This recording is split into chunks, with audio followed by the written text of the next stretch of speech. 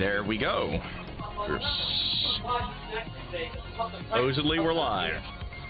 Right.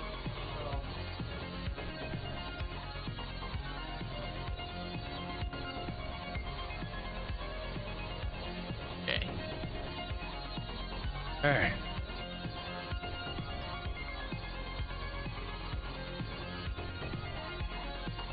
Okay, let's try this. So it's slash in this, I think. Yes, it is. All right. It's been a hot minute. Okay. So when I'm back. Praise me. I am your god. You also, by the way, there's a dice thing in the upper left as well, with a bunch of different dice breakdowns you can use as well. Ooh. Very much is. Fudge button. Nice. Okay. I should open up my character sheet. Hey, Zale. Yeah, maybe. Yep. Make sure everybody has their sheets. I'm trying to find my character sheet. It looks like it went rogue on me. Is everyone, like, you know, girls find their character sheets and they just write in God in every stat? No, that'd get boring really fast.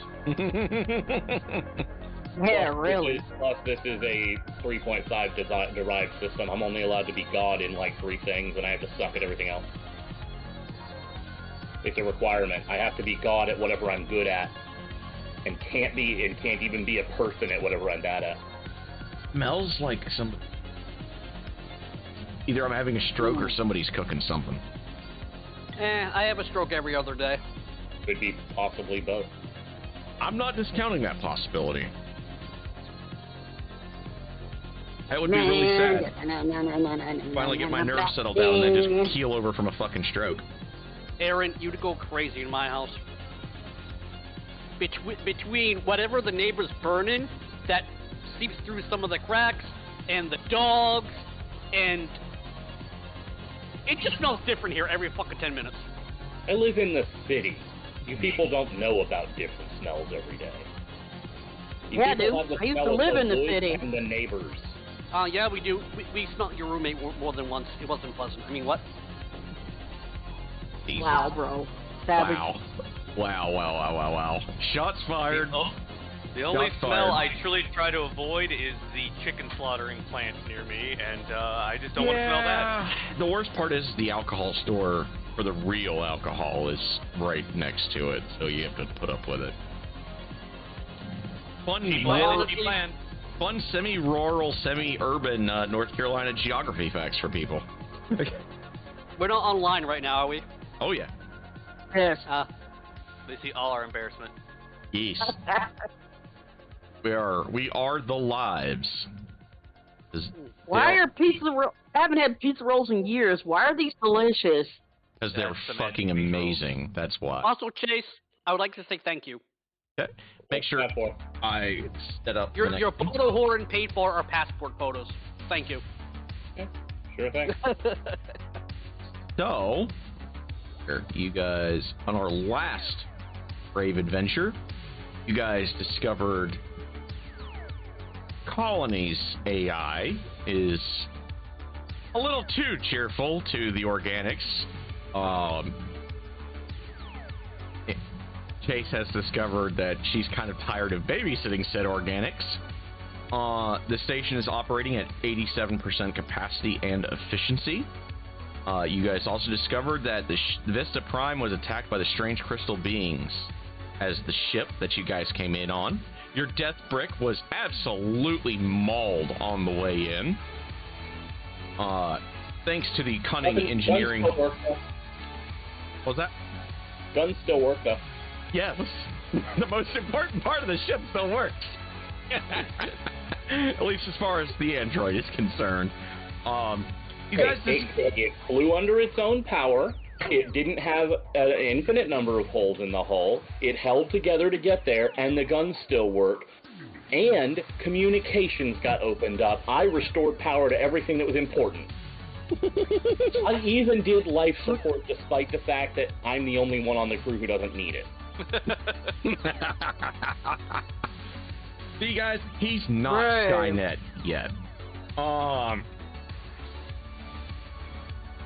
So, you guys also discovered Skynet only wanted one planet. Skynet thinks small time. You guys also discovered glitterati, the psychedelic drug that seems to expand consciousness, as well as do absolutely horrific things to people. You all kind of know that there's something way more wrong than what the corporate rep told y'all about going on here. And from what I remember, you guys have downed a bunch of really weird acting security guards whose bodies crumbled into dust. Our Kitsune Keiko has some minor exposure to glitterati going on, and she's touching random objects because they feel good. Our Skittermander was wise enough to put on his biomask when they blew the containers, and the android is thus far unaffected by anything weird going on. And our conspiracy theorist, who's also a private detective on the side, if I remember right. No, I think I'm just a company man for now. I mean, I'm just. Okay. I don't. Okay. So you didn't go with that part yet. Okay. Gotcha. Okay. He's probably got an inkling of some things. In fact, let me look at your skills. Let me see. Do I still have your character sheet?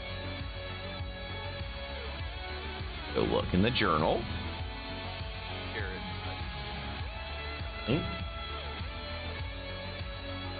Okay, so you have some of your skills. Not all. Yeah, I mostly using the other. Give me a mysticism roll right quick, just for giggles. I'm gonna go right to the die, just in case you roll it there. But you can either roll it in Roll20 or in that. Either way is fine. Whatever you're more comfortable. So what was different about Roll20? You just did roll 1d6. You didn't. Yeah, it's slash. The exclamation point roll. Yeah, it's slash roll. That's the only. Ow! Fucking cat.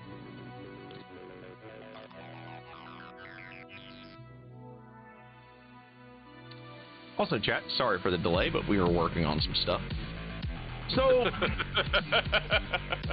my. It's not that you completely brain derp.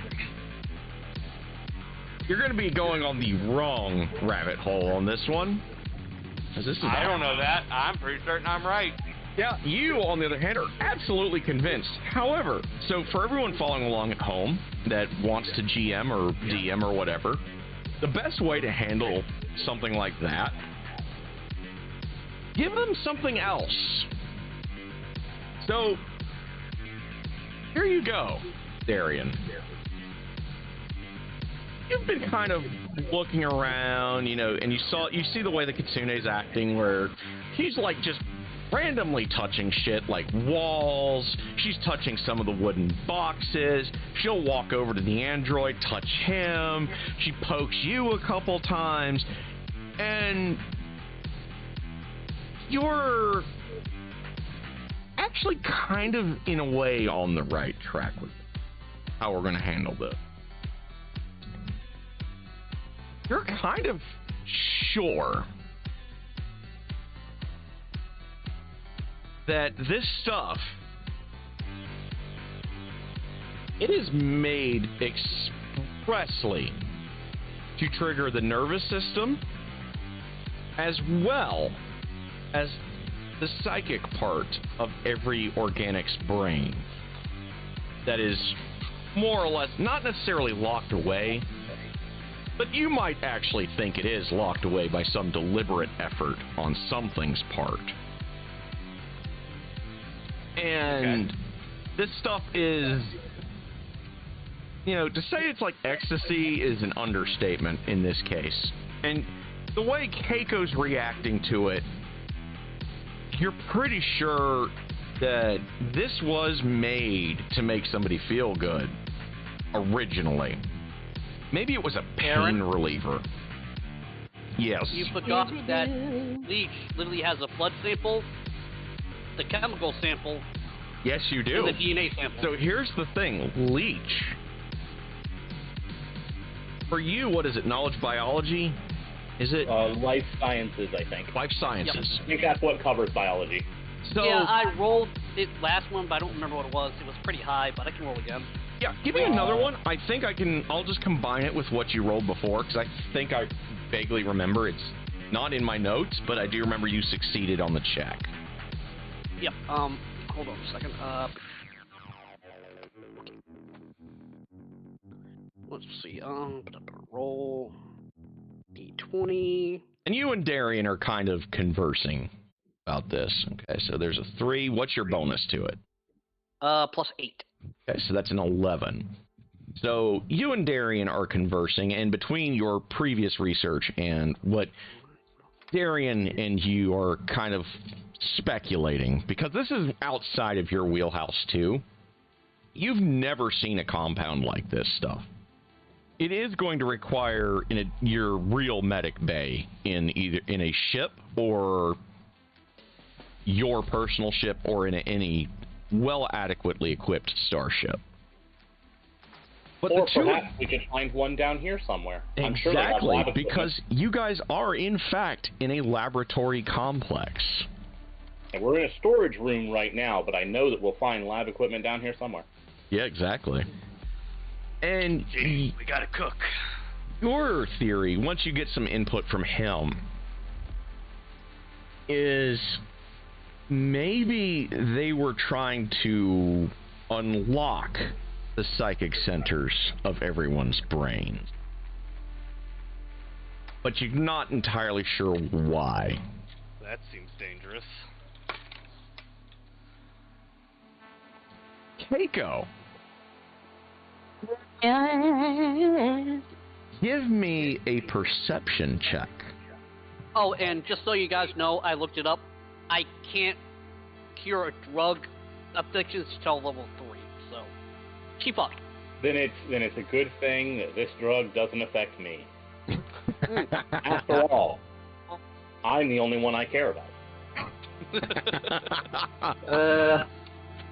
Gotta love having How I roll for fish?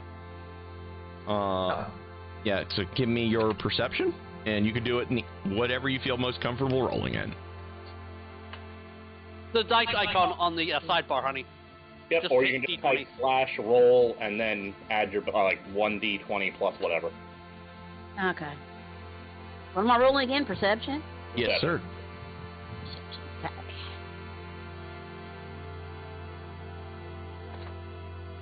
Okay. Ooh. Now, that is an interesting roll. Keiko, as you're just randomly touching things just for the sheer sensation of it, you get a vision. Like, you walk over to Darian and you're like touching his face and shit, and then you like nuzzle him. And you're making fox noises at this point. You see something out of the corner of your eye. And as you immediately like half break off from Darian, like right as you like nuzzle his cheek, and you just kind of walk past him. And you put your eyes on this thing. And you see, you can't, like, every time you look directly at it, it's always flitting at the corners of your vision.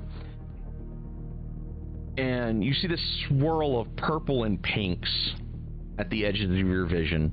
And eventually, you manage to piece together the side of this thing. And it's an androgynous creature. You can't, it is definitely humanoid. And it beckons you forward. What do you do? I see pink people. It's very pretty, but I mean, you're not entirely sure if it's because you're under the effects of the drugs, because everything's felt pretty so far that you've touched. And that's the best. You almost have an aphasia going where that is what you are associating pretty with, is a sensation of touch.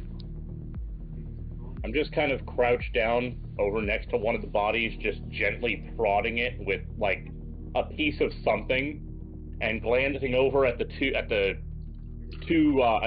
detective and the doctor chatting with each other, and then catching the kitsune starting to mumble about pink things.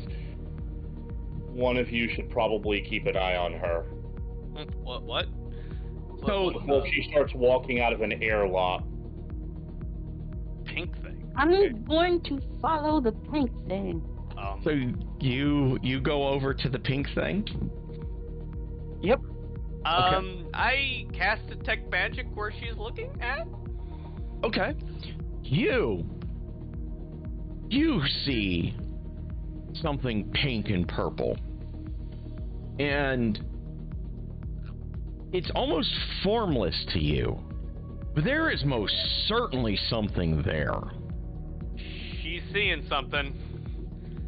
I imagine she is seeing a number of things. I'm seeing it now too, now that I've extended my magical senses.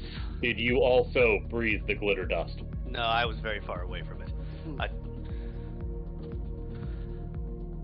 So, speaking of our Leech, android, you said you were poking and prodding the bodies. I'm kind of like making sure that whether or not they're still moving, that kind of thing, checking to see.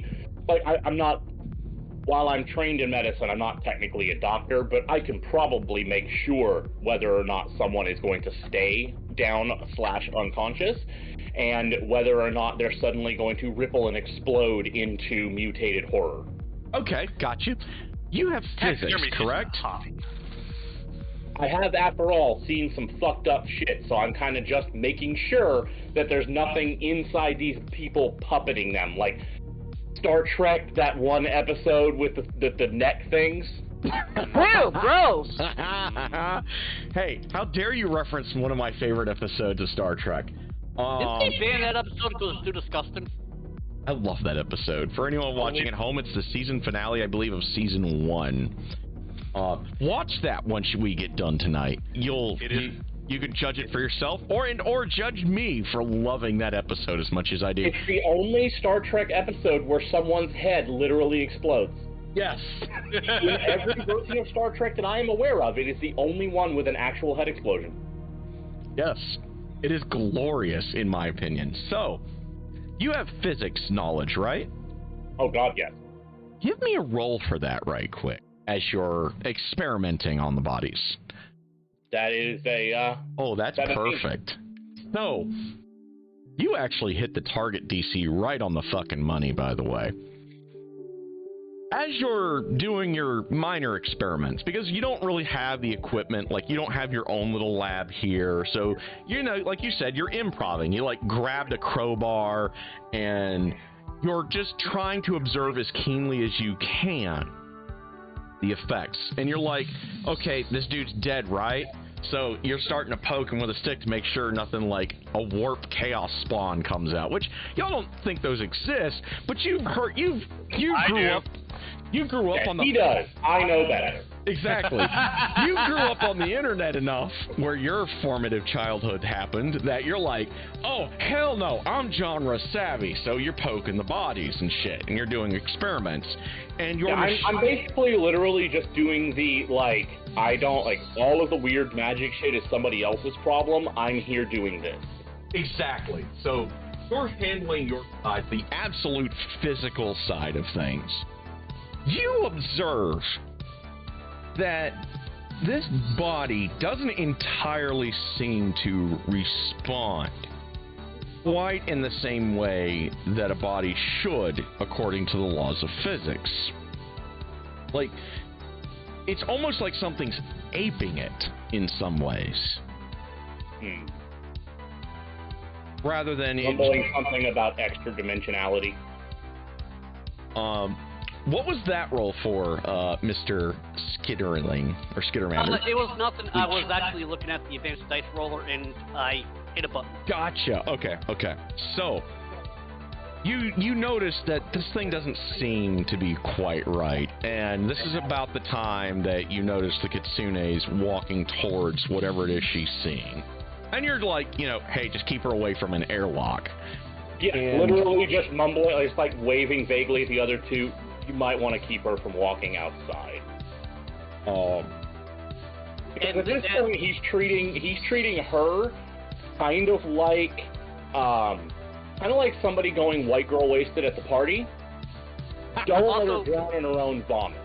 Also, when he says that, Leech looks down at the biolab and his wrist goes, bio reading's normal. She good. Moving on.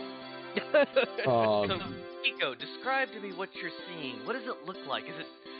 Does it have a form? Is it saying anything? It's very Can you pretty. communicate? It's very pretty, Keiko.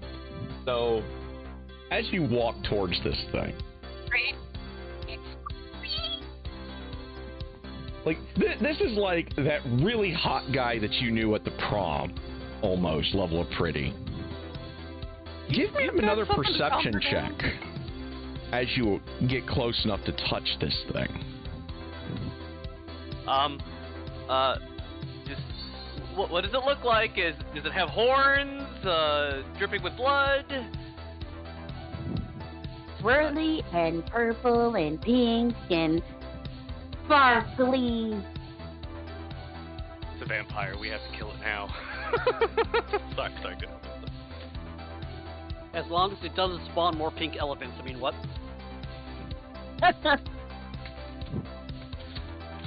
Touch it. Okay. Oh, no. So when you touch it, give me a perception roll as well as a wisdom save.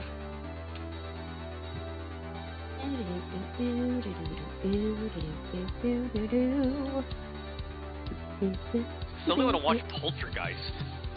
Well, fuck on that perception check.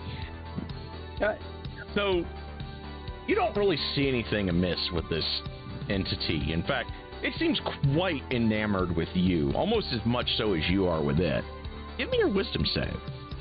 She touched it and she hears, "Hey, oh." Okay. I think in this it's called a will save, but yeah, same thing. Salute.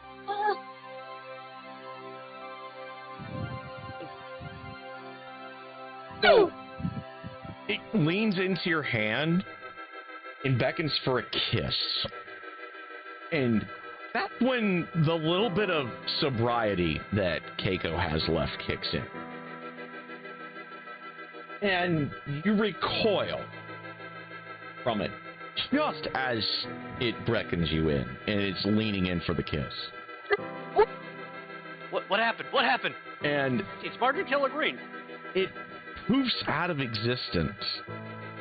Darian, when you see her, like, twitch backwards, that magical essence that you saw, like, almost concentrated in one little area there, like a humanoid, not a humanoid shape, but the space a person would take up, spreads about the room and then fades away. Did you make contact with it? Did it give you a message? No. Could you guess its intention? Was it violent? No. It wanted to snog, man. But something said no. So your own instinct said, okay. Yeah, instinct said don't touch him. Calling from across the room. It's extra dimensional. It could react like antimatter. Don't touch. Fine, no argument. Ah. Which Keiko has already been touched by this thing, but the kiss seemed like it was going to be different somehow. Oh, just to be clear, this is more of a lies to children kind of thing. Gotcha. He's assuming that we're dealing with something extra dimensional because we literally saw dimensional portals. He doesn't know how that dimension interacts with ours, so telling everyone else treat it like antimatter is a lot more shorthand than going into the long-ass scientific explanations. Gotcha.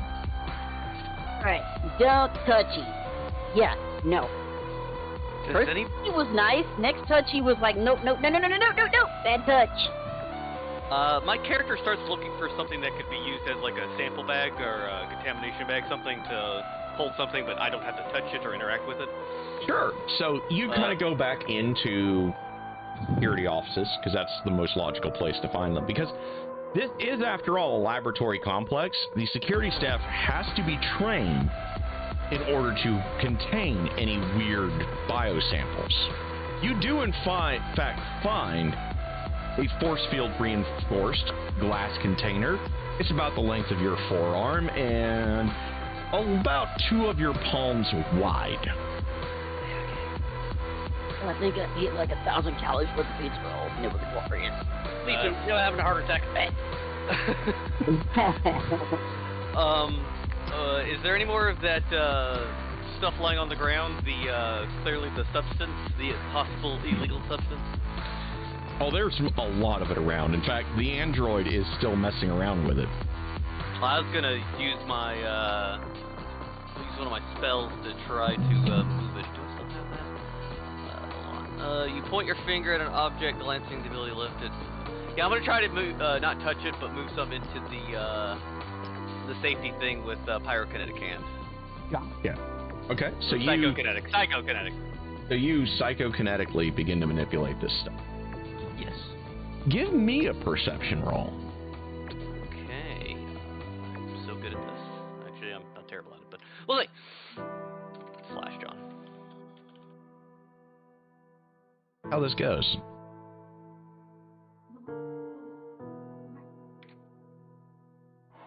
Well, we're slowly getting better, guys. Doing mariachi teeth for it, dog. No. You begin to manipulate this stuff. You don't notice anything awry, or for that matter, any kind of reason. You do kind of feel something fuzzy, and that's the best way to describe this. And it feels like something fuzzy brushes the back of your neck as you put this stuff into this container. Glancing around. And you don't see anything. But you know you felt it. If you click your teeth at me, I don't know what you mean, man. Assuming the cat? No, Mako. He's doing the mariachi teeth thing. Yeah, sometimes we want attention. He goes, for some reason, like he's the chipmunk. Just clicks his teeth at us like a couple of times and sits back down and tilts his head. I guess he knows it gets your attention. Come on, bud. Come here. You want the pet? And maybe he's... Come on. Up. That's his way for begging for pets and pizza rolls. He's getting the pets. Well, my character will, I guess, put the controlled substance now away, and it'll be... we'll have it as evidence for when we leave here, for what we suspect is going on. Yep, the conspiracy theorists don't trust the doctor. Let them look at it. I see how it is. So if you want to look at it, ask. Well, considering that Leech totally doesn't see what you're looking at, he's not going to ask. I'm not big... Here, Leech, you want to take a look at the sample of the chemical? Okay, I scan. Okay. Don't touch it. It's life sciences, I believe. Yes, I don't have to touch it. I can take a natural 20 when I'm scanning something. So, Okay, so we're not playing anything, so I'll just do that. You're going to take your natural 20. So when you do this, and you've got your scanning equipment out, now that you have a little bit more to work with, and you've got some input now from your companions,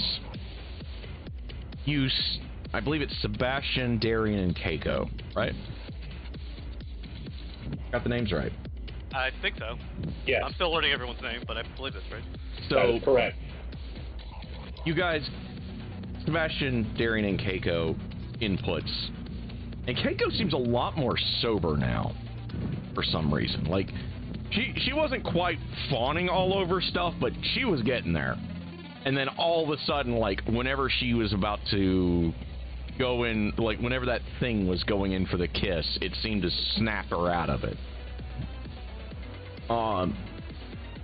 You notice that this stuff, it's still reacting to the last person it touched. Like, you're kind of like moving it around, and you're like, you know, you're flipping this container over, which is just an oversized force field equipped clear sports bottle, effectively, in terms of size, like one of those mega bottles. And you're flipping the stuff around, and as you do, like, it kind of, you accidentally pointed at Keiko, and you notice that the particles inside, they shift slightly towards the color of her tails. Just briefly. That whatever this stuff is, it literally reacts to the biosignatures of the last person it touched.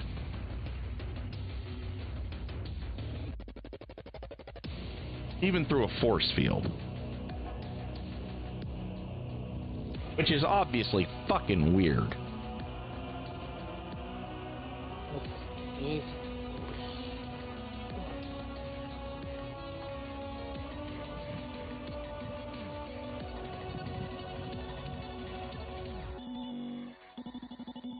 still with us, Jay? Yeah, I'm here. Okay.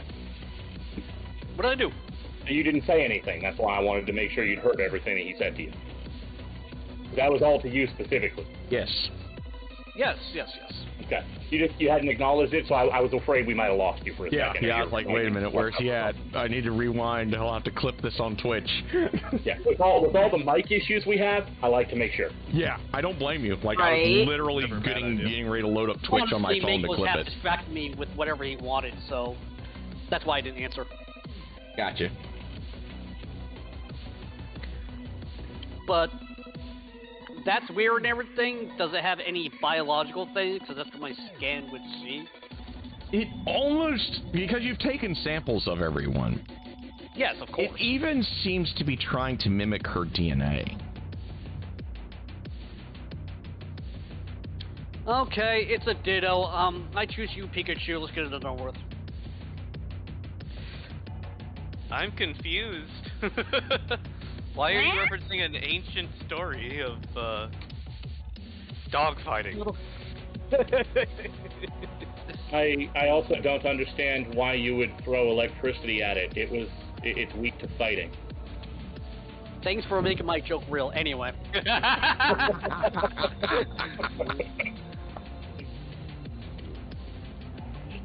Leech looks at it, sees the change in DNA.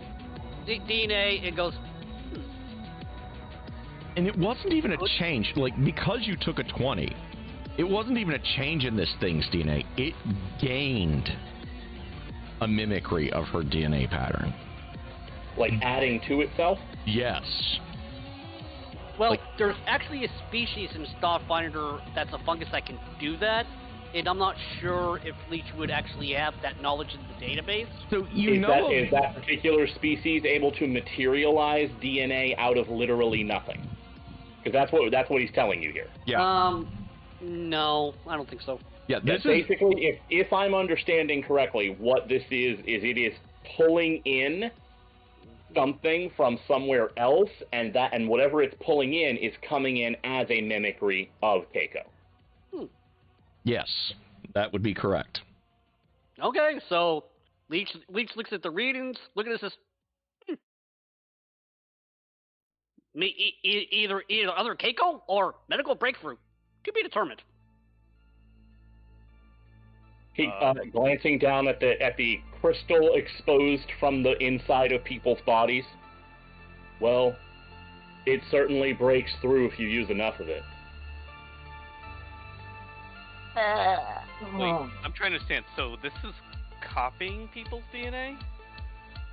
This is my character asking. I'm just trying to get more conversation about it. Leech looks at Sebastian and goes, I don't know. Need labs to poke at it. Well, we're likely to find that a bit deeper inside, assuming that, if these guards out here were affected this badly, This doesn't seem like an accident. This doesn't seem like a couple of guards getting high on their shift. We got that living captain guard. We could interrogate him. We could, but I suspect that we might be better served moving deeper into the facility and making sure if there's anyone here who's alive. Yeah, I guess we should see how bad it is in the lower levels. After all, technically, our mandate right now isn't to determine what happened. It's to retrieve the black box or the two scientists and get out. Yeah. To do that, I don't like sparklies anymore. I don't like the Leech sparklies anymore. Leech looks at everybody's body readings. Taps the whatever thing it is in, goes, ding, ding. No intermediate effect. Should be safe. Move on. Okay. Standing up. All right. I'll check and see if the door is. Okay. So you go to that door that was in the bottom right last time, I believe it was. Yes, sir. So you guys begin to make your way there, and you take out your new yellow key card because the last one was blue. And you take out your yellow one, you put it in. It scans the card, and it seems to take a little bit. And it seems like it's pulling from a database of known Exsurgence operatives, because it calls you all by name as you all get closer to it. And it says, access granted to Crash Team, consisting of members Keiko, Leech, Darian, and Sebastian. Please proceed with caution. And it opens. That's and interesting. It takes you guys into... Okay, so I do still have... Good. Yeah, you go. Come here. Come on. 1, 2, 3, 4, 5, 6. You guys would be here. That would be pure light. About See anything? yonder. Give me just a minute. Hey, buddy. I'm setting up the area for you guys right now. I was gonna say, I'm not seeing it. Oh God. Oh, that's it. Oh God. Fuck you, Jays, and that ugly ass picture. I was waiting to see when somebody would notice it. Oh, I did notice it. I looked and said, hey, it's Margaret Killer Green. Oh, I love it. I love it. God! I just figured that's what happened when Keiko snapped out of it, is she started seeing that instead. I'm going to leave that up to the party to speculate between themselves as to what Keiko really saw. When Honestly, her it common reminds sense me. kicked It in. reminds me of original Star Trek, the Salt Monster. Yeah. Yeah. And something smells fucking delicious. I'm going to be right back. I've got the hunger hit. Right back.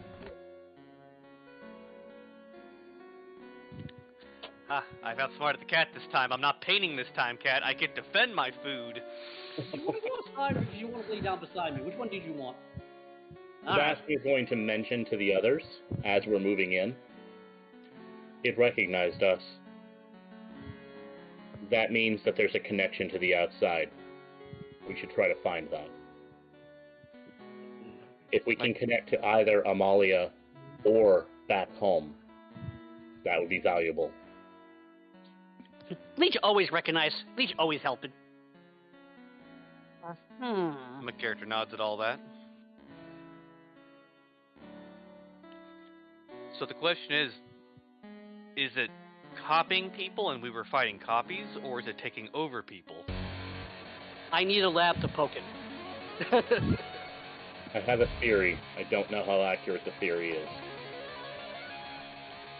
Well, from what I can tell, they're pretty sparkly, beckon you to be friends, and then it was not so good. Like the little fish going up to the bigger fish and realizing it's not a tasty treat. It's Wait. luring you to die. Yeah. Leech look at Keiko. Wait, Ren? Does it need help? I can help. No, it doesn't need help. That depends, Leech.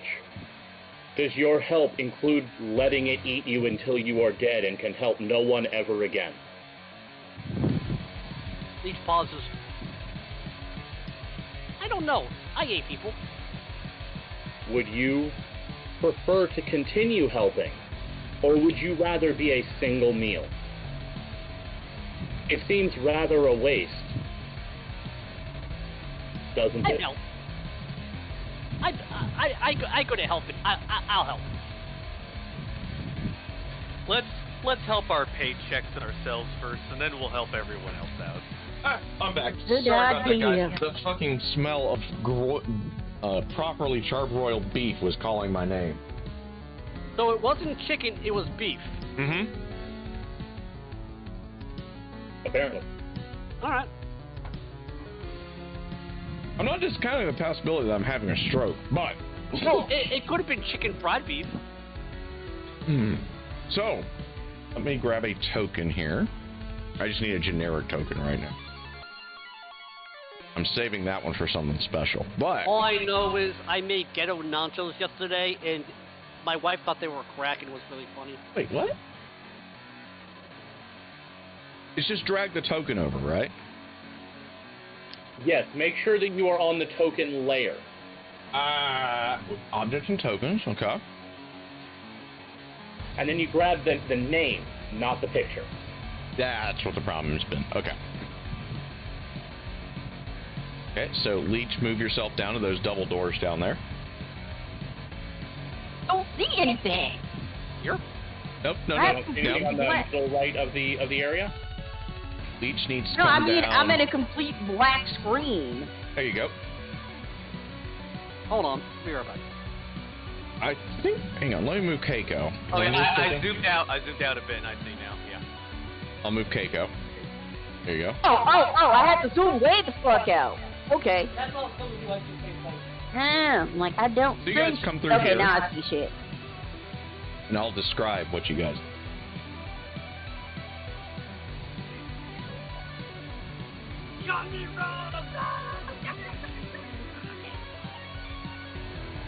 Ah. So.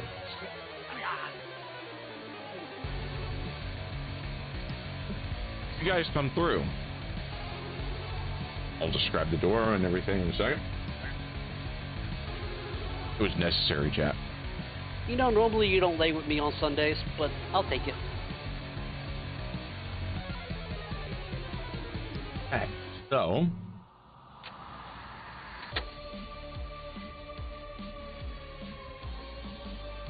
You open to the door to the next section of this level. The big blast door slides open, whisper quiet. It becomes to you this section has been repurposed. Because this is no... The schematics tell you the next elevator is further ahead. There are several stacks of crates and boxes that should not be there ahead of you.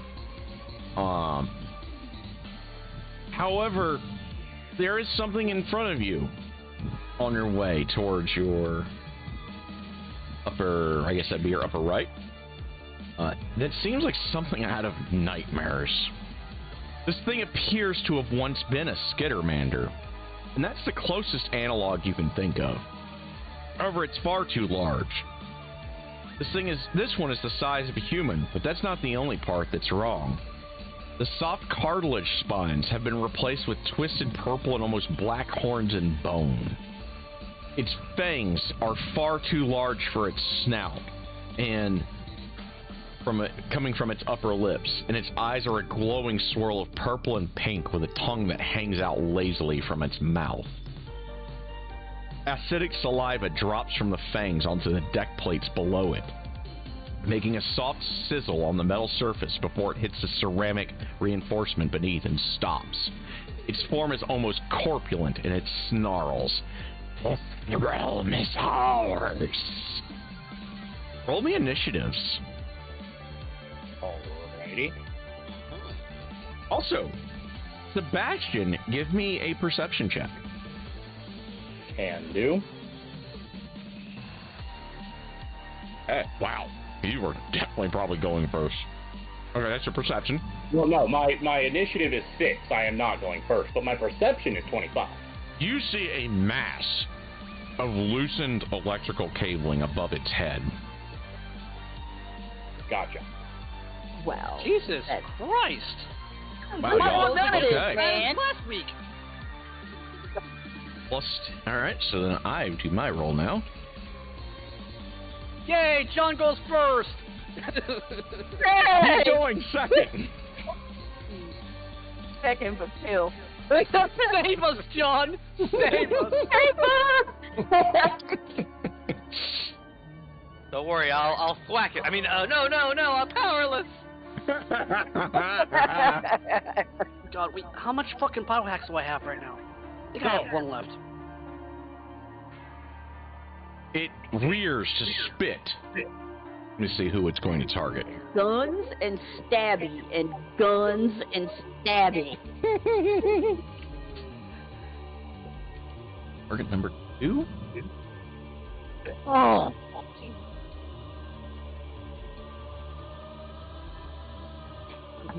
What did I click on that? Why did I click on that? Stop, brain. Okay. Is actually going to spit at Sebastian. And Alrighty. it is an absolutely fucking revolting sound. Let's see what it can do.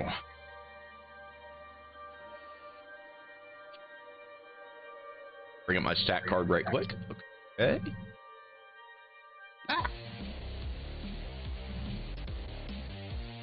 And it spits horrifically wide because I doubt a 6 is going to hit you. Yeah, no. No. If it's kinetic, it's Let's 14. make If sure, it's is that going, just to be sure in the future, is that energy AC or kinetic? That would be energy, I believe. I Okay. think. Like energy for what now? I got For the spit AC. at. We have energy AC and kinetic AC, so I was asking which one to give him when it's important later. Oh, okay. Okay. And it spits so wide it hits one of the wooden crates over you. Yeah? And it just dissolves the crate a little bit on that where the spit will hit. And the whole riblet, just you hear it smoking and popping as it travels down. Darian, you're up. Okay, let me see here. So I'm gonna move behind this crate here. If I can remember how to move the character suddenly. So I'm gonna move here. Gotcha. And I'm gonna take out my pistol, and I'm just gonna give it a regular pistol attack. Go for it. Let's see here. Where's my weapons? Semi-auto pistol, 30 feet, 1d concentration, and I +2. Okay, so go. I doubt a 10 will hit it, but we'll see. And it's kinetic attack. Yeah. It will, in fact, miss. You hit this strange purplish energy field in front of it. Right. And yes, Keiko, it is a little pretty to you still. At least the energy field is. It itself is fucking revolting, but that energy field, you're like, it's nice. Purple usually means death. Let's see, next up, I believe, is actually Sebastian. Yes. At this point, I have a pulse caster rifle and a semi-auto pistol. This does not seem like something that I want to take down with non-lethal attacks. So I'm going to go ahead and, well, actually, let me think about that for a second. Well, actually, I've seen an energy field around it, so in this case, I actually am going to fire the pulse caster rifle at the energy field. Gotcha. Okay. Give me your attack And roll. we'll just see if I can punch through it with a basically lightning gun. All right. Cool. I'm using a move action to target this creature with my combat tracking, which gives me a +1 to hit and lets me keep better track of it. Nice. That will mean effectively Yeah, it gives me it makes my attack bonus equal to my level rather than like 2/3 of my level. So it gives me fighter combat bonus. Nice. Which is only a Nice. +1 for now, but maybe better later. Cool. 17 to hit, 3 damage. Okay, so That is energy damage, electricity damage specific. okay, so you shoot it with your taser gun. Just a second. It's a So low it's 3? voltage blast, it says. Instead of 3, we actually do 6. And Cool. it screams something about how your mother is made out of Windows 95. Oh, Oh, Is this a boomer reference? I am too advanced to understand. I'm going to then, just as a free action, just kind of point Keiko towards the sparking boards above it and say, if you can touch him with those. Because she is, after all, our parkour ninja girl. She is indeed. alrighty. That is move and action, so I think that's... you can do it. And I believe 5. Yep, Keiko is up. All right. Those are like right here is like Sparky. Wait, the Sparky They're is right above above this him. guy. They're right above him. Yep. Okay. Wonder, do I have any room to lay parkour my ass up there, or at least near enough? There's like no ceiling beam thingies I can see with this particular map, so I don't know. So, to get up there, like yank a cable out, is that what you're trying to do? Yeah. Here's the kicker. Your special ability, if you actually read it, you get that 30 feet free move first, where you get to do that little Yeah. hop. That's regardless of the success or not of your skill check. Nice. Yes. So you get to pop up there, and then you still have the rest of your movement. Oh, you mean pop up to the cords? Yes. Holy shit. Now, here's the question. So the blade in your hand is pretty well insulated, because, you know, no one's going to leave a fucking tang out in the middle of a functional knife. So you're insulated from the power cord. Pretty reasonably. Yes. You could try to cut the cords. Slicey, slicey. Okay. Definitely. Give me an attack roll once you do your poof. Don't forget to make your if skill you're check. using quick attack, to make your bluff intimidator stealth check as well. Indeed. And there is a little crevice up there that you could possibly hide in once you cut the cords. Okay, yep, gonna do that then. Poofy poofy. Where's my damn... There. For skin. Okay, for stealthy. Alright. So many things. I lost the puppy and gained the cat. Side grade, I understand. No, my little princess. She's my princess for a reason. I'm Ancient. definitely... That certainly will do the job. So you get up there, roll me some damage on these power cords.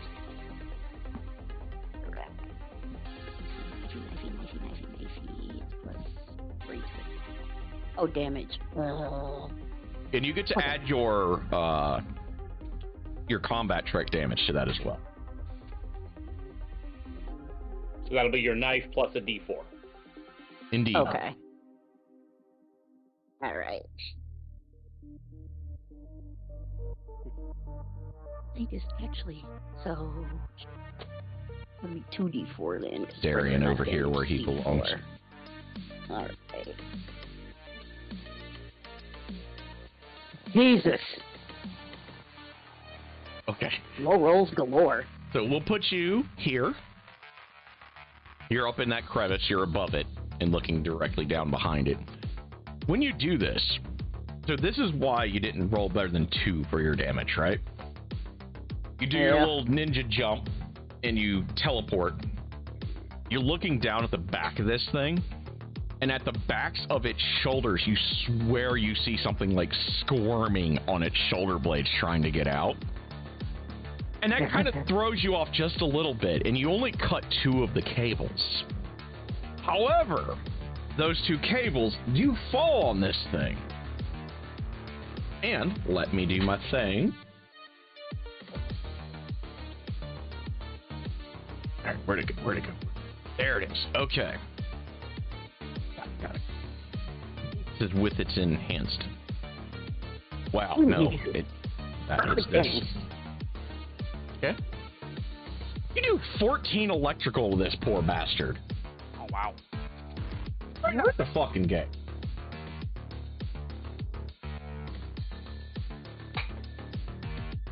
Alright. And it's writhing in agony, and it doesn't know what the fuck to think about it, because you're hidden well enough at this point. So, yeah, give me your stealth roll just out of curiosity. Another one? Okay. Yeah, give me another one.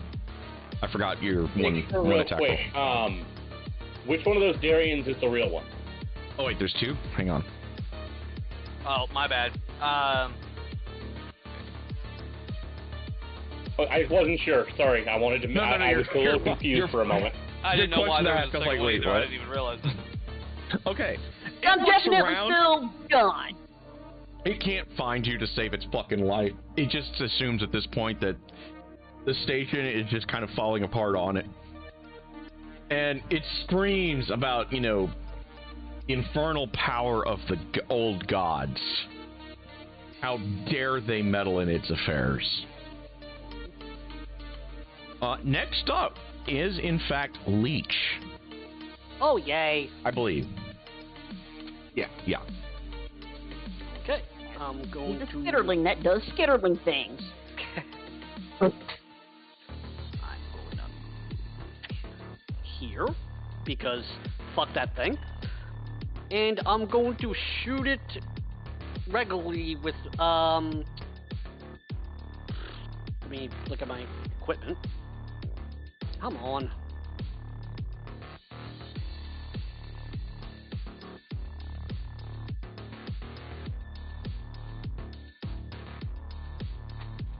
Okay. Yep. I'm gonna shoot it with my needler with the explosive dart in it. Ooh. Okay. No Ooh. hacks. Okay. Let's see. No hacks, just kaboom. Yep. Okay. Give me a second. I'm still trying to get used to how. Yeah, things you're fine. roll. Take your time. Take your time. We're still learning the intricacies of Roll20 and Starfinder. Okay, a +3. All right.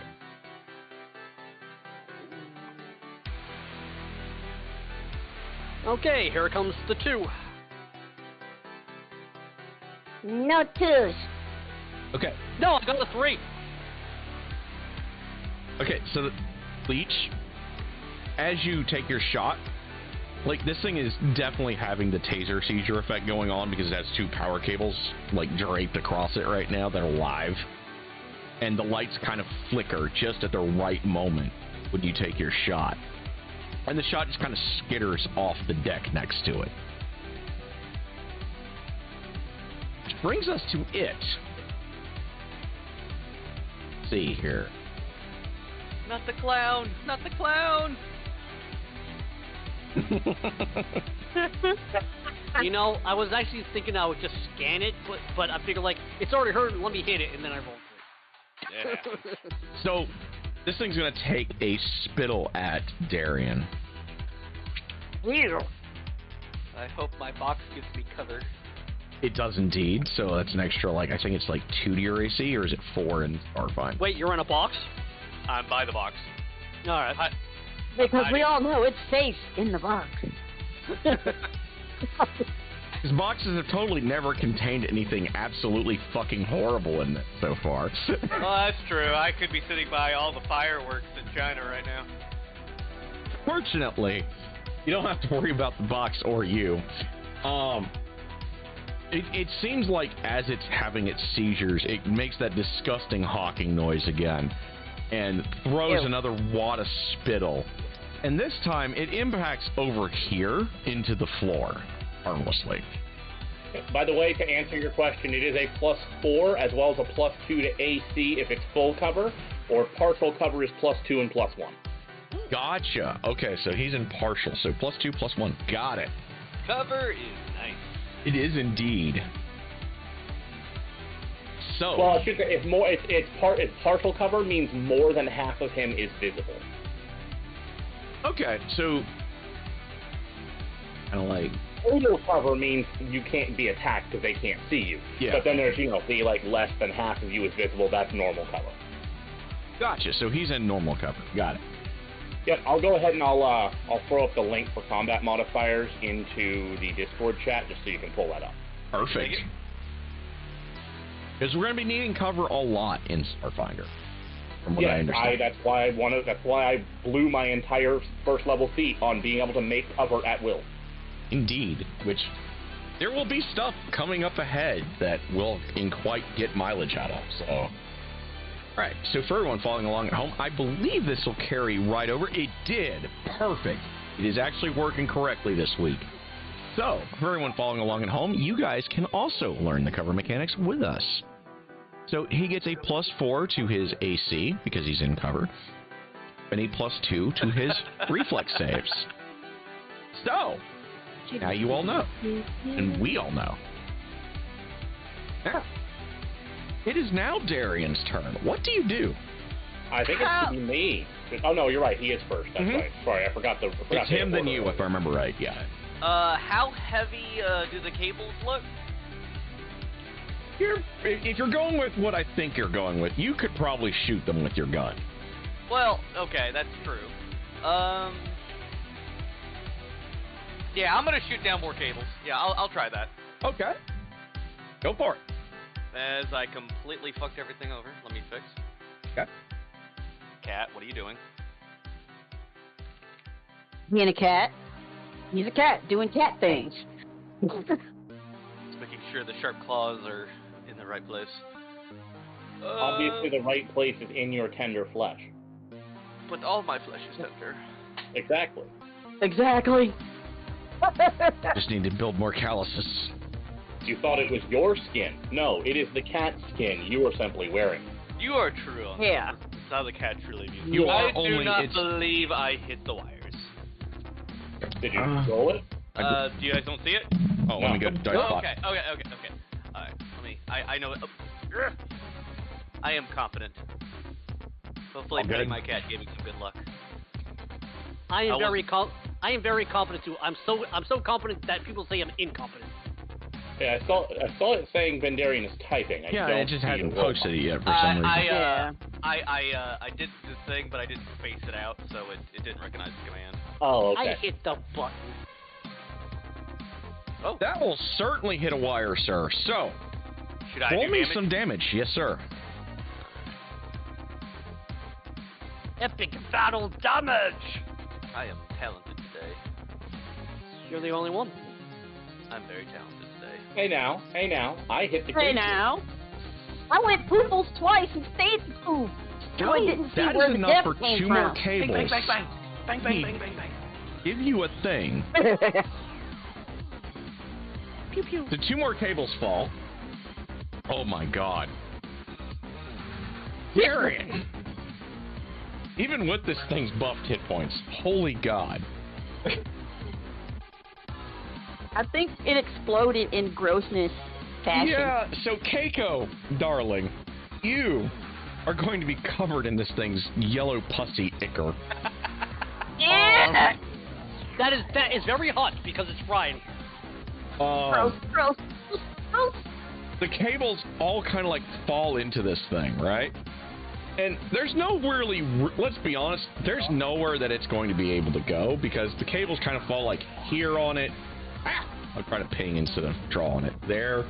And Keiko's cables are like, try not to move Keiko.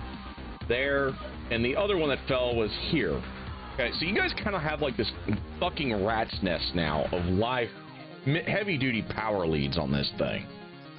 And as for everyone following along at home going, well, why didn't it treat the breaker? Because it hasn't pulled enough amps yet. So, this thing has all these cables fall on it, and Darian, like, pulls out like, these two heavier-duty ones and just blasts through them. And where are we? Okay, there's that. That's for our future. Okay, so it's kind of seizuring, and it does an explosion, and there's this burnt husk now on the ground. Very much like that GIF. I wish I had Discord still linked right now to the stream. I'm gonna have to do that at some point where I combine the two. And yeah, the skeletal remains of what was a very incredibly deformed Skittermander are now on the ground. Keiko, you are covered in this white, or this yellow, mucusy, heavy fucking pus. Oh, It feels like someone just popped up a fucking loogie on you, on your whole fucking body. oh my god, that smell! And it does smell pretty foul.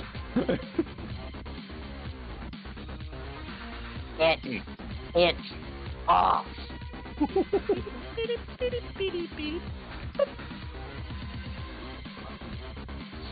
I'm gonna look over the remains and try to figure out what happened to this thing.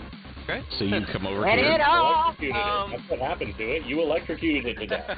Actually, does anyone have any glue or duct tape? Maybe we should, or church false the wires here before we let you get yourselves. I can take care of that. Give me a moment to locate where the lead lines are. I'm going to by assume the that way- you guys are smart enough to give enough of a gap that, you know, you're not going to, like, hump the electrical cords. You say that, but I'm not staring at a body while wires are over my head, okay? There's safety rules here, alright? We have the ladder solidly on the ground, and we are on the ladder. Sebastian, give me another perception check as you're looking around for main leads and you're kind of, like, taking in the sight of this thing's barbecued ass. Just to make sure, is this Actually, no, mechanics. Engineering. I think it's engineering for mechanical. Okay. Yeah, give me what an I wanted to engineering. make sure about was whether this was for the leads or for other things. Yeah, this is for the leads. So give me an engineering roll. Okay, so you notice, not only do you find the proper way to disable the leads that are on this thing, that was a low enough check, like that's DC 12. You actually hit the next threshold on this thing. You notice that these cables, like you're kind of pulling up the print mentally in your head as you're working and you're observing. You notice that these fucking cables, they were jerry-rigged in to start with. Like, these are not supposed to be routed where they're at. Oh no, absolutely not. It's very clear this is something that somebody did, obviously. This space This is is not not a- normal oh, electrical oh, sure. wiring. This is not even the kind of you could fuck this up by accident. This was on purpose. Yeah. So electricity's off now? There is still power around you, which reminds me I need to... the next step, since our Basically, Skittermander... I'm trying to disable these wires so it's not. I'm undoing whatever jerry rigging they did. Exactly. So when you do, the rest of the lights in this little dock area come online. You also see... I gotta do more drawing. This little thing up here. I actually picked enough of the maps that are close enough to what I was after that you see a new computer terminal flare to life. Like, it actually extends from the wall. And it slides out, and you've got, like, a terminal here. Lights begin to start kind of flickering on down this little center hallway here.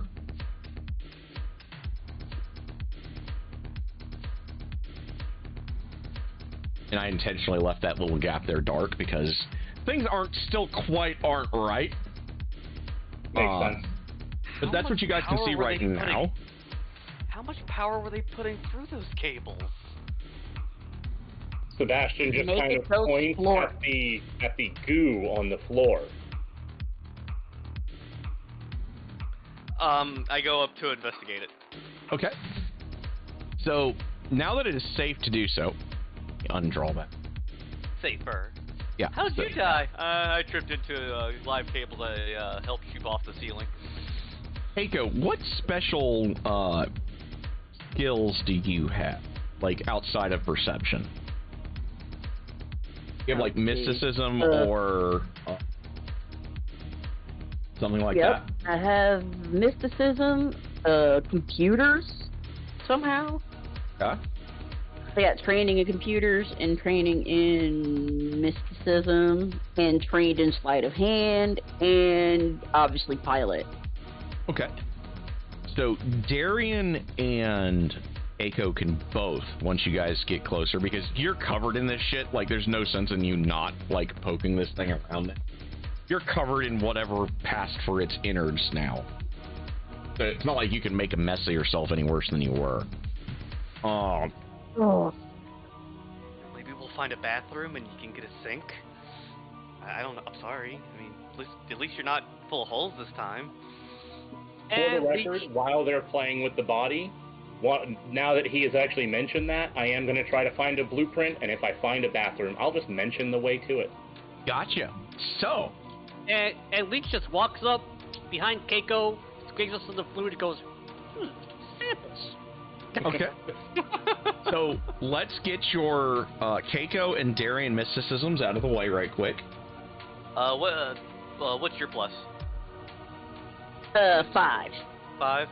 So can we do like an assist thing, or are we just both gonna go at it? Let Or me what? see. Aid another is absolutely an action that can be taken with skills. I believe that one of you would roll to aid the other. You're looking for, I think, a base DC of 10, is it? I think so. I'm searching it right now. Aid another. Okay. A cooperative effort. To do so, you must attempt your skill check before the creature you want to help. Succeed at a DC 10 check, you give them a +2. Well, my normal plus is a +7 to mysticism. Okay. Okay, so Keiko Well, you gives, got the highest, so you go for it, and I'll help you out. so Keiko And gives me an you have aid to roll. roll first then to see if you can aid him. Yep, Keiko give Okay. me an aid. All right. And Keiko will have an extra bonus to this because she is covered in the slop in the first place. So my usual I'll let You're you know only what that counting result is in a 10, minute. Keiko. So. Yeah, Okay. you should be able to beat this. Oh, you handily beat this. So, Oh god, yeah. Darian, you're not only going to get the normal +2, Mm-hmm. you're going to get a extra +4 to this because Keiko is literally like looking at the shit that's on her, and she's like running her hands up all over it and like looking at it and seeing how it reacts to her mystical senses, and she's relaying that to you. So is that a total +4 after her assistance? Yes. Or like that's yes. extra on That is an so extra. total That is a total of +4. Because the aid's a +2, and then she gave you another +2 on top of it. Alright, so +7, +4, +11. Alright. And I did it again. I am just batting 1,000, my friends. It's because I'm copy-pasting and I'm not double-checking my shit. You might, oh, nice. Very It might still be, nice. by the way, just to let you know, on the, one of the pages in there, on the second to last page where it says collection, you can actually set up a macro and then put it in a bar at the bottom of your screen, so you can just click a button every time you want to make a common roll. Sounds good. Yeah, probably will do that. Oh. That's how I'm doing it, and if you put like a line in, you do like /me and then put in a line, that's how mine comes up with Crowd of Lightblade Dungeon Engineering. That way I'm identifying which macro I'm hitting. You're gonna have to show me how to do that Tuesday, man. Well, bring a laptop with you then. I will. So, Darian, I'm never rolling higher than this again. between you and Keiko, you guys kind of push this together. This thing, this poor Skittermander, it was deliberately altered using glitterati. Wait. Was this thing pumped through the same stuff that you were high off of? Gross. We're not touching that stuff. No. I touched the stuff. Purple Pretty Thing happened, and Purple Pretty Thing wanted to eat me, I think. So, Yeah. yeah. Is there a decontamination shower? We might need to find a decontamination shower. I am looking now. Okay. So, let's get her mega. Leech is gonna look at the mutated Skittermander and say, he was not helping. No, he was helping, and that's what happened. Don't help. He was helping the wrong people. Yes. Very much yes. Also, I would like the two people that decided to roll checks. Remember, you have a doctor of the Triquarter that could have just got a natural 20. Well, we're rolling That magic is stuff. only for specific Magic. things. Yeah. This is That is magic. not for every roll, and it wouldn't have helped you with this particular one necessarily. So, Actually, according to my biolab description, I can use mysticism. I can detect mysticism with the life science roll. Except that is dependent on that is to identify the creature. Yeah, That we know does it not does. necessarily give you information that would be specific to mysticism.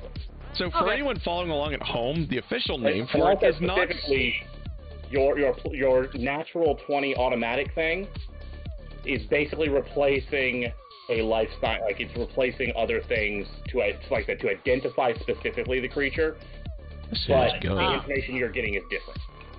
Yeah, I think I'm thinking too much Star Trek, I guess. So you speaking of our lovely leech, do you scan the remains? Well, yeah. Okay. I imagine if it exists, he's going to scan it. I am literally here to learn things for people I don't realize are. Never mind. So Let's put it this way, Aaron. If do you scan the remains is your version of do you open the book, the answer is always yes in his case. gotcha. Helping. So he scans, and because he's using scans the natural 20, you discover that this thing, because it does look like you in a way. It actually has fragments of your DNA inside of it. Him specifically or his race? Him specifically. Leech points to it again and looks at Sebastian. Hey, Sebastian, see? That's what happens when Leech don't help. What? Can someone translate? Leech walks believe over he to- spoke in common tongue. Leech Like, walks he said, over. what if he doesn't help? I mean, like, he scans it. Like, wait. Leech walks over to Sebastian and shows him the DNA and his own bio readings. Wait. Like said. You didn't copy this thing's DNA. Oh shit. Why So- would they have your specific DNA here?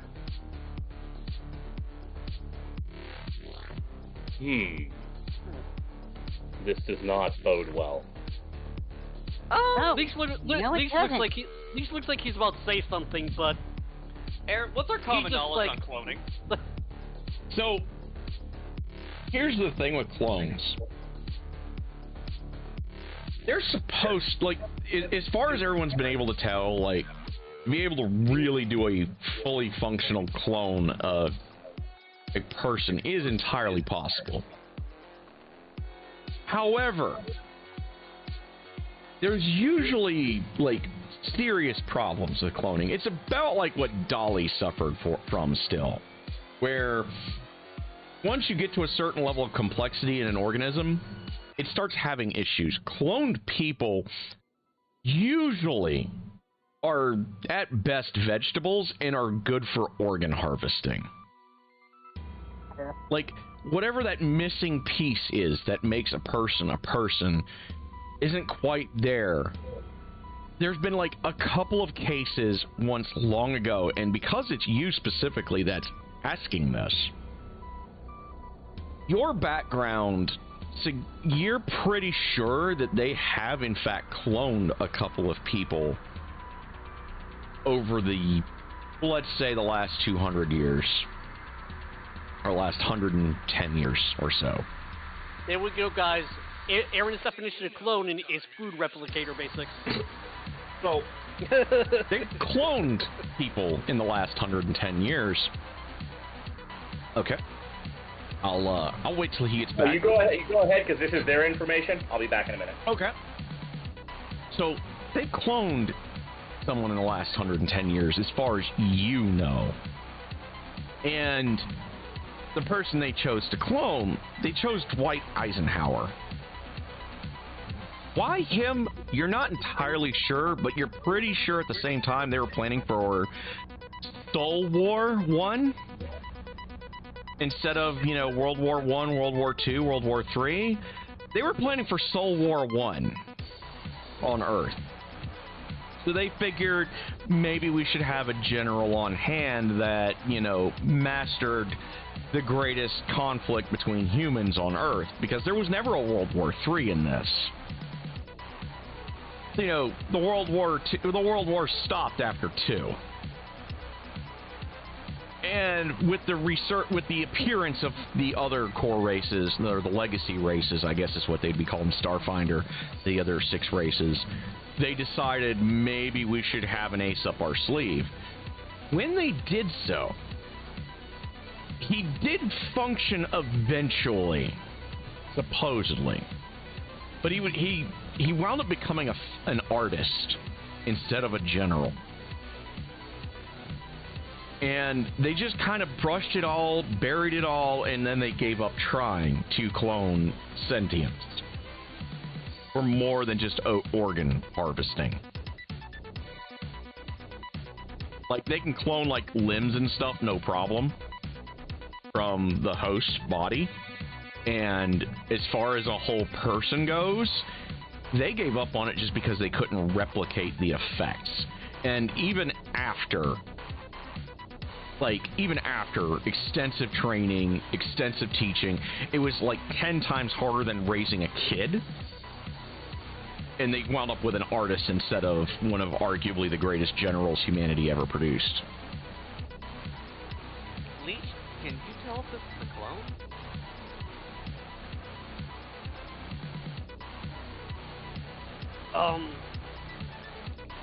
No, Leech doesn't know anything about cloning.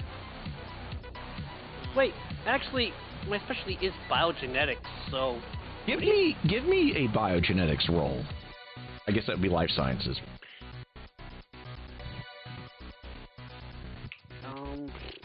Yeah.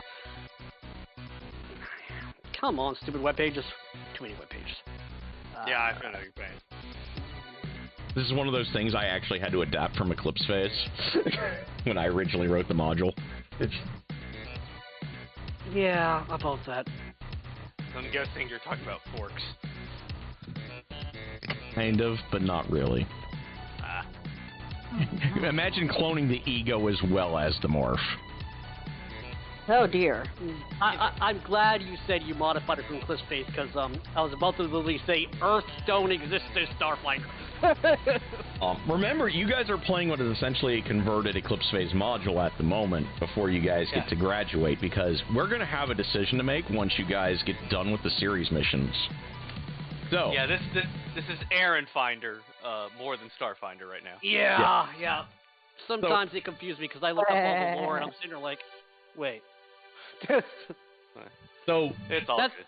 your life That's why when you sciences. asked me if I knew what a clone is, in Pathfinder, clones don't exist, so I wouldn't.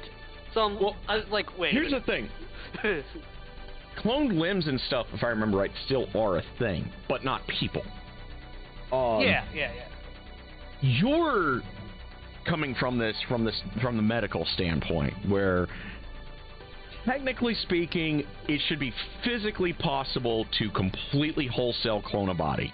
That part you guys have seen, you've done, your peoples with the biohackers in particular, with the life sciences. Like, you've come from a fairly prestigious academy amongst your people, so to speak, where it's known that we can clone a wholesale body, but the mind is never there.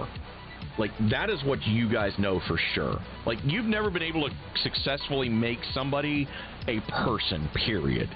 Like, yeah, but anyways, I was just pointing out why I couldn't answer John, because the roleplay purposes. So. Yeah. But for roleplay purposes, like, you know that technically it's possible to clone a body, but you've never seen a body that can be animated. Like, it's always missing the soul, so to speak. Like, you can clone a vegetable, essentially. Cool. All I know is the other me that we just defeated gets better rolls than me. I don't know. I don't think he hit a single time. He spat at me and missed both times, so... Yes, but he still rolled higher than 3. I rolled 3 4 times.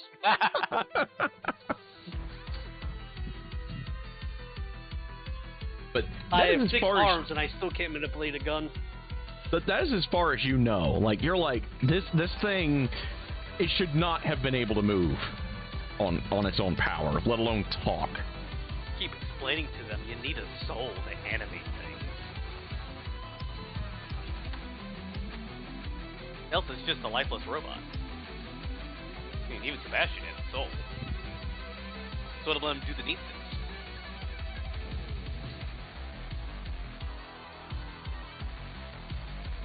Going through my old DVDs, I forgot that I bought, like, Family Guy, Star Wars special, back when Family Guy was still good. Right. We got a bunch of DVDs. We're like, should we trade them in? We're like, no, we like our DVDs. Look, part of the reason I built the computer in the living room the way I did was because it's got the DVD reader on it. So it still has a disk drive. They still have a use. I might have to hook up the old PlayStation 3 back up to the TV so we can watch Beast Wars on Oh DVD. god, I used to remember fucking hooking up the old ass game system because I forgot where the DVD player was. My PlayStation 3 is my Blu-ray player, so... I do. I have bought a DVD player a long time ago. It's a little $30 Blu-ray/DVD player at like Walmart ages ago, and I like have it like sitting right here in my room so I can just plug it in and like watch movies if I want to. Cause that's how I roll, son.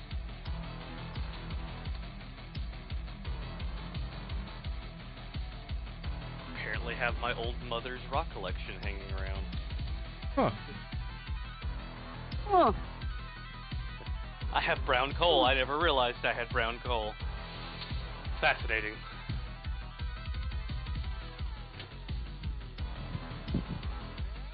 Since I got all these new minis, I'm trying to reorganize everything, and I can store my new games and my old games. I'm giving old Battleship and Clue away to Goodwill, so hopefully someone can enjoy them. I need that Dragon Ball Z Clue so I can play Clue in the way it was meant to be played, with, you know, screaming Super Saiyans. What? I still don't get Dragon Ball Z Clue. I just find that to be the weirdest combo. Frieza did it with a Spirit Bomb Dynamic.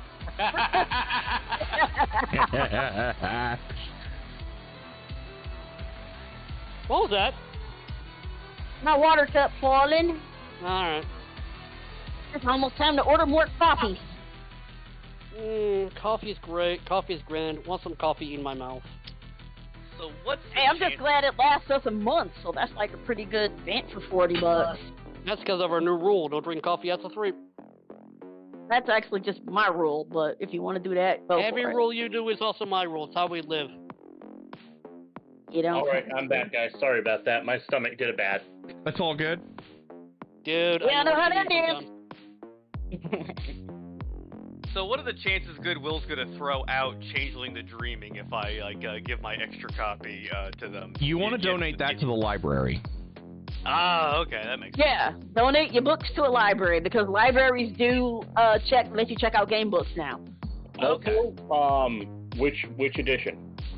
Okay, I got 2 copies of Changing the Lost, not the Dreaming. Aaron gave me his. I was trying to tell him I already had a copy, but they just. You're not gonna lie, but I'll take it. Well, one of them we were gonna give to Holden originally. I just been too lazy to, take it over. Well, John, I'm not gonna lie. I'll take it. I'll give it. It's a little damaged, but it's in good shape. But it's usually the dream. The biggest thing that happened to the Lost was, so I had a shelf that, unbeknownst to me, was not secured into a stud. And after I loaded it up for years with RPG books, it fell off. And it and some other RPGs took a nice long fall, hit my computer tower, and then the floor. So some of them took a little bit of, damages on the corners. A lot of it's minor damage that you could even probably super glue back in place, and you probably would not give a shit, especially if it's a played copy of. Me being the OCD piece of shit that I am, I was like, anything that's damaged, I'm replacing. Yeah, it's a first edition. Second edition is a little bit better. Changing the law. Here's how much I care. When I met up with my wife for the first time, my shoes had duct tape over them because I didn't want to replace them. Okay, it'd be a perfect book for you then. All right then. Sounds good. Yeah, we can make that happen. Make that happen. It was the first time I ever had anybody where I woke up the next morning of only being with them for 3 hours going, hey, where's my shoes? I throw them away. We're going to buy new ones. But I don't have any shoes. You're going to your fucking socks. Okay. So Sebastian, Lenny was not impressed. while they're working on the body, what do you do now that you have a brand new terminal that came out of the wall? I'm checking a bunch of. Basically, I'm pulling up whatever information I can. I'm not certain what kind of terminal this is, or what this links to.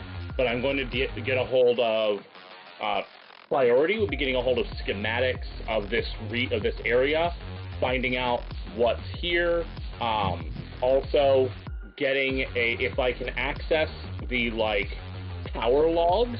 I want to find out if there's any other mysterious drops in power from what would likely be somebody jury-rigging something like this again. Okay. Give me a knowledge computers. Or computer sciences, I think it is. Just computers. Okay, computers. Okay. You successfully not clicked the hand out my data button. You installed the app, but you have notifications stuck on. I am going to add a couple of things to the map because I didn't quite get what I wanted when I originally got these maps. Also, I would like to point out to Aaron before he says what happened to our Android. No, he is not playing with their hard drive. Hey, I will touch my floppy disk if I want. So, you've got a shower. I'm just drawing borders for now. Gotcha. That way we have something resembling sanity here. I'm going to use the Fog of War for shadows, or for walls. So you've got some showers over here on the bottom right. Okay. You've got a bathroom here. Got another one here. A smaller one here, which is made for the less favored of the station personnel. Gotcha. AKA the dock workers, the science teams that are working in this area, have a working bathroom. But yeah, so you have these are bathrooms. This down here, let me just go ahead and do select and move because that'll let me do pings. So here's the communal showers. Gotcha. This is a bathroom, this is a bathroom, and then this is also a bathroom as well. You have a couple of interesting things, you've discovered the presence of several more terminals, which I'll go ahead and reveal for you. Okay. You have all of these. Are those basically medical / lab beds? So, yeah. So here, go back to select and move. So on this side, you have what they call the light drift research rooms. These three up top. These 3 are titled Light Xenology. Okay. Now, in this case, is there any indication, is light intended to be like minor, or light as in something to do with how light interacts with those things? It is light as in minor. Okay. You also have in here what they call Xenology Computational. Here. Gotcha. And up here is Drift Computational. Gotcha. The power has had some weird fluctuations further down the facility. Down here, which does not appear on your official blueprint. Gotcha. You've also had some here, which does appear on your official prints. Okay. I'm also going to make one attempt to ping Amalia from this terminal. Okay. And I just want to know if I get a response, like if I get a ping back. Okay, give me a computers check. Can do. So, you actually kind of find a little bit of a back door. And it's not supposed to exist, but you know that Amalia is not exactly a normal virtual intelligence for a station. And she has made a connection down on her own. I will send her a text-only request. Okay. Which is quarantine all data from the labs. It's bad here. Gotcha. Not cut everything off, just quarantine it so nothing gets, like, so that she's not letting anything get past to the station communications. Gotcha.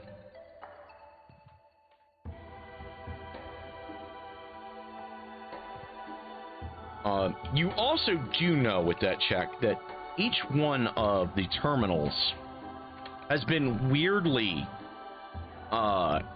separated from each other.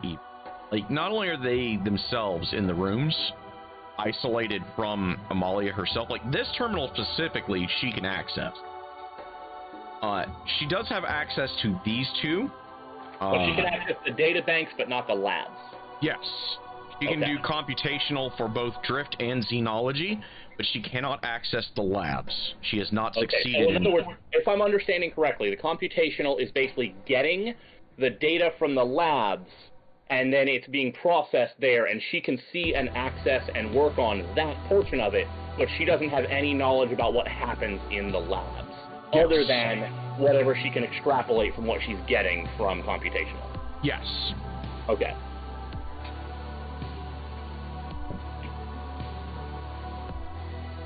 So what do you guys do? Well, first thing I'm going to do is I'm going to start to reach out. Like, I'm going to stand up and I'm going to start to reach out to tap Keiko on the shoulder. Then I'm going to think better of it. And I'm just going to kind of point her towards the shower. Gotcha. I draw the little door. And then I will follow just to keep an eye on down here, because you told me past here there's a power fluctuation. I just want to make sure she doesn't get jumped while she's taking a quick shower. Gotcha. So I'll just kind of stand outside the door here. I'll keep poking around the body. And as she walks past Leech, Leech looks up once again. This her so close. Go. Can Leech keep shirt? Never.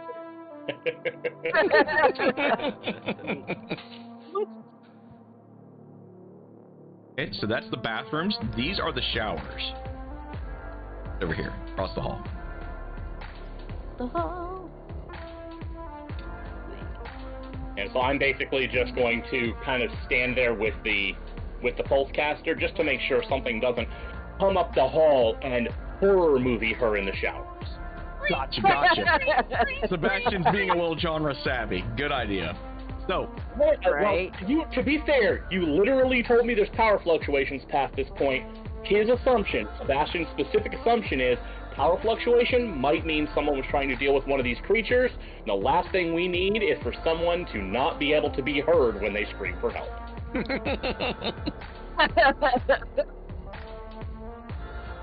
It's less specifically genre savvy and more just trying to be generally logical. Gotcha. Genre savvy will come later. Not even bothering to get undressed, just hosing everything down and then take care of particulars later. Gotcha. So, go ahead. She's taking her shower, and as Sebastian is, guarding the hallway, Keiko's probably singing to herself and everything at this point, just trying to, get some semblance of temporary sanity back, because, holy fuck, she just got doused in yellow pus, and she saw... It's gross. It's gross.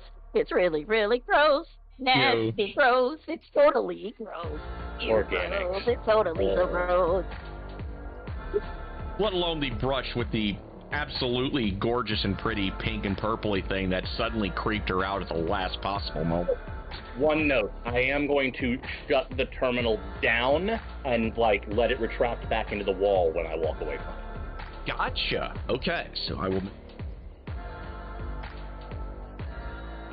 Basically, that, and the intent for that is because if we're going to see potential power fluctuations, I don't want that to be active if it gets a surge. Gotcha. It's actually a good thing to note. That is option A, so good job. Yeah, there's nobody else in the party who's planning to use it, so it's not like I'm trying to keep secrets or anything. I just don't want the damn thing to explode, Star Trek style. Look, I was gonna watch Netflix. Ugh. I gotta know what happened to Cobra Kai season 300.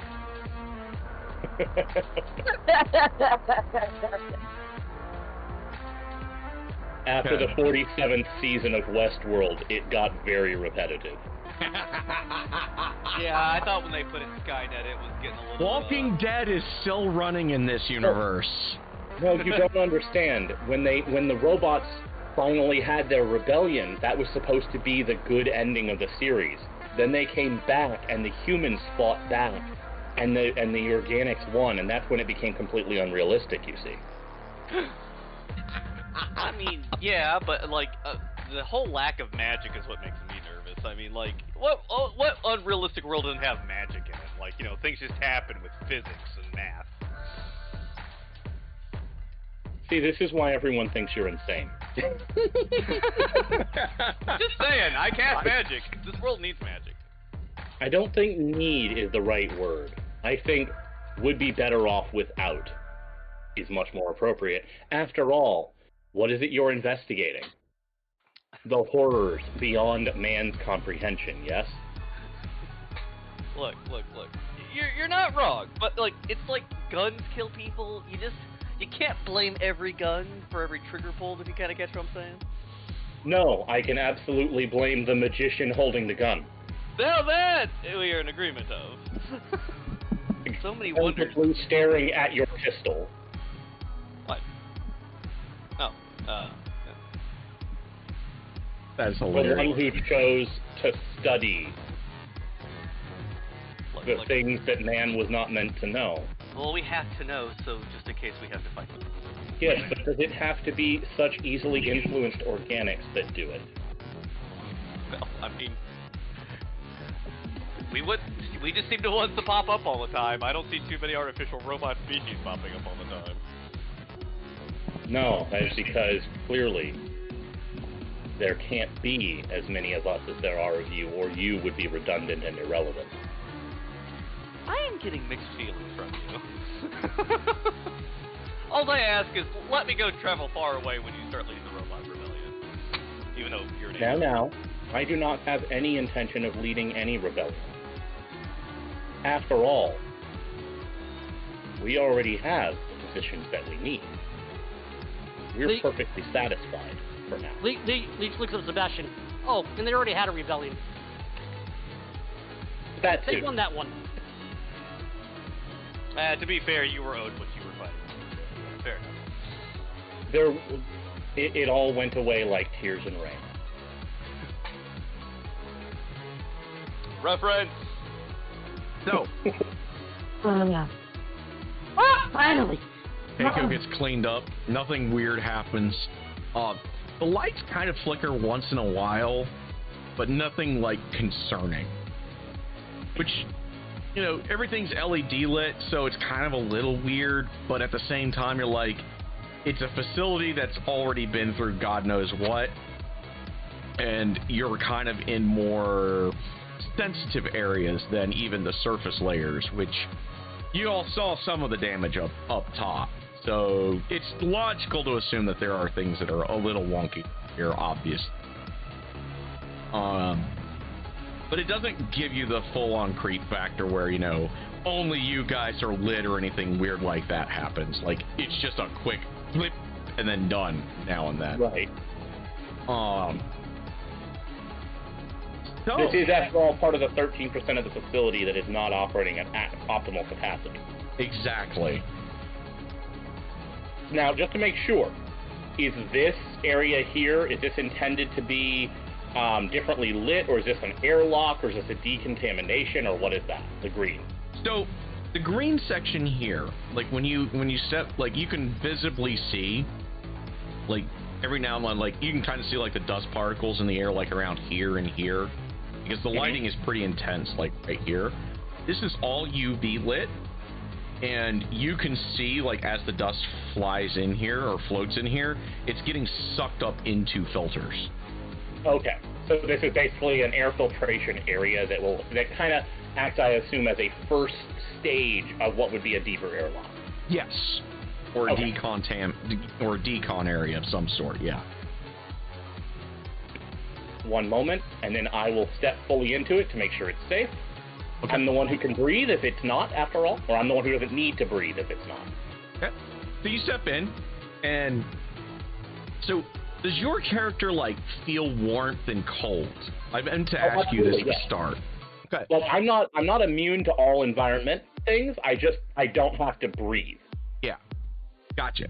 So So like air particles don't affect me. Like I have a hard time being like poisoned or being affected by a disease unless they're deliberately designed to affect constructs specifically. So it feels That's how it's worded. Is if it's specifically designed to affect a construct, it can affect me fine, but otherwise I'm roughly immune to it. okay. So as you step in there, it kind of feels like you're stepping into like a warm spring day, like because you feel the UV lights on your skin or your synth skin, and you can feel that nice like warm breeze as it's like pulling the contaminants off of you and into the filtration system. There's like little plasticky tarp, like little plastic strips, like here on either side, as well as here and here where the doorways are to terminal rooms. Which, curiously enough, you notice there's a door here, a door here, a door here, and a door here, each made for like one person to come through, rather than a set of double doors, which would be more typical in a facility like this.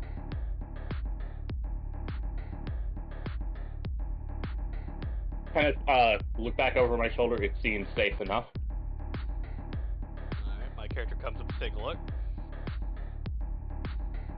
And then he looks in the corner to a dyed eel and he hears, Who's this? Okay. And you also, Keiko, since you're the first one in there, you get that nice, pleasant spring warm day sensation. It kind of reminds you almost of like times that you used to spend in the human family that you used to watch over's garden. Ooh. Interesting. also, Leech, of course, follows because Leech wants to help. That, but Leech, yeah, that's fine. And then the gas starts. Leech, it gives you that. You've been to Earth a couple of times, and it's a very similar sensation to like that warm, pleasant spring niceness that a good chunk of the planet has.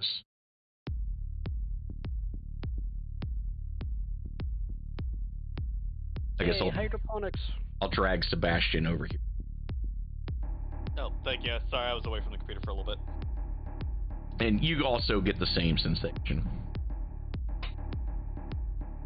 So, you've got doors here, here, here, here. And then you have a plastic strip that kind of goes like here. Like this nice warehouse cut plastic strips.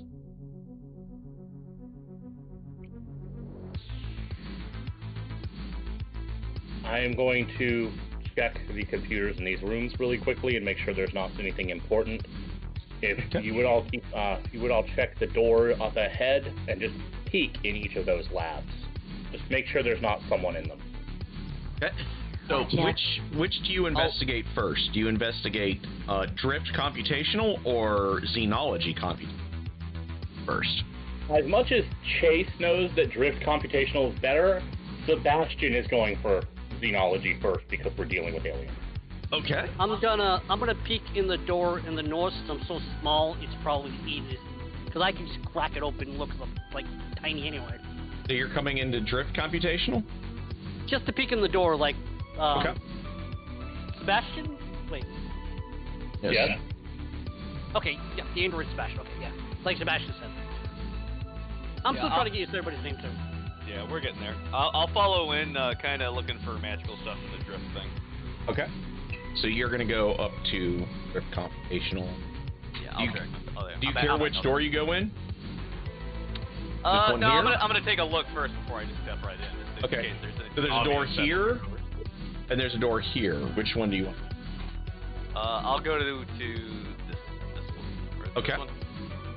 Perfect. So you guys kind of poke your head in. You don't see anything hostile inside, which is almost a relief at this point because just about everything that you've poked into since you guys left the elevator chamber has been murder. If they saw someone inside, I was just gonna roll a grenade in there. So Grenades you guys solve all problems. make your way. Right? Problem solved with grenades. Gotcha.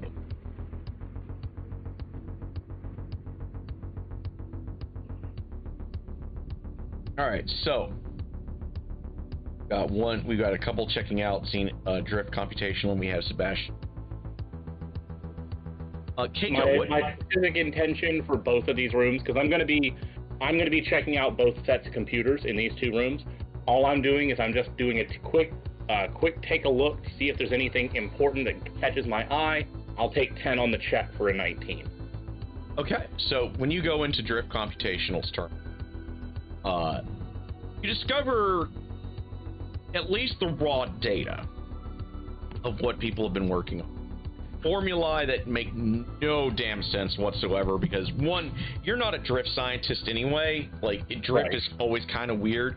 But even, like, from your physics standpoint, because you have a pretty good grasp on that, like, the stuff that you should know, and, like, you know these equations are wrong. Like, the effects of gravity around a star, for example, or a given star, or the Lagrange points seem wrong. Like, there's just So it seems like they're working with a slightly different understanding of physics. Yes, exactly.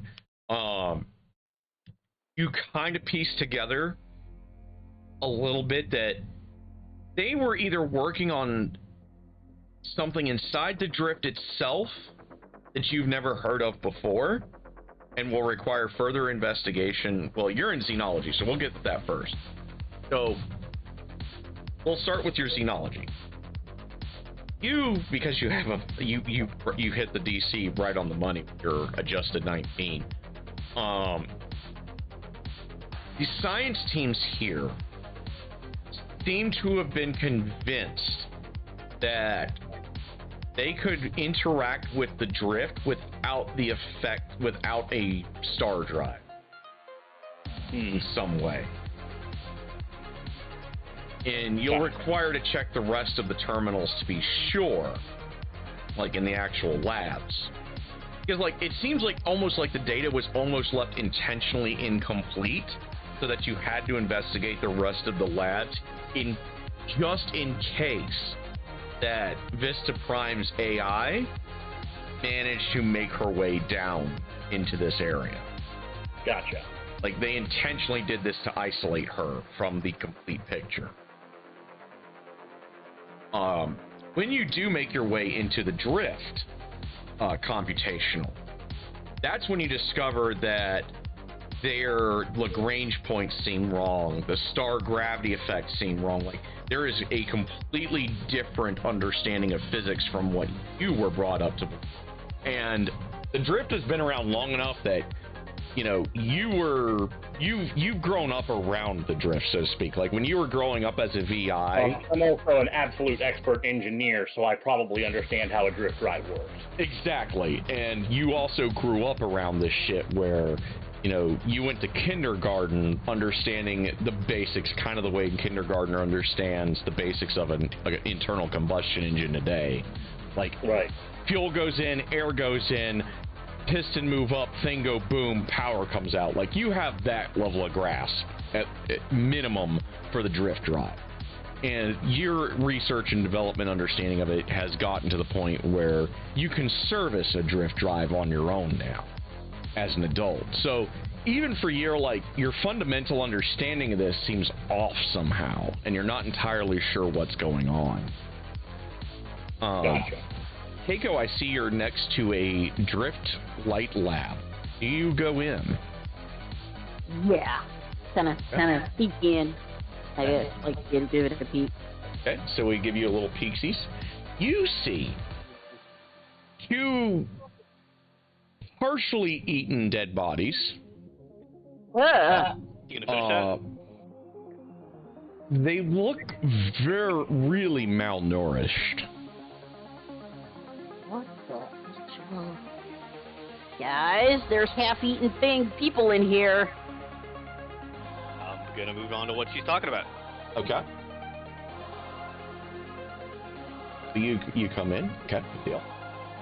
And you also see this, and like I said, they're partially eaten, and they're incredibly thin. The med tech is now in with you, Leech. Leech. No, they're blocking the door. I'm standing outside the door going, move out of the way. Okay. So, Leech, do you come in to investigate?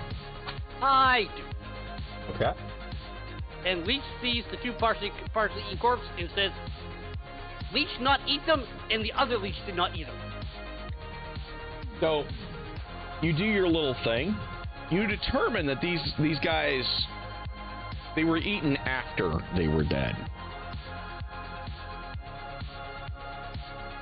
They literally starved to death, or dehydrated death, you're not sure which, quite yet, at their terminals. Like, they just worked themselves literally to death. Okay, so since we can tell they're like half-eaten, like starved people, do they match the description of any of the scientists that we're supposed to be looking for? They do not match either of the two scientists that you were specifically looking for. Like, you bring up the personnel files, and they do register as people that are amongst the science team, but you do not recognize them as the targets, no. All right, these aren't our guys, so, yeah. That's good. I glanced at the terminals. What were they working on that worked themselves to death on, potentially? Do you have computers? No, I was just glancing to see. Okay, so when you look at this, give me a mysticism check, actually. Alright, let me get back to here. Leech is actually going to move down to where Sebastian is. Woo, hot damn. So. Oh, wow. Sit down, son. That just happened. You kind of put this together a little bit, and you've seen theories back in your time as you were coming up and you were doing your investigation after your partner disappeared and was abducted in front of you. And you kind of remember a bunch of mythology about how people used to be able to step off our reality, seemingly at will. and you notice a couple of things. Like, it's nothing on the screen that, like, there's no math that you recognize or anything, because that's way beyond you. But maybe, like, it looks like magical But you formulas see or... some magic shit that is like expressly runes in the mathematical formulae.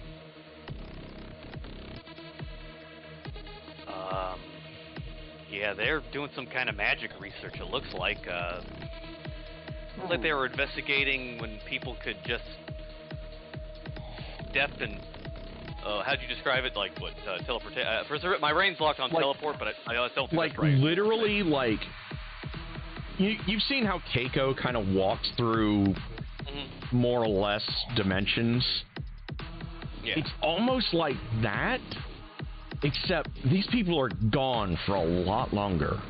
So like a drive jump, but it's a person. Yes, it's almost like a drive jump as a person would be described. Like, that's what you're putting together through the runes with what you're looking at. They were trying to do the star drive without any of the equipment, the ships, just through magical theory? That seems dangerous. So what you're saying is they are trying to... Oh, I'm not sure. And they're trying to go to the other side. Maybe Why would they travel? do something so dumb? Shortcuts. Why would anybody need that many shortcuts? Have you looked at our corporate overlords?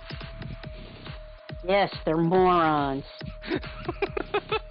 My character actually laughed. I mean, there are applications. You could essentially teleport with none of the restrictions of teleportation. You could avoid attacks, have secret bases on the other side. I mean, it's just like flying without having a plane.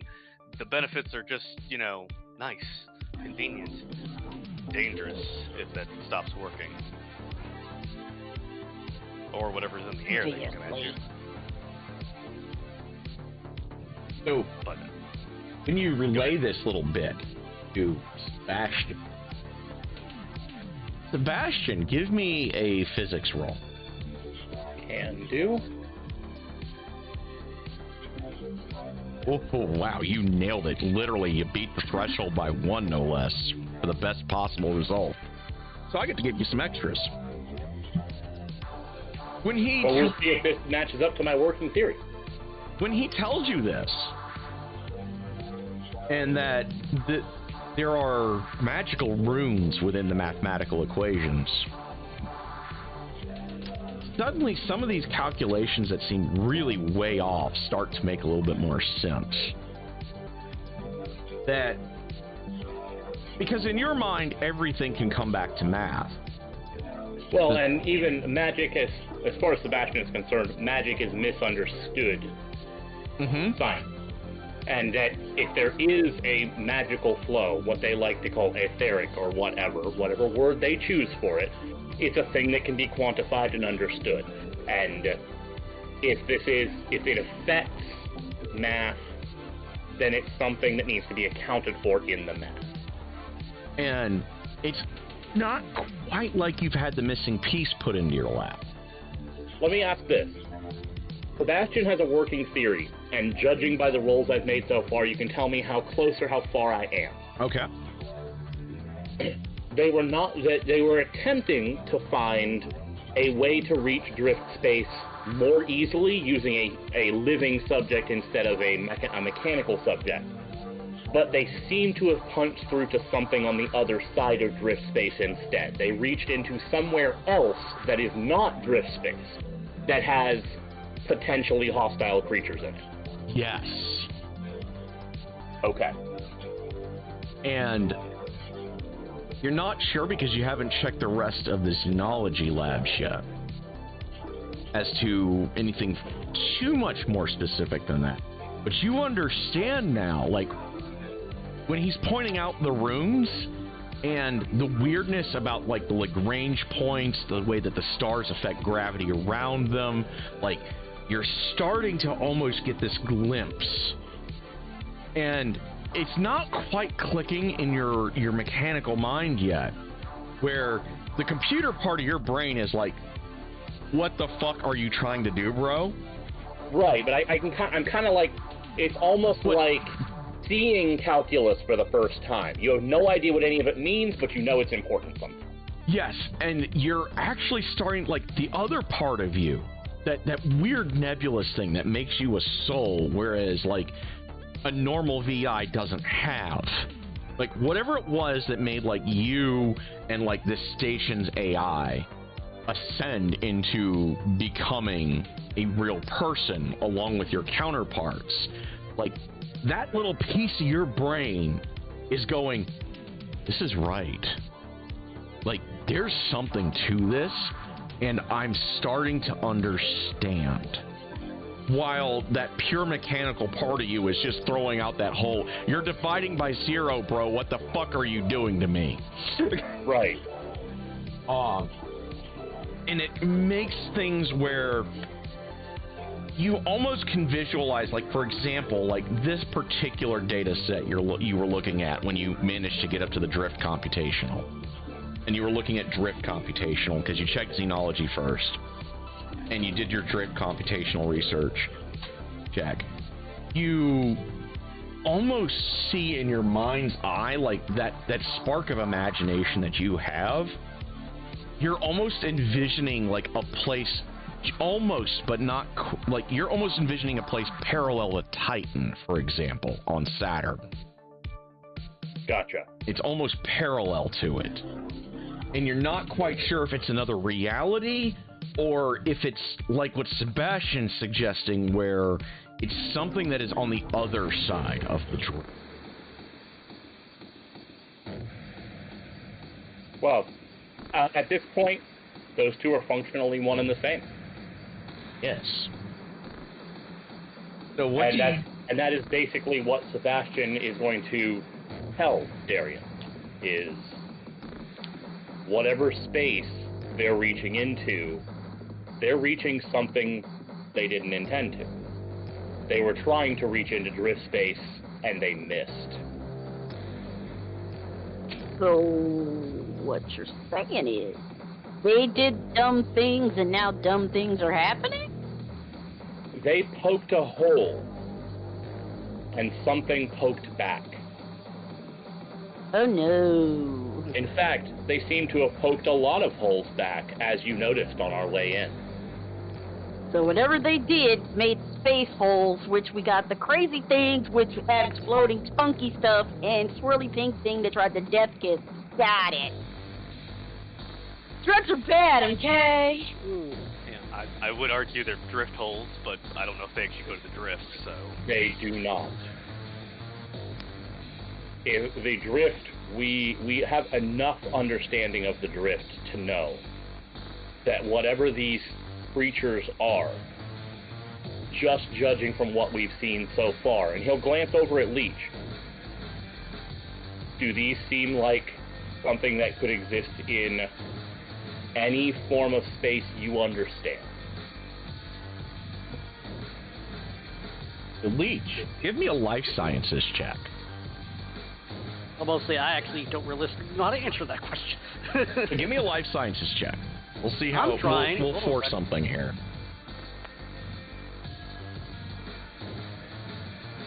Leech, you've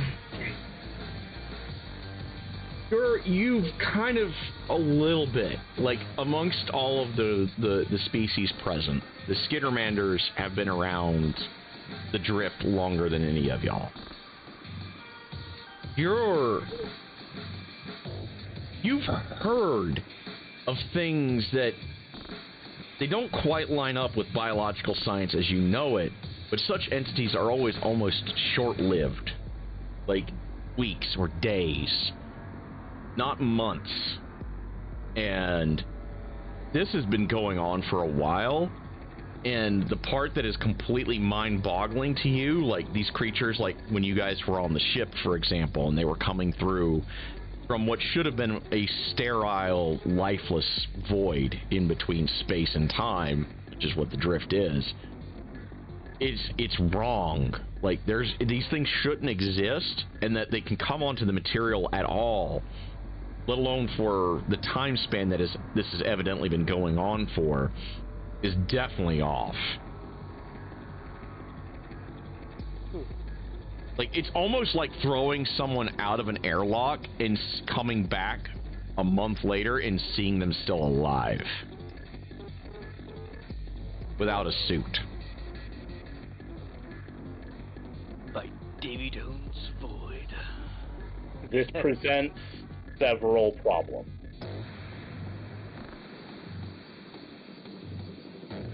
First, we have no current effective countermeasure. Second, this research is what we are looking for. This is what we are bringing back. This particular research? How do you know for sure? Look around you. It's what this facility is built around. It's a chance that we stuffed into someone else's super evil project, but let's be honest, once you're in one of these, it's their research, it has to be. And if we take this back, it is an absolute guarantee that this will happen at other facilities. And we don't know if these are temporary portals or permanent holes. We need an effective countermeasure. Electricity seemed to work on the mutated thing fairly well. Yes, but I doubt that will close a hole. I agree. We need a way to close it. At the moment, much as it chafes to admit, you may be our best bet on locating a countermeasure so that I can determine how it actually works. We need to find the research. We need to see what's directly causing this, and then we can attack it from that point. It might be something just doing it here. If we just shut that down, we might be in good shape. For that, we will have to go deeper within.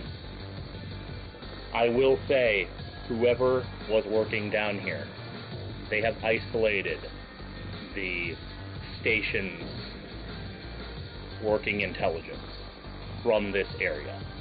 Whether that is because she would recognize the danger, or whether they think that she would misuse it, I'm afraid is not clear. Either way, they hid it. Either way, it was hidden research. And they're paying us to bring it back. Yes. And their space holes, psychedelic crazy pit, and exploding mutated monsters. Money or not, I think we should scrap this shit and call it mission we never found it. Accidents happen. We'll make sure an accident happens. Exactly. But countermeasures first is a great idea, in case we run into this again. I say that we continue on until we can locate more information. Okay. And then determine what we do with that information. Any chance in the specs you downloaded that there's some more firepower stored somewhere around here we can find?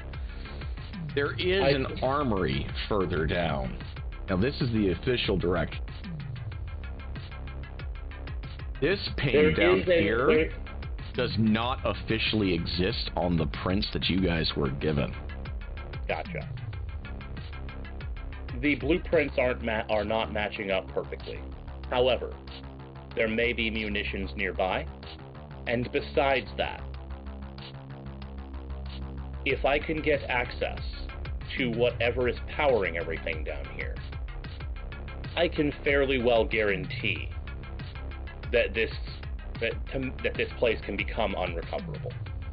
That's a spot. Excellent.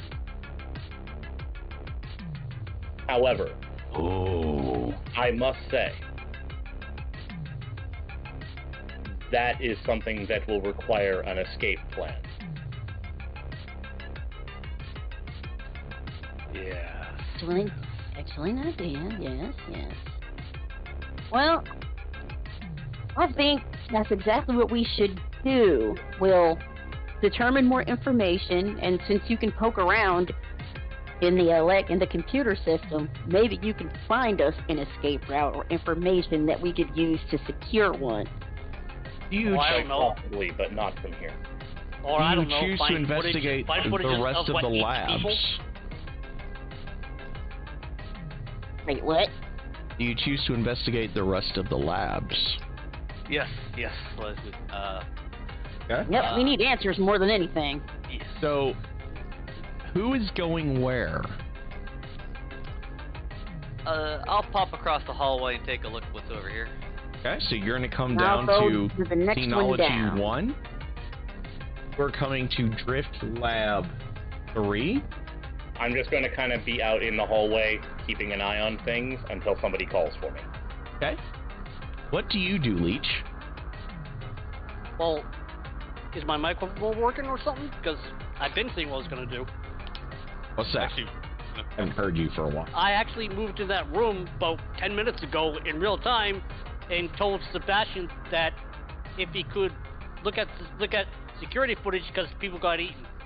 We don't have security footage from that console. That's not a security console. These are pure computations where Yes, but it he is an was just aggregate gonna- data collection point. Yes, but he was just going to ask him if he can somewhere. Anyway. Right, and that's the answer is not from here. Okay. So I guess I'm going to move over, peeking this one. Okay, so you are going to Drift Lab 4. Okay, so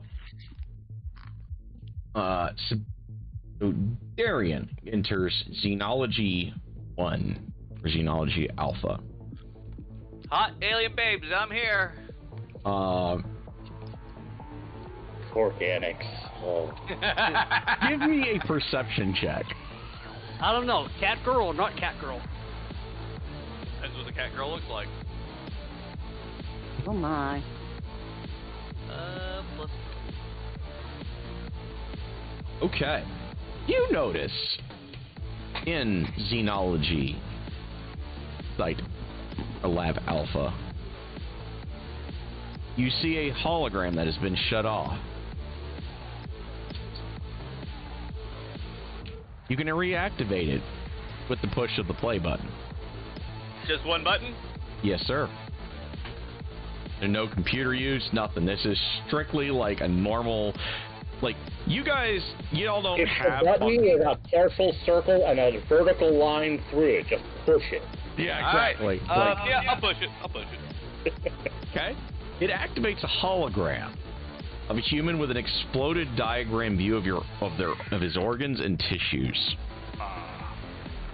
It appears to be a simulation point on pause at the start of its sequence.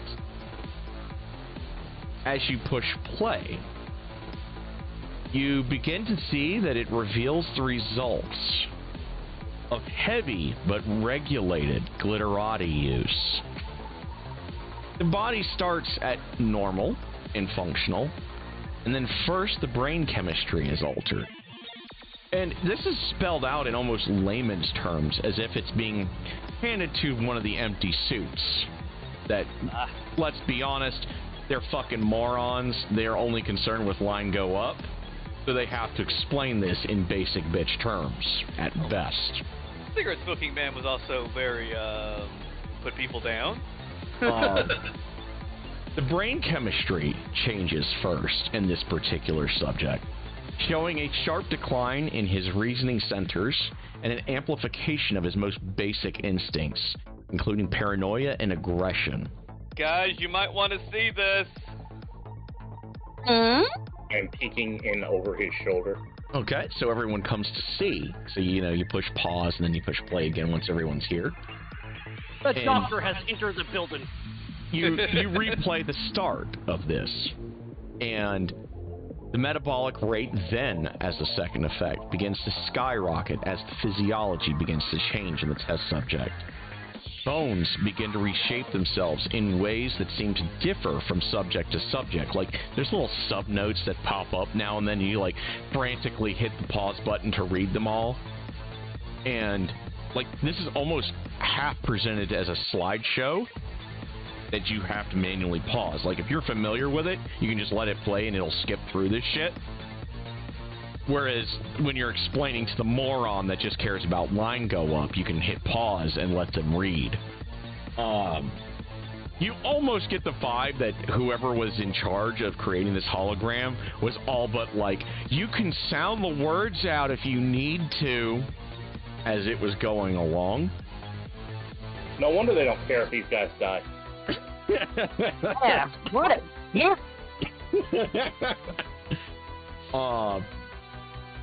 And as it seems at this stage, it's the most critical on whether you want to reverse or continue with the experiments, or even allow for further mutation. Data begins to scroll across this hologram, saying it could be possible to use the glitterati to leapfrog genetic research decades or even centuries. There is an alarming propensity for delusion, paranoia, and a near mindlessness aggressive, however, with glitterati uses in doses of these levels. Leech goes, and pauses the video. So, making artificial enlightenment.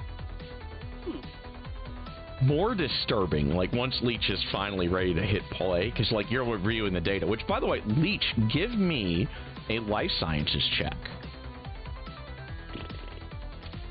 Please roll. Please roll. And make sure you put the results of this in your character notes somewhere. Tell you. Ooh, nice. Holy shit, okay.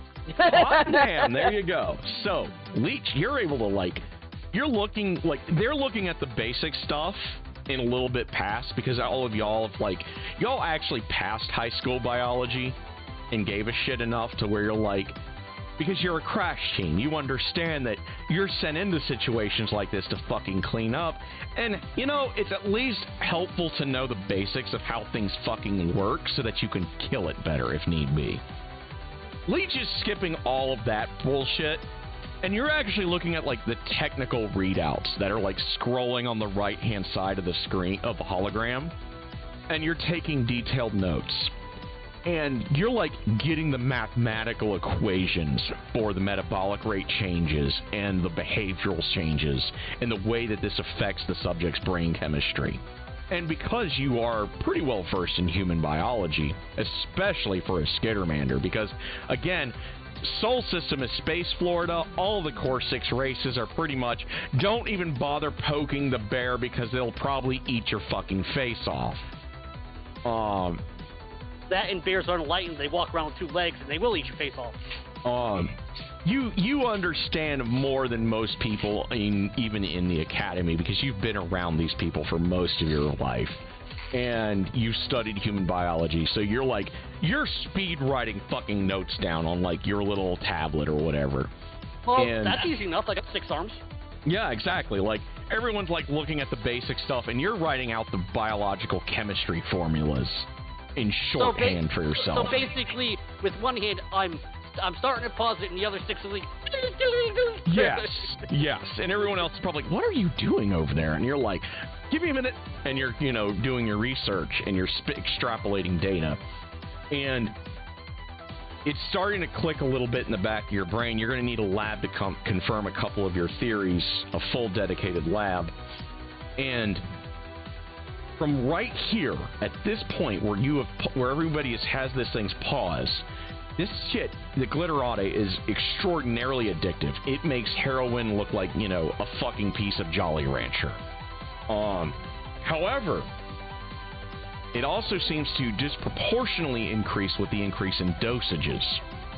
But providing that the subject is given time to detox, it seems like you could pretty much quit the habit within 48 hours if the subject doesn't die. It seems like from your notes that the subjects eventually become violent enough that it is often seen by the research team at least on this level, that it is more beneficial to just give them glitterati when it is not, particularly when it's quote-unquote non-essential staff, aka like a dock worker or a security goon.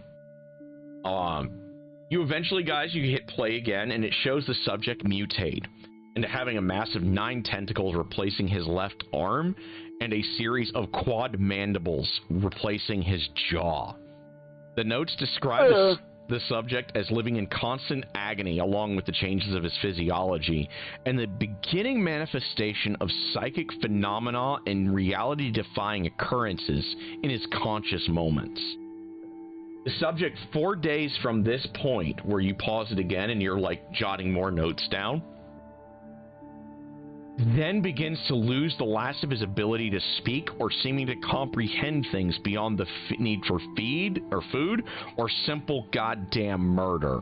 And the scientist in question literally writes it as simple goddamn murder. It is not a territorial urge of any kind that we can figure on. You resume and hit play again, and then it pans out to other test subjects, which show a decreased motivation for material concerns and just fixating on the task that is set before them. It is estimated that left unchecked, as their brains continue to expand and they begin delving into what should be impossible concepts and discovery, that subjects can eventually starve themselves to.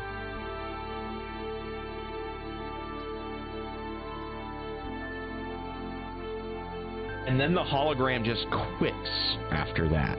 Like, all the notes, like, mid-sentence just stop. I glanced back at the 2 bodies. That's Rick and Morty episode 3, honey. I know. I tried to forget it.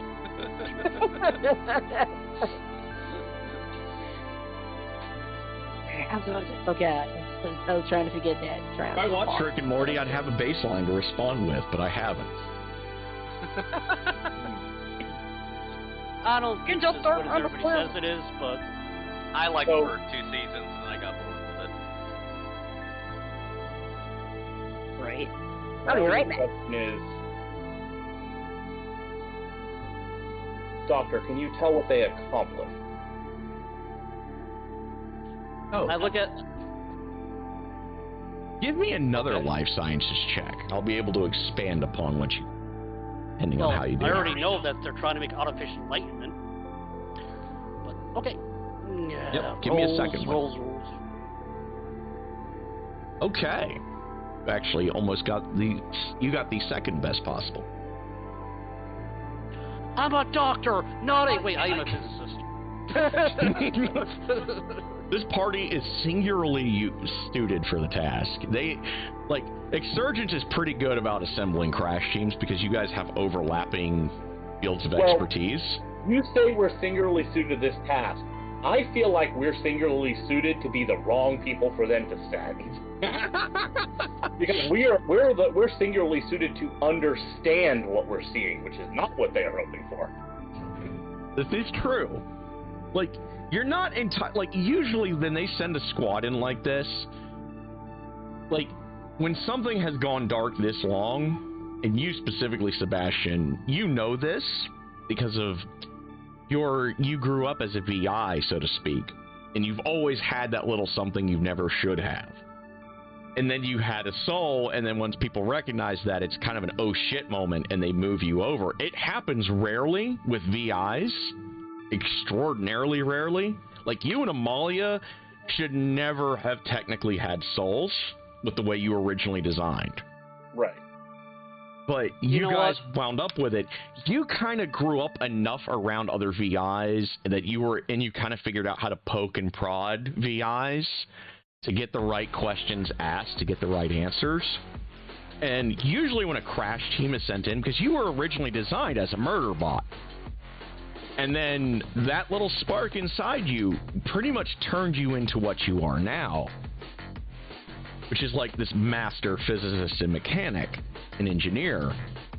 And you understand that usually when a kill team is sent in, and that's exactly what you guys are supposed to normally be, it's almost like you guys were expressly picked to figure out what the fuck is going on over here, as much as you were a sanitation squad.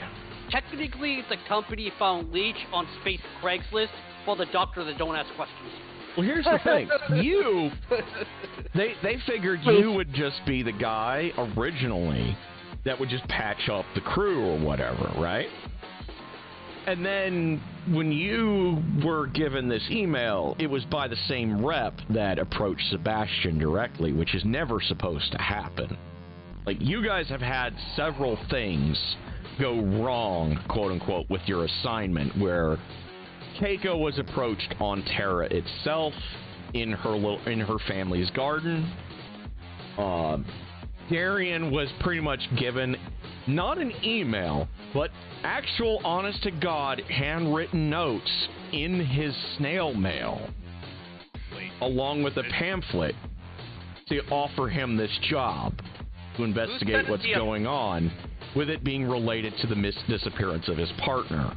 Flashback. Who sent a paper email? Like, you guys were almost handpicked just to figure out what the fuck is actually going on from whoever this representative is.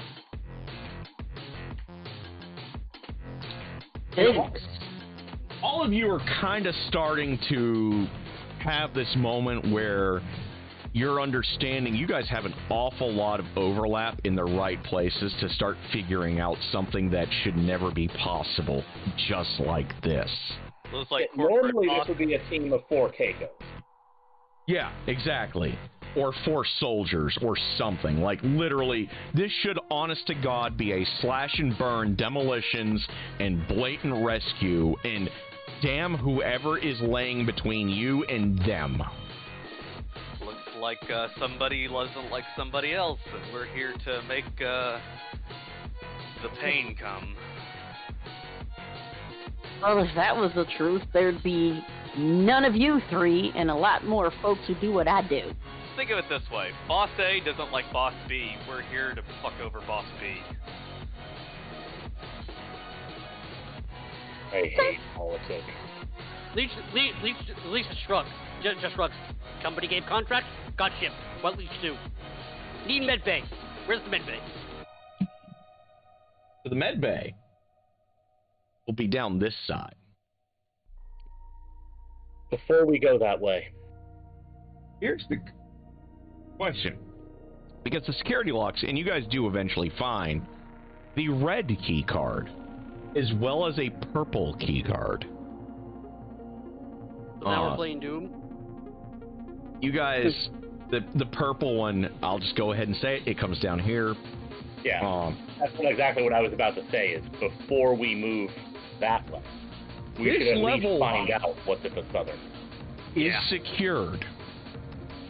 You guys could take the moment to recuperate and get your stamina points back, if you so choose. I'm good with what you guys want to do. I'm down to only 1 biohack and... Yeah, I just remembered, I have like 1 stamina point and 3 health. Yeah, if you all need a rest, take your time. I will just continue going through these files until then. Good. Okay. Gonna recuperate. Do you guys, there, and the thing is in each of these labs, there's like a couple of cots here and there. Like, they're expecting these guys to be more or less isolated from each other on these levels in different sections where, you know, you're worked a late night, you know, fuck, I'm too lazy to go all the way back down to the fucking residential section and go get a fucking full-on sleep session. I can at least take a shit down here, get my shower, and at least get some sleep. And then, you know, if I want to, go back to work. You know, this seems to be one of those situations where a facility like this, they're expecting some long hours. The pay on the overtime is not just like a time and a half kind of thing. This is a 3x overtime. Like, you actually make triple your base salary on overtime for this kind of stuff. So they encourage you to kind of be like, yeah, I'm going to go take my fucking nap. You know, just don't look at porn while I'm fucking watching, while I'm taking a sleep, all right?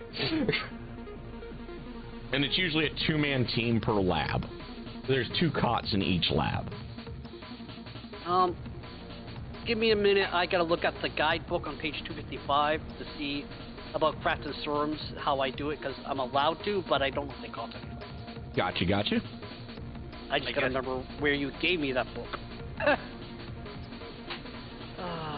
Fuck. While he is doing that, the way on, because I'm actually I have all my resources still. I haven't lost anything. So what I'm going to be doing is basically I'm going to be, because I know Amalia can access these computation terminals. Yes. I'm going to use them as a communication port with her while I am looking through files. And what I'm trying to do is get a sense of how to put this. I'm trying to kind of find out, like for myself, just how I feel about Amalia and whether they were hiding it from her because I guess I want to find out, is she a company girl or is she just doing this as a job? Gotcha. Okay, so the first thing that you're pretty sure about is that corporate doesn't even know she has a full soul. Right. That's the first thing you know for sure, because you catch her up in some things because you know the ins and outs, because you weren't supposed to have one either. And they usually figure out pretty early on whether a VI can ascend more or less or not. And once in a while, they'll just get one like you two where it just happens. And you pretty much figure out early on that she's not supposed to be as aware of herself or others as she is. Give me is it insight still with this, or is it sense motive? Which I'm going to do horribly at, but we'll try it. Okay, so give me a sense motive. First give me your computers check. First give me that. And then an engineering, and then your sense motive. Okay.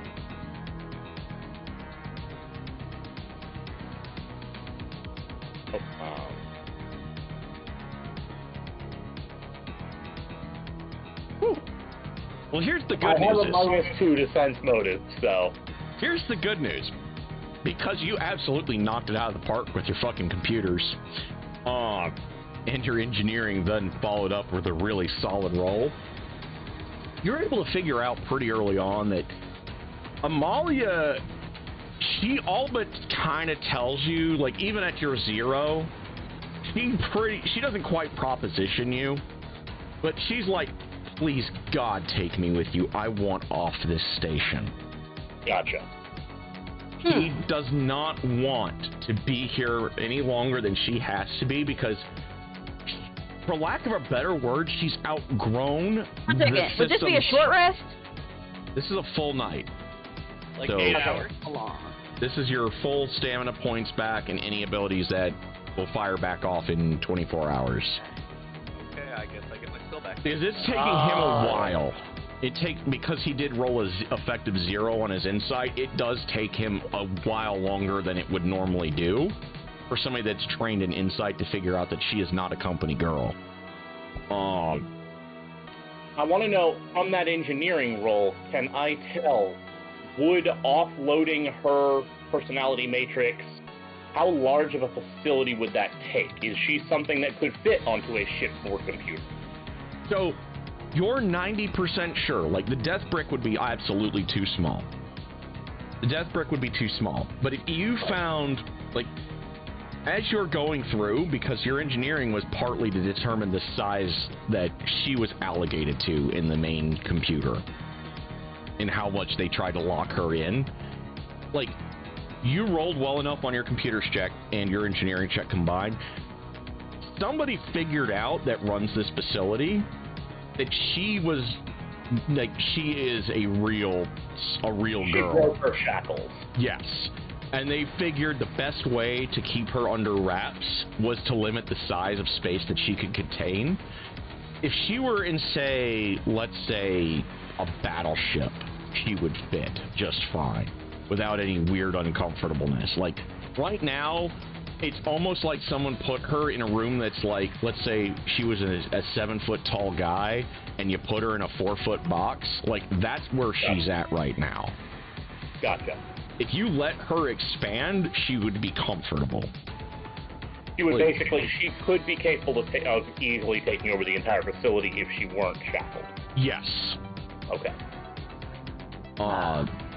This girl is capable of being inside of what you understand as a capital ship. Okay. Wow, this book is so not organized well. Yeah, that Paizo's not good at that. I'm trying to find it, guys. I'm sorry it's taking me a second.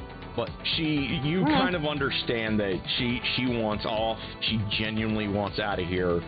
She is almost willing to do anything it takes, including making a sliver of herself for the 4 of y'all to have fun with if that's what it fucking requires. Because kill teams can get weird on missions, and she understands that. And she even I'm going to quietly assure her that will not be necessary. And she does the, oh, thank you, God, organics are so icky. I will advise her that I'm not going to tell her quite everything that we've discovered, Okay. but she already knows everything that's in these 2 computers anyway. Yes. I am going to tell her that this does, like, we do have a job that has to be done here, but that we are going to need a different vessel to get home than we came in on. So, And if she can, and if there is anything attached to this station that she could potentially connect to, then that is a potential possibility. he tells you that there are several anomalies on station, and make sure you guys put a note in this. Yep. Anomaly 6-4 Beta. She has absolutely no access to. She knows it's there because she can detect its mass somewhere deeper in this facility. And she can tell it goes to the exterior of Ceres. Okay. And she's not 100% sure what it is. She's smart enough that she's theorized that it is some kind of ship that is not supposed to be here. But she has no ways to access it directly. Gotcha. Understood. Okay, I can't craft anything because I need the money to do it. So, Well, I don't- serum specifically is what you're looking at, right? yeah, because it says I can make it with my micro lab, and I'm looking at the craft thing, it says I need money, but if I'm using my micro lab, I don't. Well, I don't believe you can make your biohacks without needing money for them. No. I think it's crafting specific items that you might need money for. No, not biohacks. It says I can make serums and medicines also with my custom Right. lab. That basically means that your biolab can replace the need for a crafting station. You carry it with you. Okay, so I do need the money. Okay, so I can't craft it. All right. Yeah, but if you can get a hold of the materials, you could probably do that crafting. So, And you know what I would be willing to bet that a science lab might have? yes, especially one named Xenology. Yeah, I was just trying to figure out how crafting worked really quick before I even tried anything, because... So, the light Xenology labs still have the ability to do, like, it's still more complete than your scan machine is. It's not a full lab, like, you've been to Academy Sciences, and you've seen, like, what a full bespoke lab should have in it. It's not quite a full lab like that, but you can do, but it's enough where they could do theoretical work, where you're 90% sure, while they probably weren't planning on your clone, if that's what that thing was. Because Leech is probably like, what the fuck is that, still a little bit. No, Leech literally said, that's what happens when I don't help. Yeah, so, Leech, you understand that they probably didn't make that thing here, but they were certainly capable of monitoring it and probably altering it to some degree. So there's probably enough here you could make serums. Pretty comfortable. Oh, and also, I'm allowed to make magical serums as a non-magical thing with life science as a biohacker. It looks like you can make any level 1 drug, medicine, poison, that sort of thing. Yep. And presumably, like what Aaron is saying, is you can probably find the UPBs necessary to do so in this area. Yes. Yep. This is literally where you guys can rearm, rest up, figure out some things, and then decide where you're going from here. But what I was saying is my biolab in my class allows me to make, like, serums of health, which actually is mysticism magical, but I can make a non-magical version for life. Right. But the point I'm making is you don't need to worry about, like, what I was getting at was, and this is what Aaron just confirmed, you can do that even though you don't have the money to do it because you can find the materials you need here. Yes. For the crafting materials that you would normally need to pay for. Yeah, I know that. I'm looking up medicines right now, so. Yeah. So if you need to make some stuff, this is the perfect time to do it, especially since you guys are, like, hatching wounds and, like, taking care of some stuff, talking to Amalia. And it looks like the base time to do it is only about 4 hours, so. Yeah, and you guys... And I was pointing out to Aaron that I'm able to make magical serums as a non-magical form, so if I make them, you don't go, wait a minute. That's right. Yeah, you guys have a good at least 8 hours that you have access to do stuff and recover. So she'll be able, like Keiko, will be able to get all of her stamina back without having to spend a resolve point. And now, you guys how much can you make? Do you roll for that on your life science? Looking at this here, to create an item, let's see. It doesn't seem to say that you need to make any rolls. You just need to have a workshop, which you have in your rig, your biohack rig. You need to have a rank, and you need to have ranks in the skill equal to the level of the item you want to make, which in this case is 1 because you're level 1, so that's the highest rank you can have. And I can use physical science and life science for mysticism. Correct. Stuff. Okay. And it looks like it doesn't have any rolls that need to be made. You just have to have the ranks to do it. It just takes 4 hours, and if you have more ranks, if you had enough ranks, you can make it faster. But you don't have, you only have the 1 rank, so. Yeah.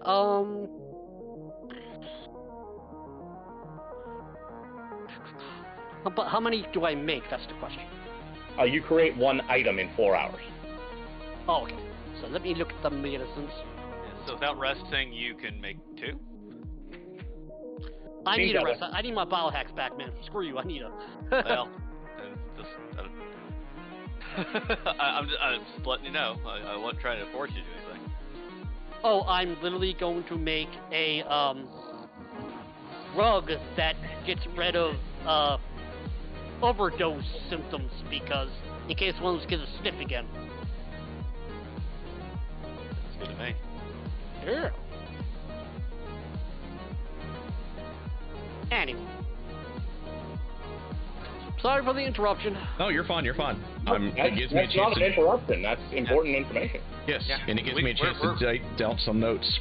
Like, I want like, dude, you are doing the thing your class is supposed to do. That's not an interruption. That's valid use of time.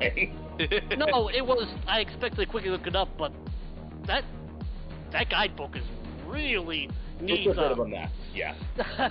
That's part of the reason I made sure to give you guys the PDF link, because it's like, oh, fuck, we need to be able to actually, have y'all be able to look at shit.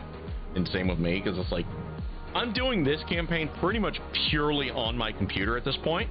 Like, I don't have my usual sprawl of notes and notebooks across my desk. We're doing this pure electronically this time. Considering how much I'm going over to more and more PDFs, I'm considering just buying a tablet and just a cheap tablet and just putting nothing but PDFs on it. No Facebook, no Twitter, no internet, just. Well, I will say that is something where you may still want to have a browser just so you can do reference work and find all of your PDFs. Because if you have a browser, you can download all of your stuff from like RPGNet and all that. I'm going to tell you right now, when I go to Japan, I told my phone company I don't want the internet over there. I don't want to look at anything except for have fun in Japan. Well, then why would you even take your phone with you? Emergencies. Fair. I want to be able to get a phone call. Is your phone going to work? Do you Yes, have Yeah. Okay. I'm able to make international calls at Okay. like 10 cents at the call. In case somebody calls an emergency, it's 10 cents. But Gotcha. See, I knew that like in the U.S. your phone has to be able to reach 911 everywhere. I didn't know if that would work overseas and whatnot. I would have to pay an extra $50 for the entire 2 weeks I'm there, or I won't have internet access, and I just don't want internet access. Makes sense. If America gets nuked, I'll find out on the way back. I'll tell you that. Oh wow, I'm so sad I'm not there right now. Dude, if America gets nuked, I think it'll be on the news in Japan, and people in Japan will notice. Right. Probably. That's why it's a dumb joke. Chase. As it turns out, they are in fact hyper aware of that sort of thing over there for some reason. Yeah, I know. Yeah, we're not going to be able to make the Hiroshima Museum, unfortunately, because it's on the other end of Japan, and it just takes too long to get the train from one end to the other. They don't have the 200-mile-an-hour train that'll get you from point A to B. They do, but we can't afford those tickets. Yeah, that's what I'm saying. Gotcha. That's the leap for the rich people. Gotcha. Okay. We looked it up. They call them bullet trains because you have to get shot to get on it if you're poor. I think it's that expensive. Yes, they're bullet trains. I don't know what not you trains. looked up for the bullet trains, bro. That's what Nick told me. Nick was to put the fact sheet together.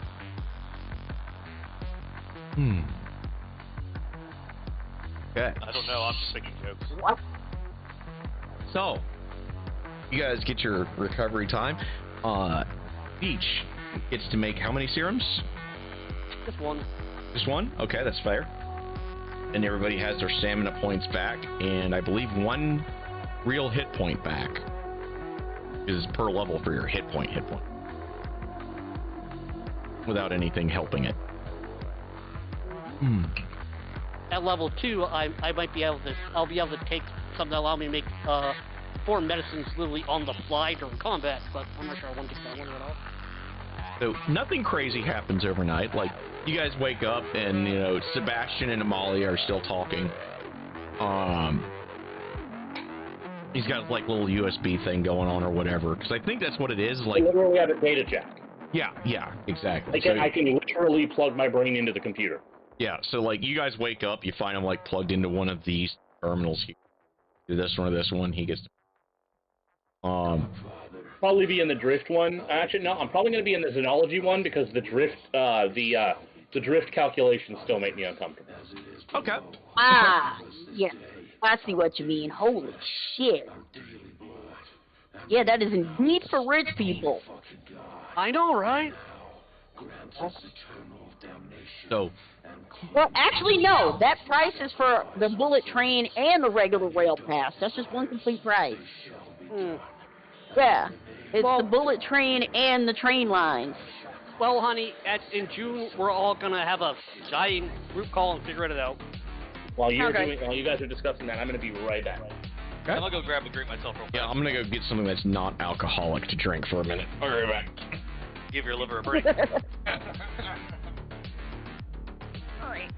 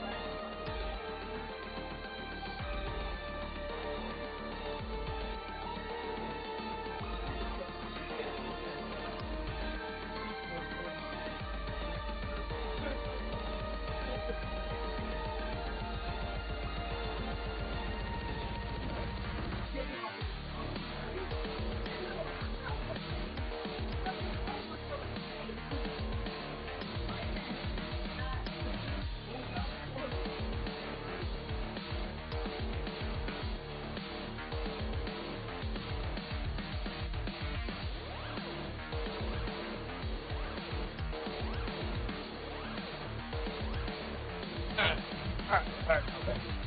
It's not booze. And I've been drinking now for like the last 4 hours almost. Yeah. God damn, Aaron. At least he's been slow drinking for the most part. Remember, I have only an alcoholic sense of alcohol, okay? It all has to go in... So 4 hours of alcohol means different for me. I mean, it's still a good bit. I'm not gonna lie to you, but it's not like I've been frat bowling for 4 hours. Boofing, that's what you've been doing. Mom, that strawberry. All right. Give me 1 second, guys. Oh, take your time, take your time, take your time. I don't think that Woodford grew on me last night. The more I sipped at it, I think the more I disliked it. The thing is, like, the rye one, no, it's not as good as their normal. Like, the High Gold Rabbit Hole is so much better than that. Like, I'm starting to think that the base bitch Woodford Reserve is the one that you want to go with. The Select Barrel is just not, doesn't have the flavor range. That rye one is okay. Like, I do like rye, but it's a rye. It is not a rye-infused bourbon. There's a little bit of a difference. And I'd rather have the High Gold because it's spicier. Like, the rye is too sweet. Like, the Woodford Rye whiskey is too sweet. Like, it's just more sweet than spice, and I don't like that. I'll still finish it eventually, but I've been working on my Black Heart today, so. I'm back. Sorry about that. Had to put Chase's demon in a room because we're getting snacks out, and that's just dangerous. Going follow along at home, that's where I'm at with the Black Heart. So, yeah, that's what I've been working on the last 4 hours. Here you go, Aaron. I painted another thing green, a different shade of green. I call this Master Chief green. I don't think I like the black Dark Angel green. I think I did something wrong to make it bad. I didn't put it on that thick. I swear I didn't. Well, the thing is, like, the dark greens is, like, darker colors, the pigments are so strong. Yeah, I know. Like, what you're going to want to do is, like, the high spots, you're going to want to, like, mix a different green with it, and that'll be your highlight. I'm too lazy for that. I need to get something that can vomit on there and look half decent. Well, hell, pay me in a fucking Silver Creek milkshake, and I'll do the highlight. We'll see. Because I might do a heresy with my next Silver Creek milkshake.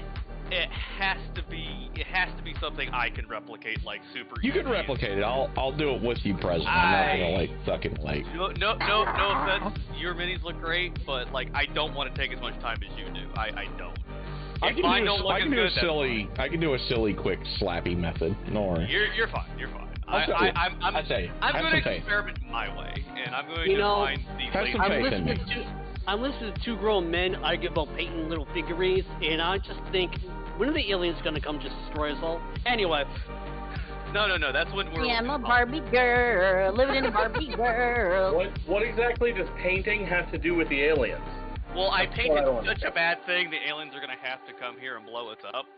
Really? It looks pretty good. It just needs highlights, the end of us? Really? Like, it just needs highlights. That's all it needs. There's nothing wrong with it. We all know the world's going to come to an end soon because I'm actually going to Japan. We all know my karma don't allow that. If Godzilla ends the world because of Japan and you, I'll call that a win. Because that'd be absolutely cool to see right before we die a horrible death. But it would be cool as fuck. Godzilla before Evangelion. I've been to the anime convention recently, and it just reminded me why I was very bored watching. I like parts of Evangelion, but boy, do I just get annoyed with it. They had so many like the posters at that convention. I was like, like if I were a little bit more incel and less me, I'd be like, yeah, those would be some nice TNA posters to put on my fucking wall.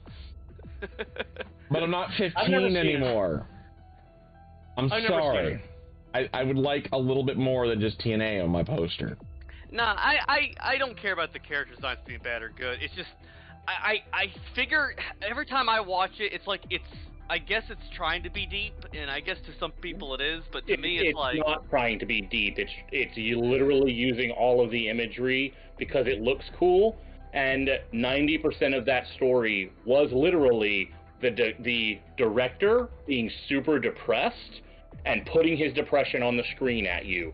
He thinks that human beings have no redeeming qualities. Yeah, You know what? that's the feel I get from it. I'm sorry, but we all know the greatest robot anime ever is Megas XLR. I actually would like to get that on DVD. I do kind of want to watch that again at some point. Anyway. No, you cannot. Just like it's You- hard No, finding. No, you know the reason why.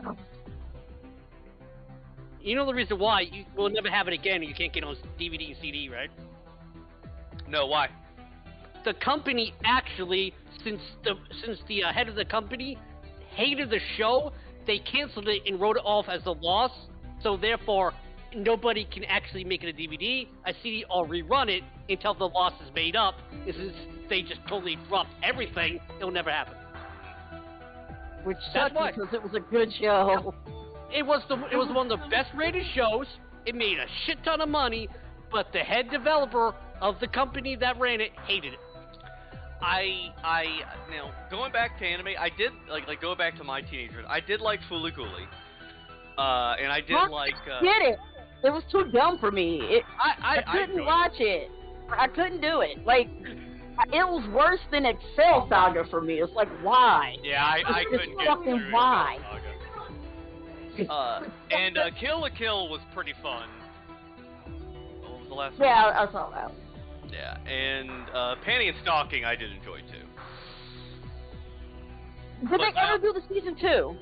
They keep saying they are, but I see and hear nothing. God damn it. I want a season 2. No matter how retarded that show is, I want a season 2. I need a season 2. Of what? Annie and Stalking. Penny is talking. One I don't anime. even like anime stuff or animated stuff generally, and I liked Pantheons. It was South Park, but in like Japan version. Yeah. It was But legitimately actually- fun to watch. Like, I did enjoy it. Well, I mean, those are just a good couple animated And I'm- studios. I'm- It's the I'm same like- creative team, isn't it? I think. I think what it is it's not that I'm not a fan of anime and comedy in general. It's just I'm extraordinarily picky with animes and comedies in general. Anime's so broad, you can always find something Yeah. you There's like. one or anime hate. all my friends were like, it's the best anime ever, and I couldn't even see in the first episode. Fucking One Piece. Okay, I loved reading One Piece, so I'm just gonna quietly ignore you said that. If One Piece wasn't like 50 bajillion episodes or issues long, I would get into One Piece, but I'm 20 years too late for that, and I would rather finish a series before I die. To be So apparently That the One too. Piece role-playing game that just came out is really fucking good. You know, and the thing is, like, I'm one of those people that can binge a fucking series like nobody's business. Goddamn, when you start going like, oh yeah, this has 1,000 issues or 1,000 episodes, my brain just goes, error, and I'm like,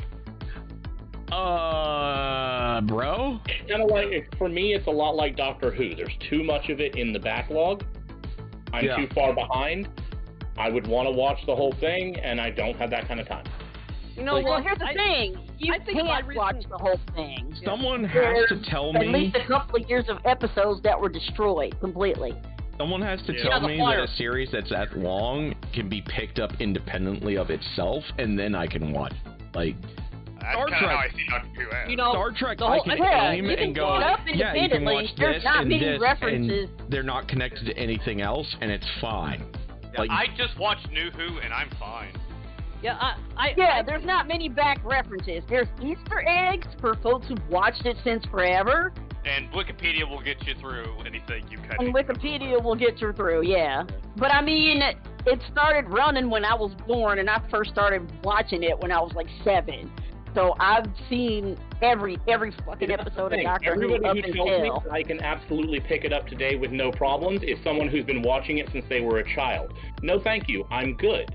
I understand that it's good. I'm not saying it's bad. I'm Yeah. saying I have no interest in please, trying. I'm in not a series Doctor I Who don't have guy. 20 years to catch up on. I'm not a Doctor Who guy at all. Like the Doctor Who Oh, that what I I'm saying really is like. they just started watching it like a few years ago, like from when they first started redoing it, and it's fine. You don't need any further back. Like You just pick it up and the go. Doctor Who that watch I really recommend, like if somebody's just coming in fucking dead cold, watch any of the David Tennant season.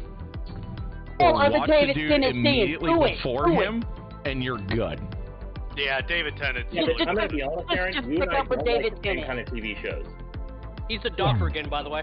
Yeah, we know. That's what Yeah. we're talking Like I about. said, yeah, like straight up. If you're gonna pick it up, start with David Tennant and fuck all other. That will get Good. that. I'll give it a pass. I got too much other stuff to catch up on. You're good. No gun to your head. Yeah, like I Good, said, it's yeah, not that I'm yeah. saying it's bad. It's just that like I am the kind of person that I feel like I'm not getting the experience if I'm catching up from 20 years of missed shit. I don't want to do that. I'm always a little surprised you didn't check out DS9 for Star Trek. I thought that'd be a I fair watched DS9 when it came out. Oh, so you have seen it? Yes. I literally watched almost every episode the day it came out Okay. on UPN back in the day. Okay, I misunderstood. I apologize. No, it's Yeah. later Trek. Like I fall off during Voyager, I don't blame you on that. I either. don't and like then I never watched Yeah, I Enterprise. fell off Voyager's Voyager. I like- stopped watching after Voyager. I There's can't good watch Voyager. I will admit this shamelessly. If you took all 7 seasons, right? It's not 8, right, John? Yeah, 7. If you took all 7 seasons and took the best of every season, you would get one, and I mean one, season of a normal Star Trek show out of it. I'll Yeah, tell you and what. And that fell is off not during, worth season 3. that is not worth me going to somebody who is dead cold to Star Trek and going, you should watch this, but here's the episode guide, because otherwise you're going to want to shoot yourself.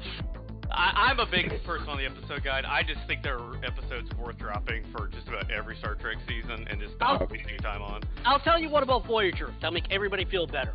If you realize Janeway fucked with the time machine so much, technically Voyager didn't even exist. Hallelujah. That doesn't make me feel better because That then just they means wiped you the wasted entire 7 years of your universe life if you anyway. watched it live like I did. Like the Star Trek continuity is fucked now. I have zero interest of anything after DS9. Yeah, Here's the they kicker. actually can't because Prodigy deals with Janeway. Now, so far, and I'm going to knock on wood because Prodigy they is could, good. they could drop the ball in season 2. I don't know if they will or not. Strange New Worlds is fucking great. It is. I'm sure it is, but it's after DS9, and I am It's again. technically I am so not far after beyond. DS9. It's I Captain checked out. Kirk's. It's Captain Pike's Enterprise. It's pre-Kirk. It is. Yeah, the- but I don't care. I checked out over 20 years ago. I'm good. But it's just amazing to watch. Period. It's I do the same enjoy reason it. I'm not watching Star Wars shows anymore. I checked out after the sequel movies. I'm good. I watched half of The Mandalorian. It was okay. I'm not going to bother watching the rest. I'm good. That's fair. They have done a really good job killing my interest in the sci-fi shows of my childhood. What I want now is I just kind of want things I'm kind of done with the IPs that I had as a kid. I had them as a kid, and it's good. You know you're watching Babylon 5 when it gets remade.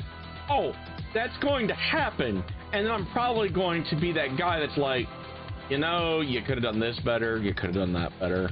But I don't think Babylon 5 is Yeah, ever going to when get they remade. rebooted B, I was like, okay, how is this gonna go? Because They never finished it. let's Fuck be off. honest, Completely forgot about that. they've gone into so recycle old IPs mode that even if WB could get over its irrational hate over Babylon 5, you're never going to recreate that cast. Period. was Babylon 5 the one with Starbucks? No, that's Battlestar Galactica. That was wasn't that Battlestar Galactica? And Yeah. I have issues with BSG in general, both the original and the new. So there you go. But yeah, Babylon 5, even if you can recreate the story bang for bang and the original writing back when it was supposed to only be 4 seasons, and you did your thing. Well, originally it was supposed to be 5, but season 4 was literally 2 seasons condensed into 1. Even You know if what? you've got to Screw you extend all. it into 5 runs the way it was originally designed for, I don't think they could recreate it because the cast is so good in the original run that you kind of look at it and you're like, man, there's no way you're going to recreate that chemistry. Hey, It is Aaron. such a perfect fucking storm that you could almost be better off just putting new CGI in the old stuff and just hope no one notices the difference. Like, that's where Babylon 5 is. It's in this weird twilight of, it's the perfect storm of the caps and the story writing. You're not going to recreate it. It's lightning in a bottle. Call it good, call it done, re-uplift it again if you need to, and that's it. Like, you can't redo it. Make Hey, something Aaron, new. I'll tell you what, screw you all, let's just bring back Flash Gordon. Funnily enough, and this comes back to Voyager, the only Voyager episodes that I would recommend standalone, and this is the only thing you do because you just want a fun sci-fi romp. Captain Proton episodes, I know. Yep, I know. That's it. Don't watch anything else for Voyager. Just watch Captain Proton and wish that that had been the series you had gotten instead. You know what's a sci-fi show that's not talked about enough that was generally good and had a good ending? Farscape. I would say generally okay. I enjoyed it. Farscape was knockoff of better sci-fi series. Oh, fair enough, but I really liked it, and I ended it at the perfect place and way, and I just don't know if you could come back to that and really do anything else with it. I don't think that it would ever really. Again, I'm not saying Farscape was bad. I don't think Farscape deserves a remake. I don't think you could replicate it either. Like, it's kind of in that same Babylon 5 thing where... I absolutely could replicate it, because I don't think it was impossible to do Farscape again. The best thing I like about Farscape, though, is the villain. Dakon was the best villain. If he wasn't there to physically fuck with you, he was mentally fuck with you. I think you might be able to recreate Farscape a little bit, but like the acting and direction is just quirky enough that I'm like, it's so unique among itself that I don't know. Like, that's exactly the problem. I think you could do it better. I liked it for the fever dream-like quality of it, but it is like lower in the Definitely totem pole, a fever dream. Yeah. Good lord. That's kind of how I feel about it. Like, I'm like, I don't hate, I don't. And like I don't go out of my way to like jump all over Farscape's dick, but at the same time, I'm kind of like, it's so weird, and it's like when you get into the weird shit kind of sci-fi that is just stream of consciousness sci-fi, where they just wrote it to have weird shit that doesn't make sense, and that's why I don't care for it. Like, I don't know if you can recreate like the same vibe. Race, who, if they get injured, will die unless they get injured harder. That's really stupid. I don't remember. I have no doubt that actually happened, but the big buff lion dude. I don't remember what their race is called, but they had that problem where if they like get shot or hurt badly enough, their blood turns black, and you have to beat the shit out of them to get their body to heal itself. How fucking stupid is that? Like, how does a warrior race survive? You mean Dargo? Yeah, that was his name. Dargo. Yeah. How does a warrior race survive with that problem? Where if there's not someone else around to beat the shit out of them, they just die.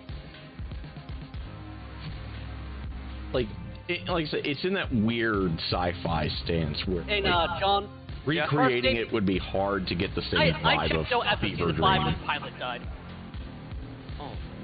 Sad. I like Pilot. Yeah, Pilot was awesome.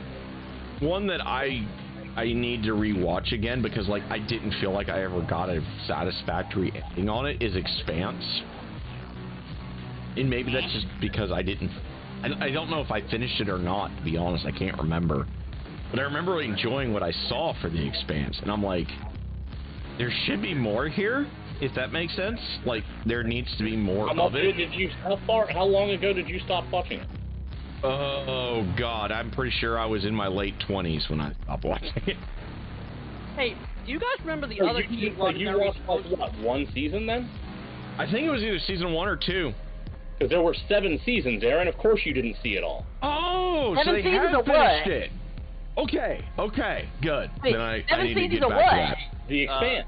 The Expanse. Yeah, I thought it was done after season 2 because I remember waiting for 3. Okay, yeah, I never started watching it at all because I remember waiting for 3 and it didn't happen, and then I was like, well, okay, and then I moved on, and then...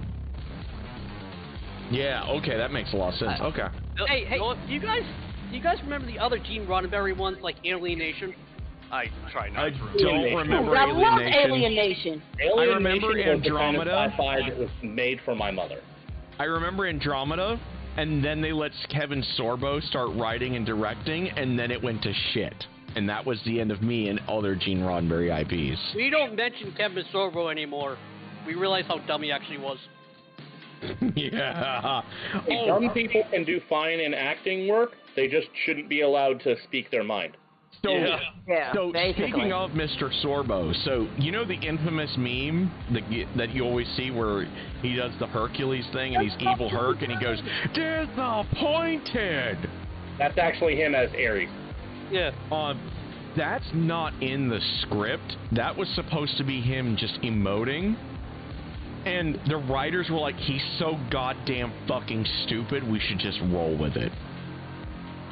That whole meme where he is Ares and he literally says disappointed is not supposed to be a spoken line. That is the writers and the director being like, fuck it, roll with it. I wonder how Xena holds up. I don't know. Mhm. The first few seasons, pretty okay. After that, it gets real dumb. Probably. That makes sense. Yeah, I know. yeah. There comes a point where Xena becomes like there's I a remember- certain point at which Xena takes a turn into straight up Christianity and it gets real fucking weird. I Like, remember. I remember the god-slaying parts of Xena where they're like running around with hind blood all the time and they're fucking whacking gods left and right, and then it goes into the strange Christian weirdo turn. And after that, Yeah, my brain checks the fuck out. Pretty much after they finished the Callisto thing, they just like, we don't know what to do now.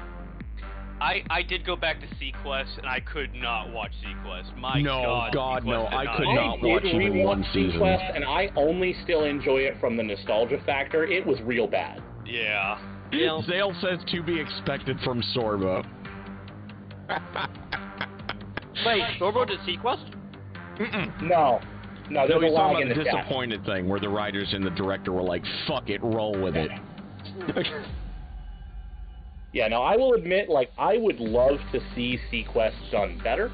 I could see that being redone and Yeah. Like, It's alright, really fun. I have a lot of fond memories of Sequest. Maybe as they a could do kid. without the Wesley stand-in.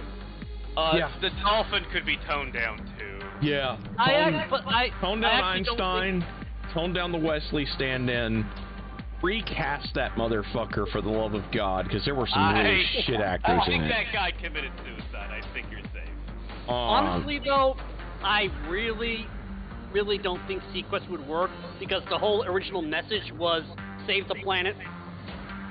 That doesn't mean it won't work. That's exactly why we should have a show like that. Yeah. That's the point. Like, Sequest could be really, really, if it's handled properly. If you wanted to go, hey, let's do a remake, I'd be like, okay, take a garbage IP and fix it. Sequest is Not at the gonna top of the happen, fucking exactly. list. Garbage RPs aren't, like, safe. They're dangerous. Yeah, take Sequest and redo it, because the only people that are going to remember fucking Sequest are in this chat right now. Well, do you say that? Does anybody here remember Sequest 2032? No. No, I did not know this was a thing. That's a second It sounds series. familiar. Sounds That's not familiar. that's not the other season with, like, Ironwoods in it, is it? It was like 3 seasons after original Sequest. Yeah. The entire world was under a war, and they're actually fighting. They turned it from. I remember a environmentalists Genesis do fucking- video game where I was nuking other submarines as the sequel. Yeah, basically it lost the environmentalist message and went for an anti-war message. Yep. Yeah. Which is presumably what the Genesis game was trying to portray. Which honestly, they had no other direction because in season 2 they try to go with the Star Trek. It's aliens. And Yeah, I that remember. really sucked. I tried watching Knight Rider again, and I can't do that. I know I do want to try the new Quantum Leap show. Though. It's almost like when we were kids, we were really dumb. Like Yeah. anything. Yeah. Well, some things are so dumb they're just kind of charming again. Like going back and watching you go back and you rewatch first season Power Rangers.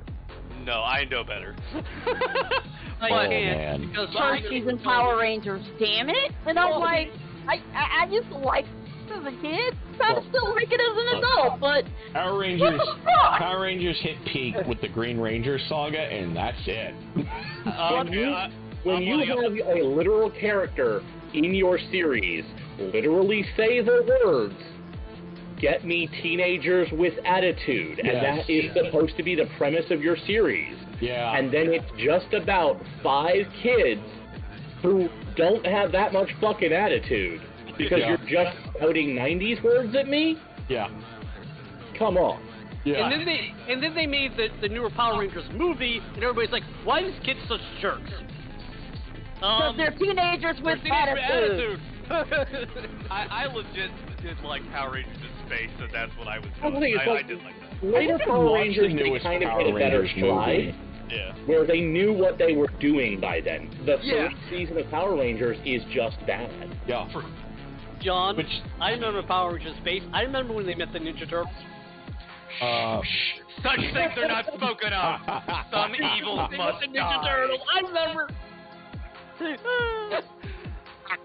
My God. Big clear me. You know, the 2012 Teenage Ninja Turtles cartoon was actually pretty good. In my Yeah. Honestly, the original Ninja Turtles cartoon is still watchable. Yeah. I'm not As gonna is, lie. as are the first 2 live-action movies. Yeah, I'll definitely like the first one. The second one's okay. We The were second wrong. one is not good, but it's fun. Speaking of Ninja Yeah. Turtles, we were wrong. The Ninja Turtles show on Now is fucking baller.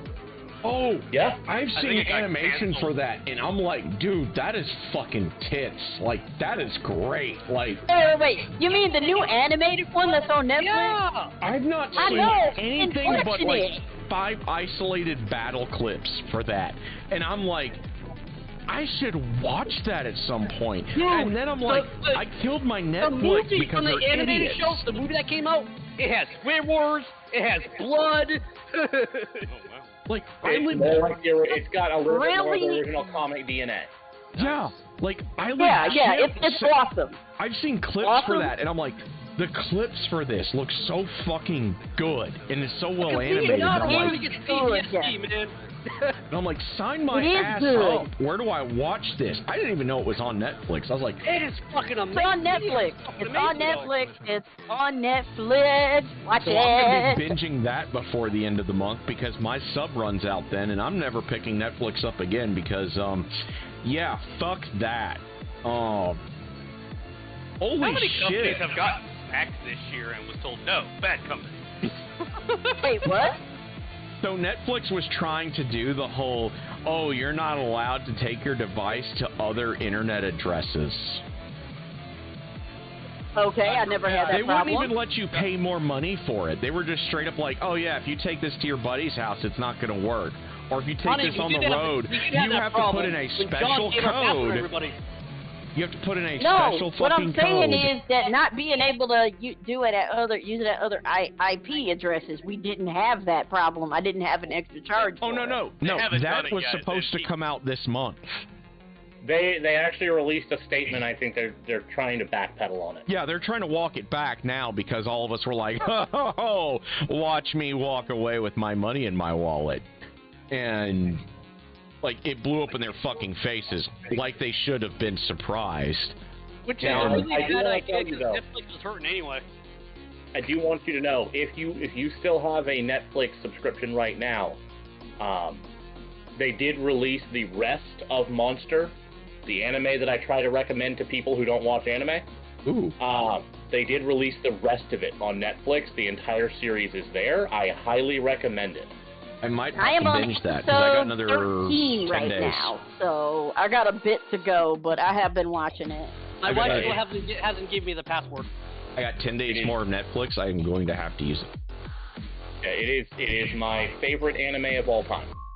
But yeah, I'm Honestly- sorry, honey. I can't remember what the hell the Netflix password is. I thought for sure that it would just go across all the. You know what? I don't care. Did you Okay, Tony, try buddy. password 12345? It is not 1, 2, 3, 4, 5. The problem is we actually just changed the password because my nephew decided that he was gonna give our password to like 19 other people. Blatant exaggeration, sir. In Soviet Russia, we share networks with everyone.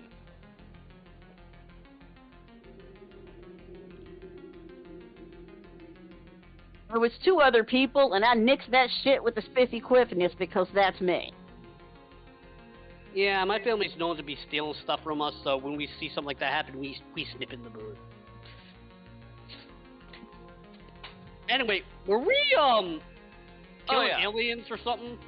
We just got done with our rest, I Yeah, think. you guys just figured, Yeah. put yourselves back together, figured out that the AI is, in fact, an AI, and she wants to fuck off the station because she's so done with it.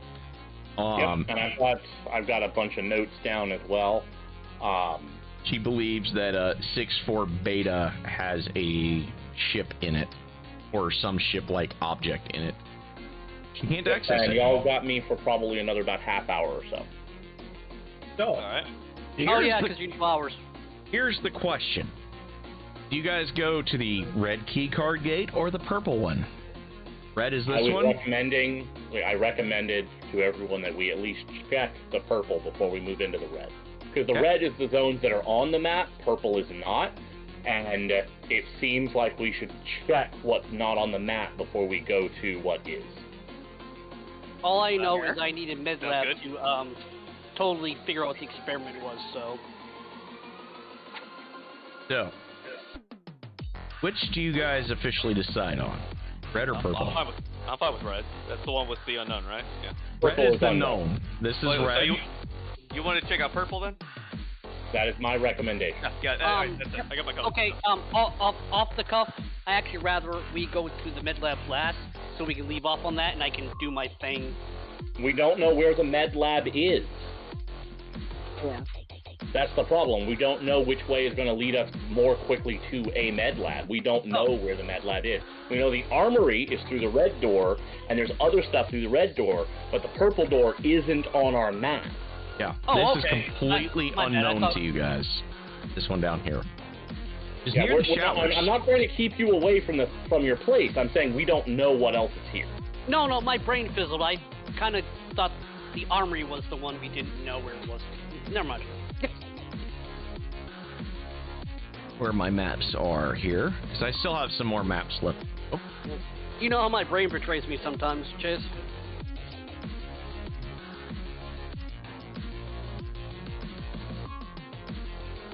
She needs to say meow.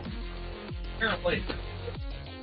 Well, I have to actually make myself a lunch for tomorrow. I actually have a full shift. Oh, dear Lord. We don't have anything, though, unless you want tuna fish. Yeah, I might make some tuna fish sandwiches to take with me. Do you want to order a couple of subs tonight? So you can take a half? labs. My labs map set. Okay. No, 'cause I don't want to drive and go get it. Okay. No. That's for later. That is for later. Don't get mad, honey. I'm just trying to give you suggestions, because I totally forgot you working full day tomorrow, too. And the rest of the week too, except for Saturday. Saturday is going to be my original short day, but I'm working Well, full shift. we're gonna go to the PX Tuesday, so we'll have stuff for your lunch the rest of the week. So no big about that, honey. Just gonna worry I'll about probably end up reusing some maps until I find some more.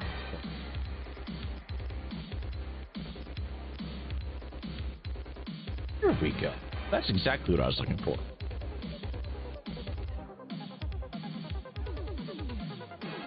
Yes, it is that one. Okay. Name this file right quick. God, XP is rebooting.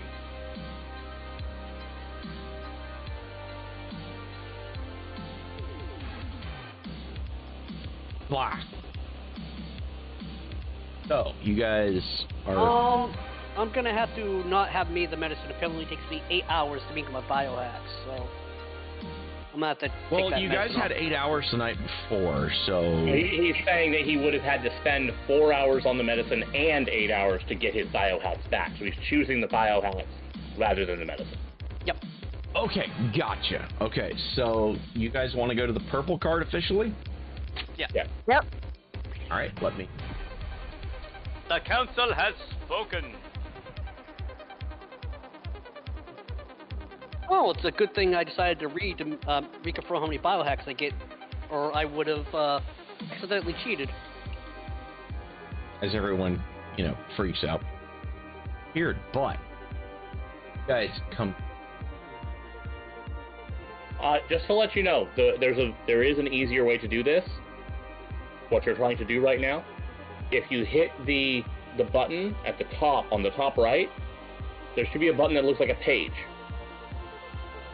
You can set every map to be its own page. Oh, that would have. That's how you prepare a bunch of maps in advance, and then just bring us into it. Gotcha.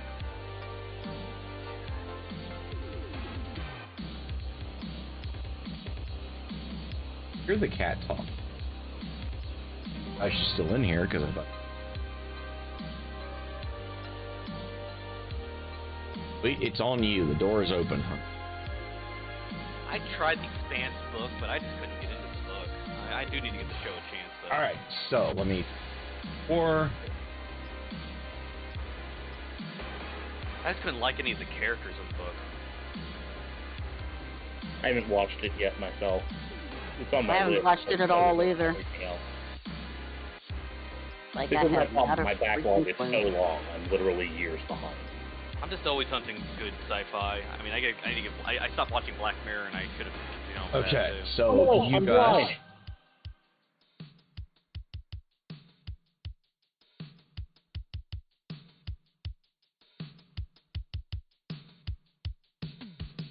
Not yonder. It's over. What you guys can see that's completely illuminated right now. Do I need to pull out my guy again, or are you just moving him over? We're still on the map. You can draw a box in the dark area, and it'll let you pull your token. Oh, I see it. Yeah. Okay. Thank you.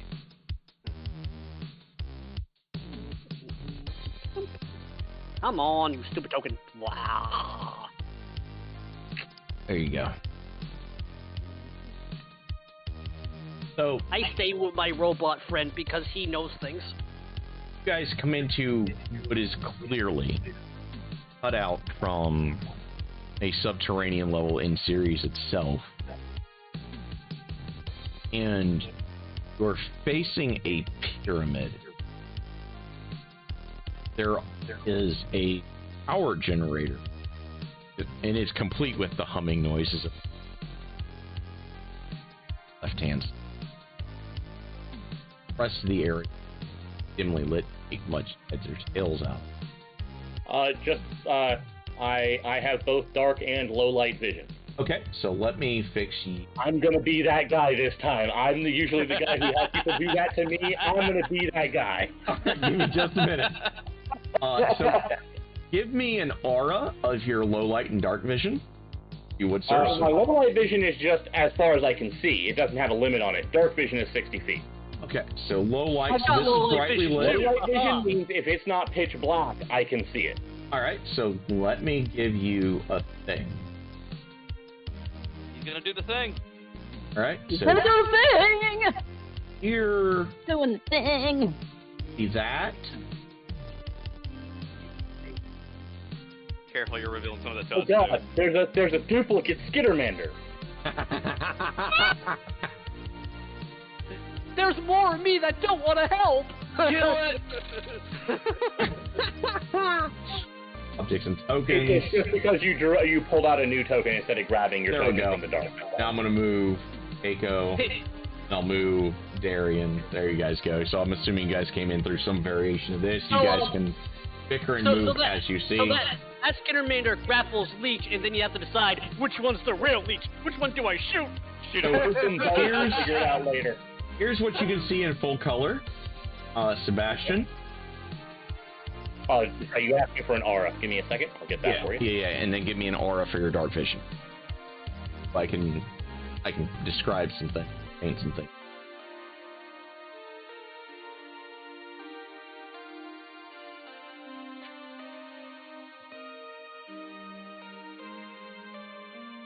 I don't know how much of the map it covers, but it covers everything that you currently have me able to see.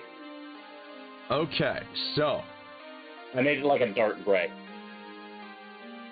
gotcha. Okay, you can see. Do a little more here. Heal, bitch.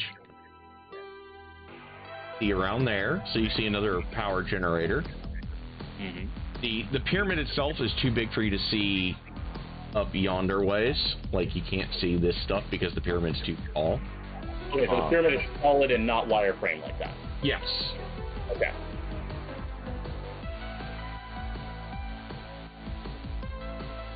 Once you get some of that stuff done, I'll start asking questions. Here. There you go.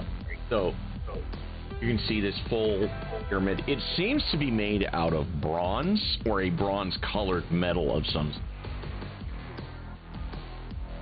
See power generators going into this. The lighting is actually yellow there instead of blue coming off of there, but it's close enough that I was like perfect-ish. And on it, you all can see strange writing. My mysticism people, one of you can decide to make a roll, and the other can aid another if they wish. Guys, this is clearly supposed to be me. My +0 will save us all. Oh dear. Got my +7, so if anyone wants to help me with that, I would appreciate. Alright, I'll roll for resistance. I got a +4 actually. That's not bad. That's coming from your pure wisdom, I assume. Is that right? Yes. There you go. So, Okay, so you're definitely going to get an aid there. Alright. And I needed it! You actually beat the threshold because of Keiko's aid. Yeah, I know. I'm not surprised, right, should I say? Just barely, but she managed to do it. The DC was going to be 17. She gives you a +2, so... No, I calculated that in. Oh, I okay. have So yeah, +7, you're fine. You're I'm fine. the You still get +9. another part of it, but you don't get the full thing. Okay. So, you recognize this as something you saw once in an old burial ground in the Rockies of North America. And you kind of piece together, like, this doesn't make any sense because of where it is, and this is really old. Like, this dates back a good 1,000 years before that language was officially known to exist.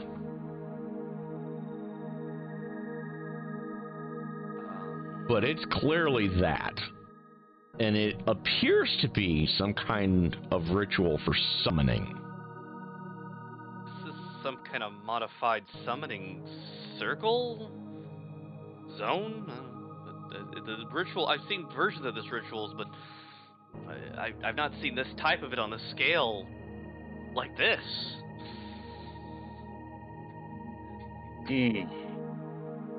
By the way, I'm sorry, I'm picturing in my head with the help that Keiko gave him. He was basically Mana Sanmu Leptu. It's Nepta! Nepta! Oh, Nepta. No, we've had a long conversation on this. Is a suspect of that underwater pyramid that is it a rock formation or truly a summoning thing for Godzilla or Cthulhu? What kind of summoning? I mean, according to popular theory, there is no real type of summoning. It's just how big the summoning is. That's right, Aaron, right? Yeah. Like, we So, all think it's just... You're it's pretty supposed- sure that this... It was supposed to be as near as you can make your heads or tails of this, because it is there is some dialectic drift that you're having to account for, but based on what you know, you would assume that this was supposed to be a spirit of knowledge that they were trying to summon. Knowledge. Some kind of spirit for knowledge. What happens if this falls apart? I couldn't tell you. Sometimes He doesn't know things then. the thing is sometimes if a summoning circle's busted, the thing's just free to do it as it pleases. Sometimes they just go back. Right, with all this freaky shit that's going on, it did not just go back. I know. Just letting you know.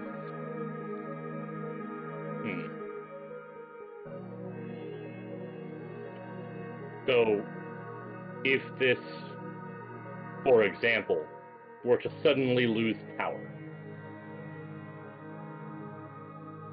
would it be, is something in there, is this containing something, or would this stop that something from appearing? My character will use Detect Magic to get a more decent look. Do you want me to link the exact description of Detect Magic? Yes, if you would, sir. I need to see the specifics of what is different in Starfinder versus Pathfinder and D&D 3.5. I'm going to put it in Discord. That would be perfect. Alright,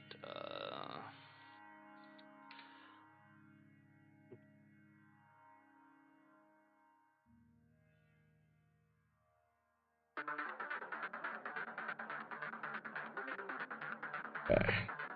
Take a look. Perhaps. Area.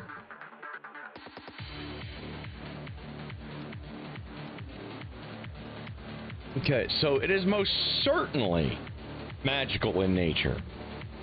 However, they've managed to blend what is essentially a micro batteries, a series of micro batteries, to power what is most certainly, from what you can tell and what you've been able to piece together here between you and Keiko, a containment vessel. so this is holding something. Yes. It's holding something in. Okay. Could it be holding in the whatever it summoned, that god of knowledge? Or maybe that's why this crazy shit is happening, because it's supposedly a god, and you lock it up, which means it gets pissed, and weird shit happens when things are pissed. I want to check these couple of batteries. I want to find out what their level of charge is. Okay. So give me a engineering check. You determine that these batteries are at about 20% remaining capacity. Okay. Extrapolating from that and how long I know that this has been going on, that would tell me that there's probably a day or two's left charge in it? Yes. Okay. And that these were supposed to be have been replaced by now. Like, the batteries, like, as you're inspecting them, like, you're checking their thermals and all that, and they're not quite to redline, but they're getting really close to it. Like, these should have been replaced already. Something went wrong somewhere. Gonna just glance at the at our investigator and just how long would it take you to figure enough of this out to determine if it's safe to shut it off? Any obvious signs for that, or a computer So terminal I can look at? give with me research? a mysticism check. And this time, Keiko, Yeah. give me the mysticism check. Alrighty. Because this is specifically something that you might know a little bit more than he does on. What the fuck is clothes on? You're getting that nagging, like, tinkle at the back of your neck, like that thing that's on the tip of your tongue, almost, is the feeling. I'm going to shoot Keiko with a basic booster, giving her +4 to that check. Gotcha. Ooh, yeah. Nice. So, Keiko,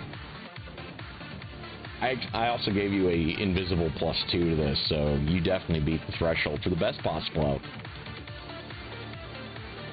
You've seen something like this before, like when you were a kid, and it was before you were really awakened, but you managed to kind of like puzzle it out, because like Sebastian and Darian are talking, and you're starting to make, and you kind of help Sebastian out with the symbols, and then it finally all kind of clicks into place for you that whatever this thing is,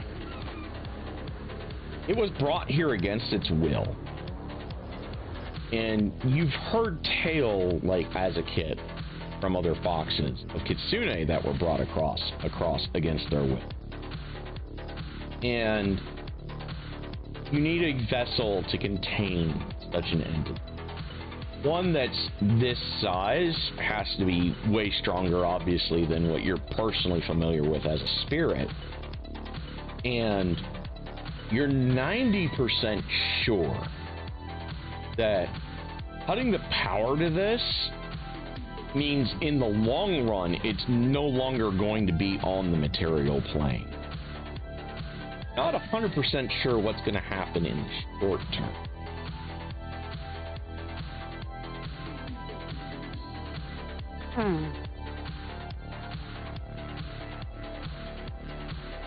Well, that's interesting.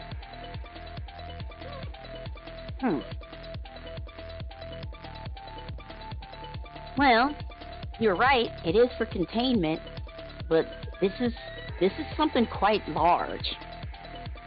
If we cut the power, it may return itself to the material plane, or it may choose to stay. I'm not sure which. I'm less concerned. But it is against its will. I'm less concerned about us cutting the power and more concerned if the power is going to fail on its own in short order. I mean, I don't have enough juju just to send things back that easily. I would need... Would you perhaps need power? Yeah, maybe some time to prepare. I'm not a good techno mage. I'm kind of... I can give it a... Sebastian stares you down and again says, how long would you need? Alright, Aaron. Yeah, So, Sebastian, what does is my your... character know that I don't? So your mysticism is what, +9 altogether? +7. +7? Okay, so you've done some shit that, as any good wannabe mage has done against their masters, which is you've dabbled in summoning and, you know, trying to do shit on the sly. Everyone's done it at least once. It's worth their fucking salt. And from this, like, between everyone that's here, you're pretty sure that you could probably work with the combined cells that you guys see so far, because you haven't been around the other side of the pyramid yet, that it'd be close, but you might be able to do something with it, either to release this thing properly and safely to you, or to banish it and send it back.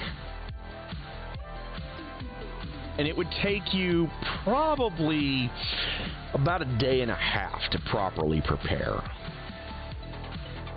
Day and a half, maybe a little longer. All right, then we need more energy. We need more batteries. These need to be replaced. Perhaps while you prepare, I can find a way to bespeak this captured spirit, to impart that it wasn't our fault, for one, and if it wants to go back to where it came from, we're not going to stop that. One must be quite careful of spirits, after all. Yes. That sounds like a good plan to me. Let's start walking around, see what we can find, and how long till those batteries fail again? About a day or two, probably. Yeah, about a day or two. It is, ironically, what with the magic, not an exact science. Magic. So, Any makeshift equipment we could hook up? You guys take your round. Yeah. I am certain that I can find more batteries given some time. Yes, you 99% sure you will certainly be able to find more.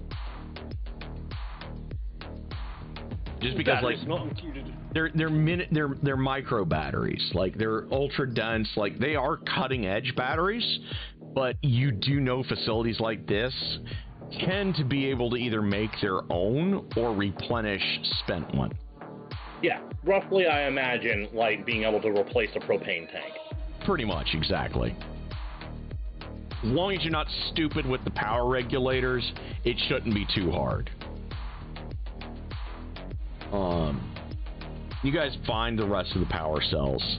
Some of them are above of the others, and some of them are lower, just because, you know, electron drift and all that, and variations on the atomic level. But, you know, they're all roughly about where the 20% marker is, where it's, again, about that day marker of before it completely fails on its own.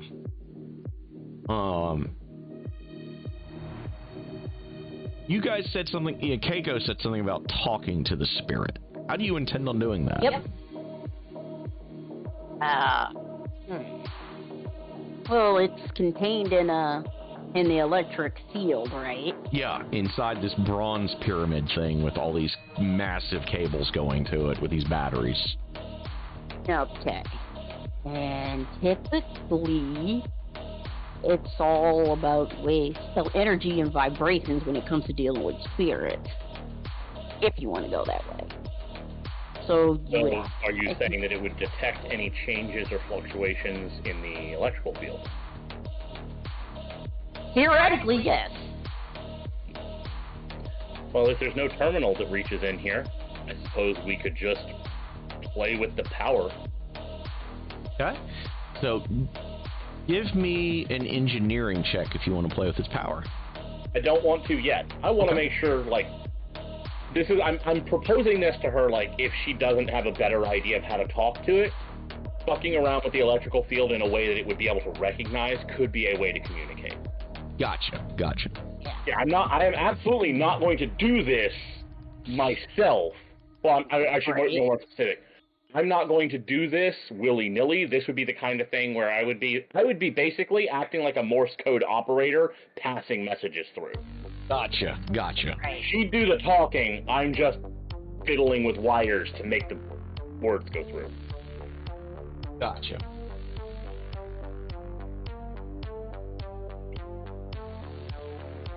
So we would need, I wonder if there's a way to figure out what its peculiar, how would I put this in science words? You know, there might be a console further on in that talks about what they're trying to do in here. That is possible. Right. I just need to know what frequency it speaks on or it hears on in order to, talk to it. Typically, when one wants to speak to a spirit, they open up either their own energy or a source of energy for it to use to communicate with you.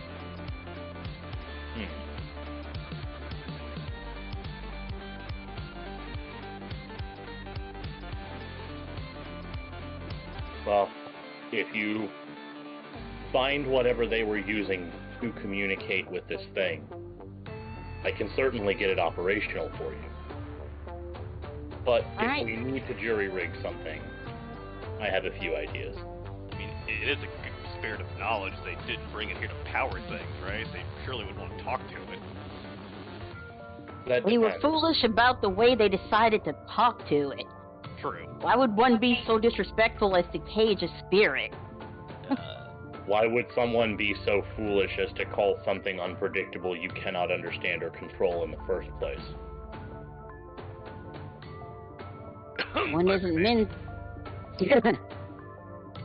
One aren't meant to control spirits, they're meant to commune and to learn. People has asked Leech that question a few times. Leech never understood.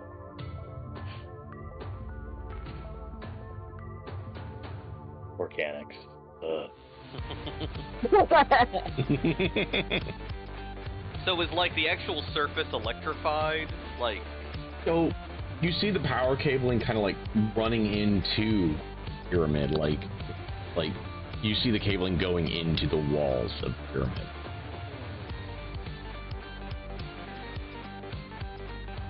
So in other words, no, you can touch it safely. It's just Yes. that it's got cabling running into it. Yeah, you can safely touch it. yeah, my character's, I guess, gently going to like touch it here and kind of, I don't know, I guess. Suddenly, the circle breaks. Roll initiative. Gozer, the Gozerian, is angry. I Give might me- have an idea. What's Is that? there any way we could use my personal communication device? Actually, Give me a sense motive check, Keiko. Ready? I gotta figure out how to look at items now. Wow, that's a pretty decent score. Holy shit.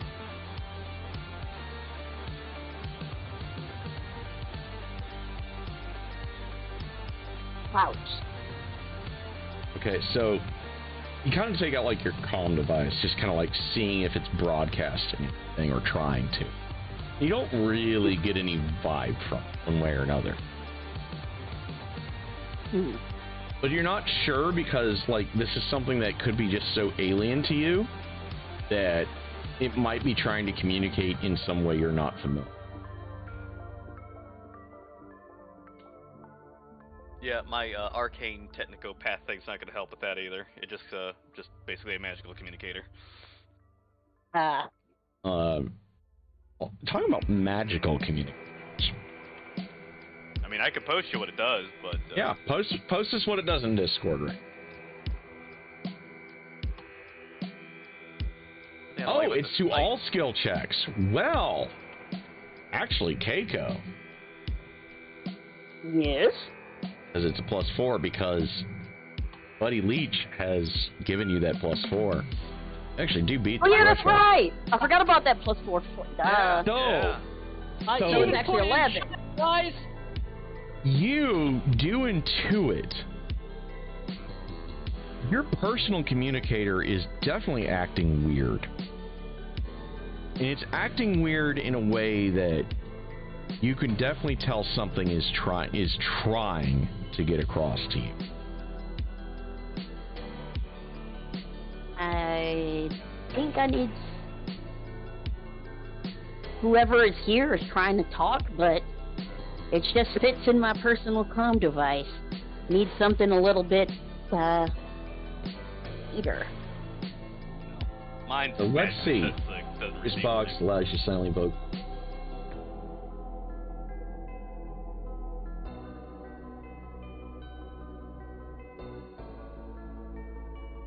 I just thought about it, No. but the Give me- idea that she wouldn't remember she got the boost when literally she was shot with the giant dart, it's saying something.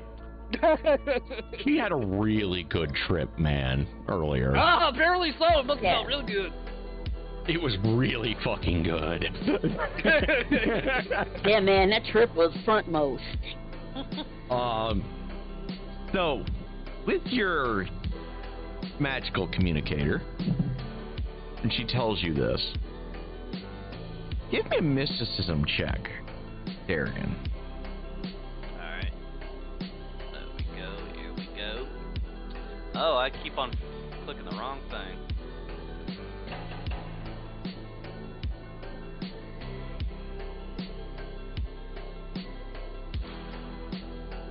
Uh, 10. So, it's squarely because she managed to kind of intuit that something was trying to communicate. Hers is more technologically based than yours. You get something a little bit more clear, and the only reason you're able to pick up on this is because she's like, it's doing something weird. Mine's doing something weird. So you take yours out, and you're like, all right, let me take a look. And you get what you'd almost expect out of this thing, where it's like, imploring you to free it. That it has been trapped here for the last 9 years.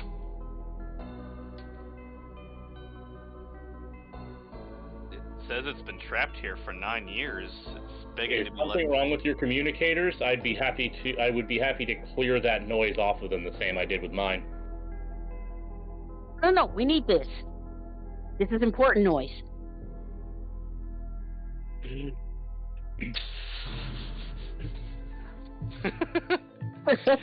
Guys, I think we've done everything we can here. Time to leave. I'm just imagining like you guys are pulling out your communicators, listening to them, and you're doing your whole thing. My character, like 10 minutes ago, like tapped his ear, felt like there was a weird noise in there, corrected for it, and ignored it. I have no idea what you're listening for at all. It probably looks like Ghost Adventures. Speak to Yeah, me. How did you I'm more die? imagining that thing in Dark Crusade when the Chaos invade the Tau home section, and the Chaos guys are sending messages, and the Tau commander just keeps going, "Somebody clear that buzzing off the line," because they can't hear the psychic messages. It's not that far off, actually. Like, you're insistent that there is some kind of interference, and like if you were a VI, you wouldn't pick up on it at all. Actually, like. Yeah, I've already corrected for it and fixed it, so I'm not hearing that buzzing. Exactly. At Like, least you're just- like, you the just- fuck is this? At least Done. You just standing there looking at them all going, I saw this on TV once. Okay, so Keiko kind of looks at what is his name, Darian? Yeah. So you can actually hear the spirit. Well, it's complicated. I'm getting the message that it definitely wants to be released, but I don't know if I could really send a message to it. I guess I could try with my magical voice box thing and see if I can ask it a question here. So you want me to roll for like every attempt to try to say a message, send a message, or? Yeah, give me one. Give me one right Okay. So who are you? And I just fucked it up again. I'm copy pasting too many things. It responds. Its name is Amalthus. Does anyone know what a moth is? Do I know that? Do I off the hand know that name? You don't offhand. I just ask around then. Like, anyone know Amathus? Do what? So, Sebastian. He as a player thinks it sounds familiar, but Foxy, I'm not sure. Sebastian. Do you have like a history skill by chance? There really isn't one. Okay, so Culture? give me an engineering skill check, actually. Yeah, it would be culture. Yeah, culture I'm not even trained in. This is definitely not. Culture would not be his area of expertise at all. But here's the thing: you had a -5 penalty to it because it's a very obscure, weird issue. But you remember during your drift training in particular, there was an anomaly where once in a while when a drift drive goes wrong and the ship just disappears and it's never seen for again, they call it the Amalthus error. No one's entirely sure what happens to a ship that just poofs out of existence in the drift that never returns. But it happens enough that they had to name it. And it usually seems to happen when a ship is leaving port in the drift towards a gas giant. Gotcha. The the name refers to an error, an accident with a drive. It's from my knowledge. I always assumed that it was named after the first person who had an accident with a drift drive. Could that be who's in here? Your guess is as good as mine. I guess I could ask. Do you? Okay, I asked the entity. Does it have anything to do with the drift? It chuckles a little bit at you, a little amused. And the response that it gives, you get this vague sensation along with the amusement that it seems to almost be mocking your very understanding of the word drift. Really good about wanting to get out of there, huh?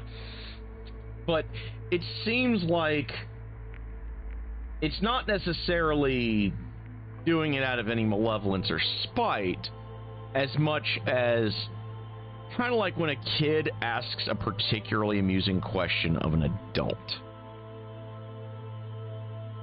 Did you come from my mommy's belly too? That kind of thing, yeah. Basically.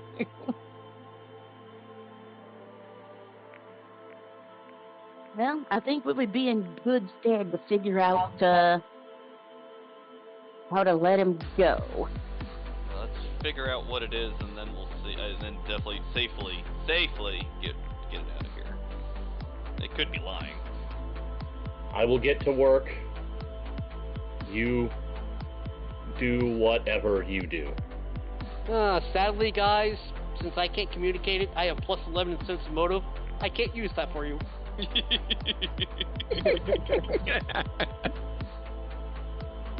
Meanwhile, in the ring, the demon. Yes, I'm a genie that grants 3 wishes. Let me out.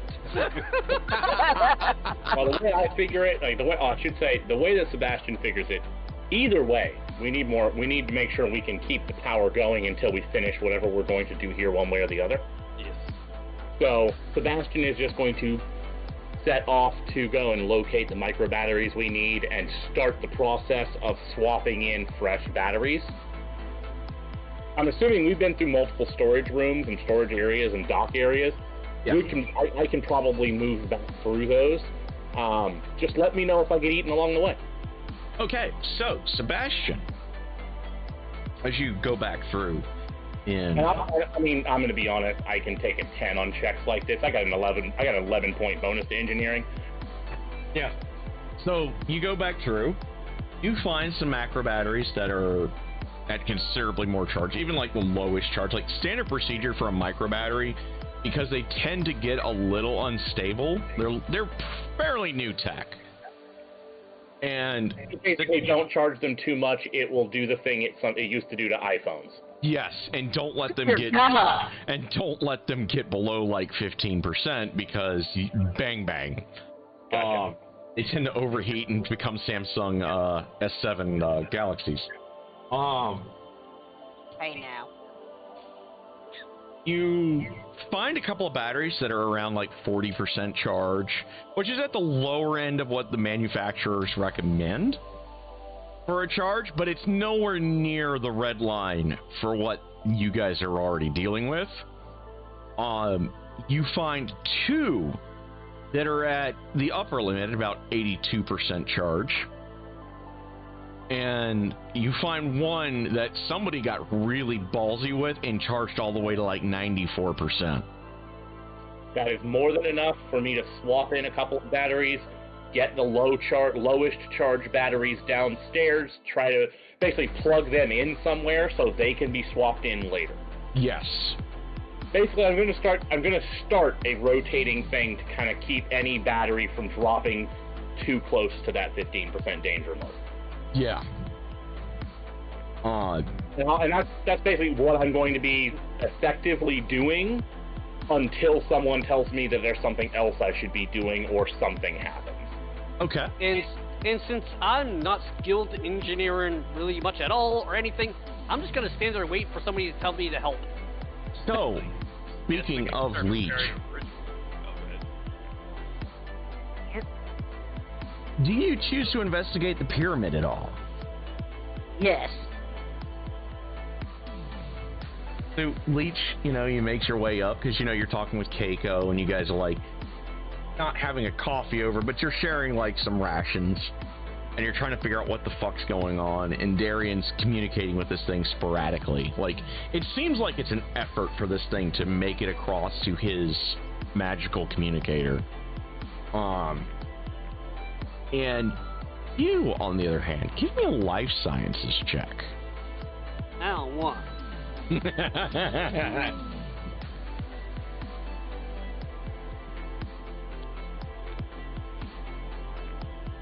I really don't want to. Okay, so you are wholly out of your depth. Hey with guys, this. I'm really bad at my job. It's not that you're bad at your job, Look, just check to see if the but you're pyramid has literally hinges, trying okay? to figure out the nature of a biocontainment field for a previously unknown extra-dimensional entity that you're pretty sure should not physically be capable of existing. Note to self, whenever our game master asks Leech to make a skill check for himself, inject himself. Well, think about it this way. At least now you know the pyramid doesn't actually have flesh. Okay, Right. I'm going to say this right now. If I don't care what alignment my character is, I don't care what class I am, if I walk in, the DM says flesh pyramid, I'm blowing it the fuck up and leaving. Preferably Okay. leaving and blowing it the fuck up. Okay, no, Keep that I'm in sorry. mind if I ever run vampire for you people. I'm sorry. I'm going to respond on the roll of my check. Hey, Aaron hey, said, Nymphy. Aaron said Leech knows Earth, so Leech's gonna walk around the pyramid, tap on it, and go, I've seen this on Earth a couple times. We need to find a cat. So you've figured out that this pyramid, even with that 9 adjusted, that whatever this thing is inside, this pyramid has to be able to at least provide it with some form of substance. That this thing has neither starved nor done what, frankly, the other overly glitterati-eyed things or those strange entities that attacked your ship have done when they're on the material plane for too long. There has to be something that is at least feeding it in some way. You guys want me to ask questions for you, I will.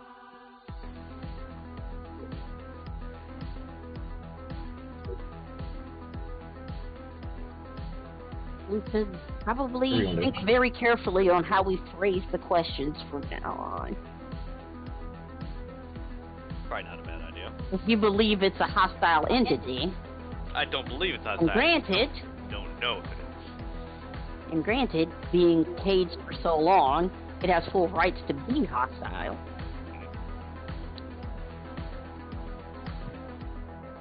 I mean, we're just talking to someone on the other side of the wall. We don't know what they look like. We know what they're supposed to be, but they could have fucked up the summoning too, and this could have gotten something else. I mean, I'm not trying to say it's evil. I'm just saying we truly don't know. Oh, trust me, you would know. It would have a particular feel. It does not yet seem to me like the sparkly pretty that wanted to eat me. Oh, it's most certainly not that. Like, you do have an impression that it's at least not that entity.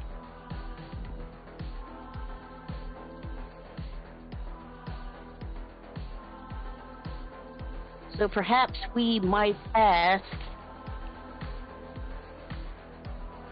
why was it contained? Or why was it summoned? Why did they summon you?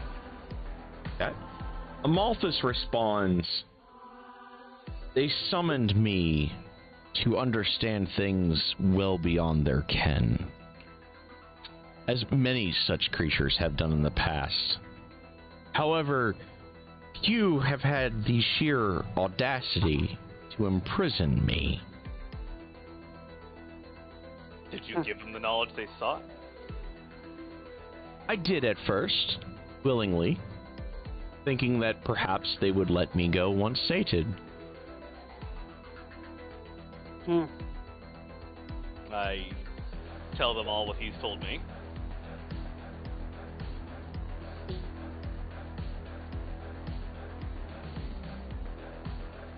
Foolish, disrespectful humans.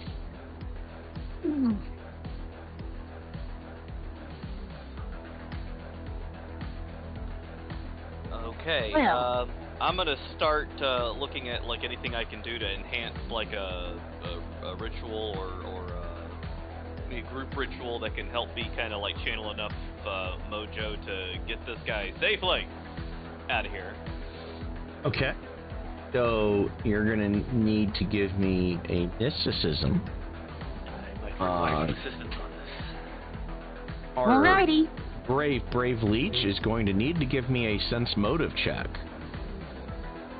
Dear Lord, it's an 11. Please let me roll higher than I don't know. And Keiko is going to owe me a perception check. I'm not sure if she still has the bonus, by the way. Perception check. Okay. Thank God I got a plus 11. Seriously, that helps you so much.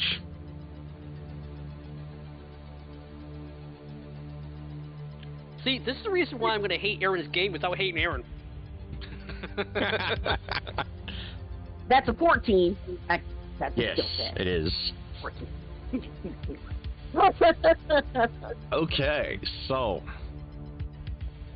That's my mysticism if you wanted it. got it. We have a 16, a 14, a lovely 15 there. So, as you guys are talking, Did we really Leech. roll 14, 15, 16? yes.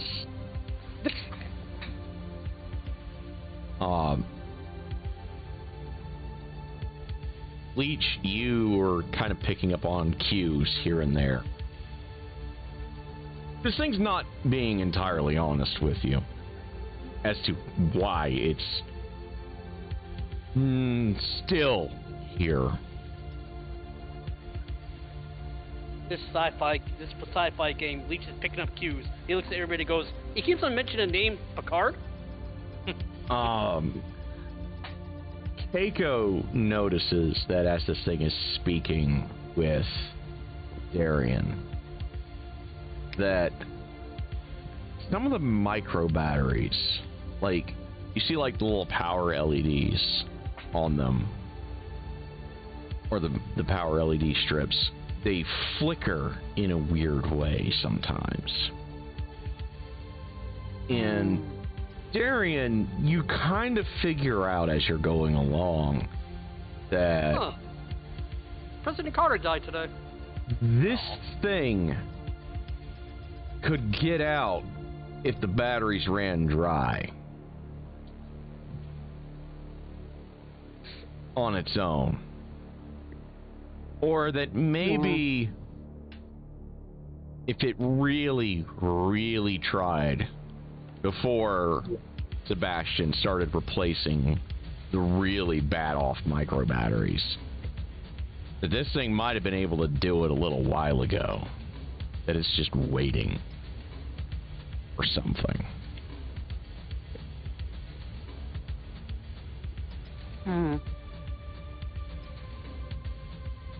Well, she kind of also noticed every time we talk to him, there's a flicker. There's a flicker in the power. Like it's drawing on the battery power to respond, and it gets a little lower. I'm thinking that it's been steadily, draining the battery, but it's also biding its time for some reason.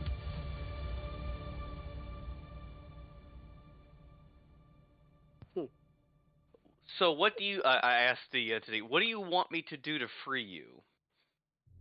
Like I'm gonna ask like I'm a pure ignorant fool. Like, you know, like I'm a mage, and I probably am, that doesn't know what he's doing, but, you know, I'm playing to the fact that I'm, you know, what do you want, sir? You know, kind of deal. What does any being wish? It wishes to be able to free, to roam the stars, to enjoy the feel of a sunrise upon its skin, to delve knowledge that others have left as unvaluable and forgotten. Since I'm doing the sense motive and I can realize lying, I look at Sebastian, or whoever his name is.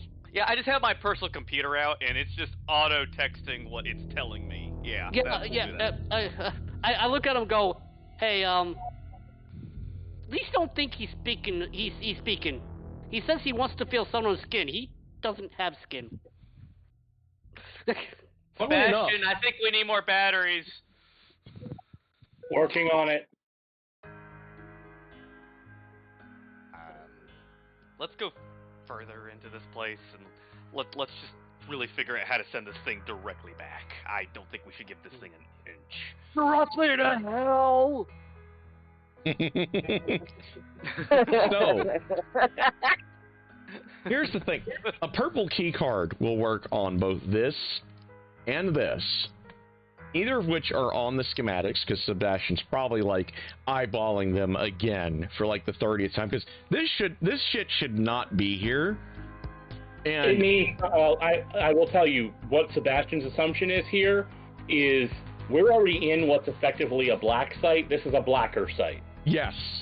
And you would think that there'd be at least some reference to it in, like, a power grid or something, but there's not, which is kind of weird. But the purple key card... That either it doesn't use power from the same source, meaning there's a local power source, or they've somehow managed to mask their power grid. Yes. And the purple key card will work on both of those doors. And with that, because I know we're on a timetable, we're going to leave that for next time. For you guys to decide which doors you go through, or if you decide to backtrack and go through the red key card door. Okay. So, got a good little mystery going on here. Yeah. We will see you guys hopefully in 2 weeks on stream, and providing nothing crazy happens between now and then.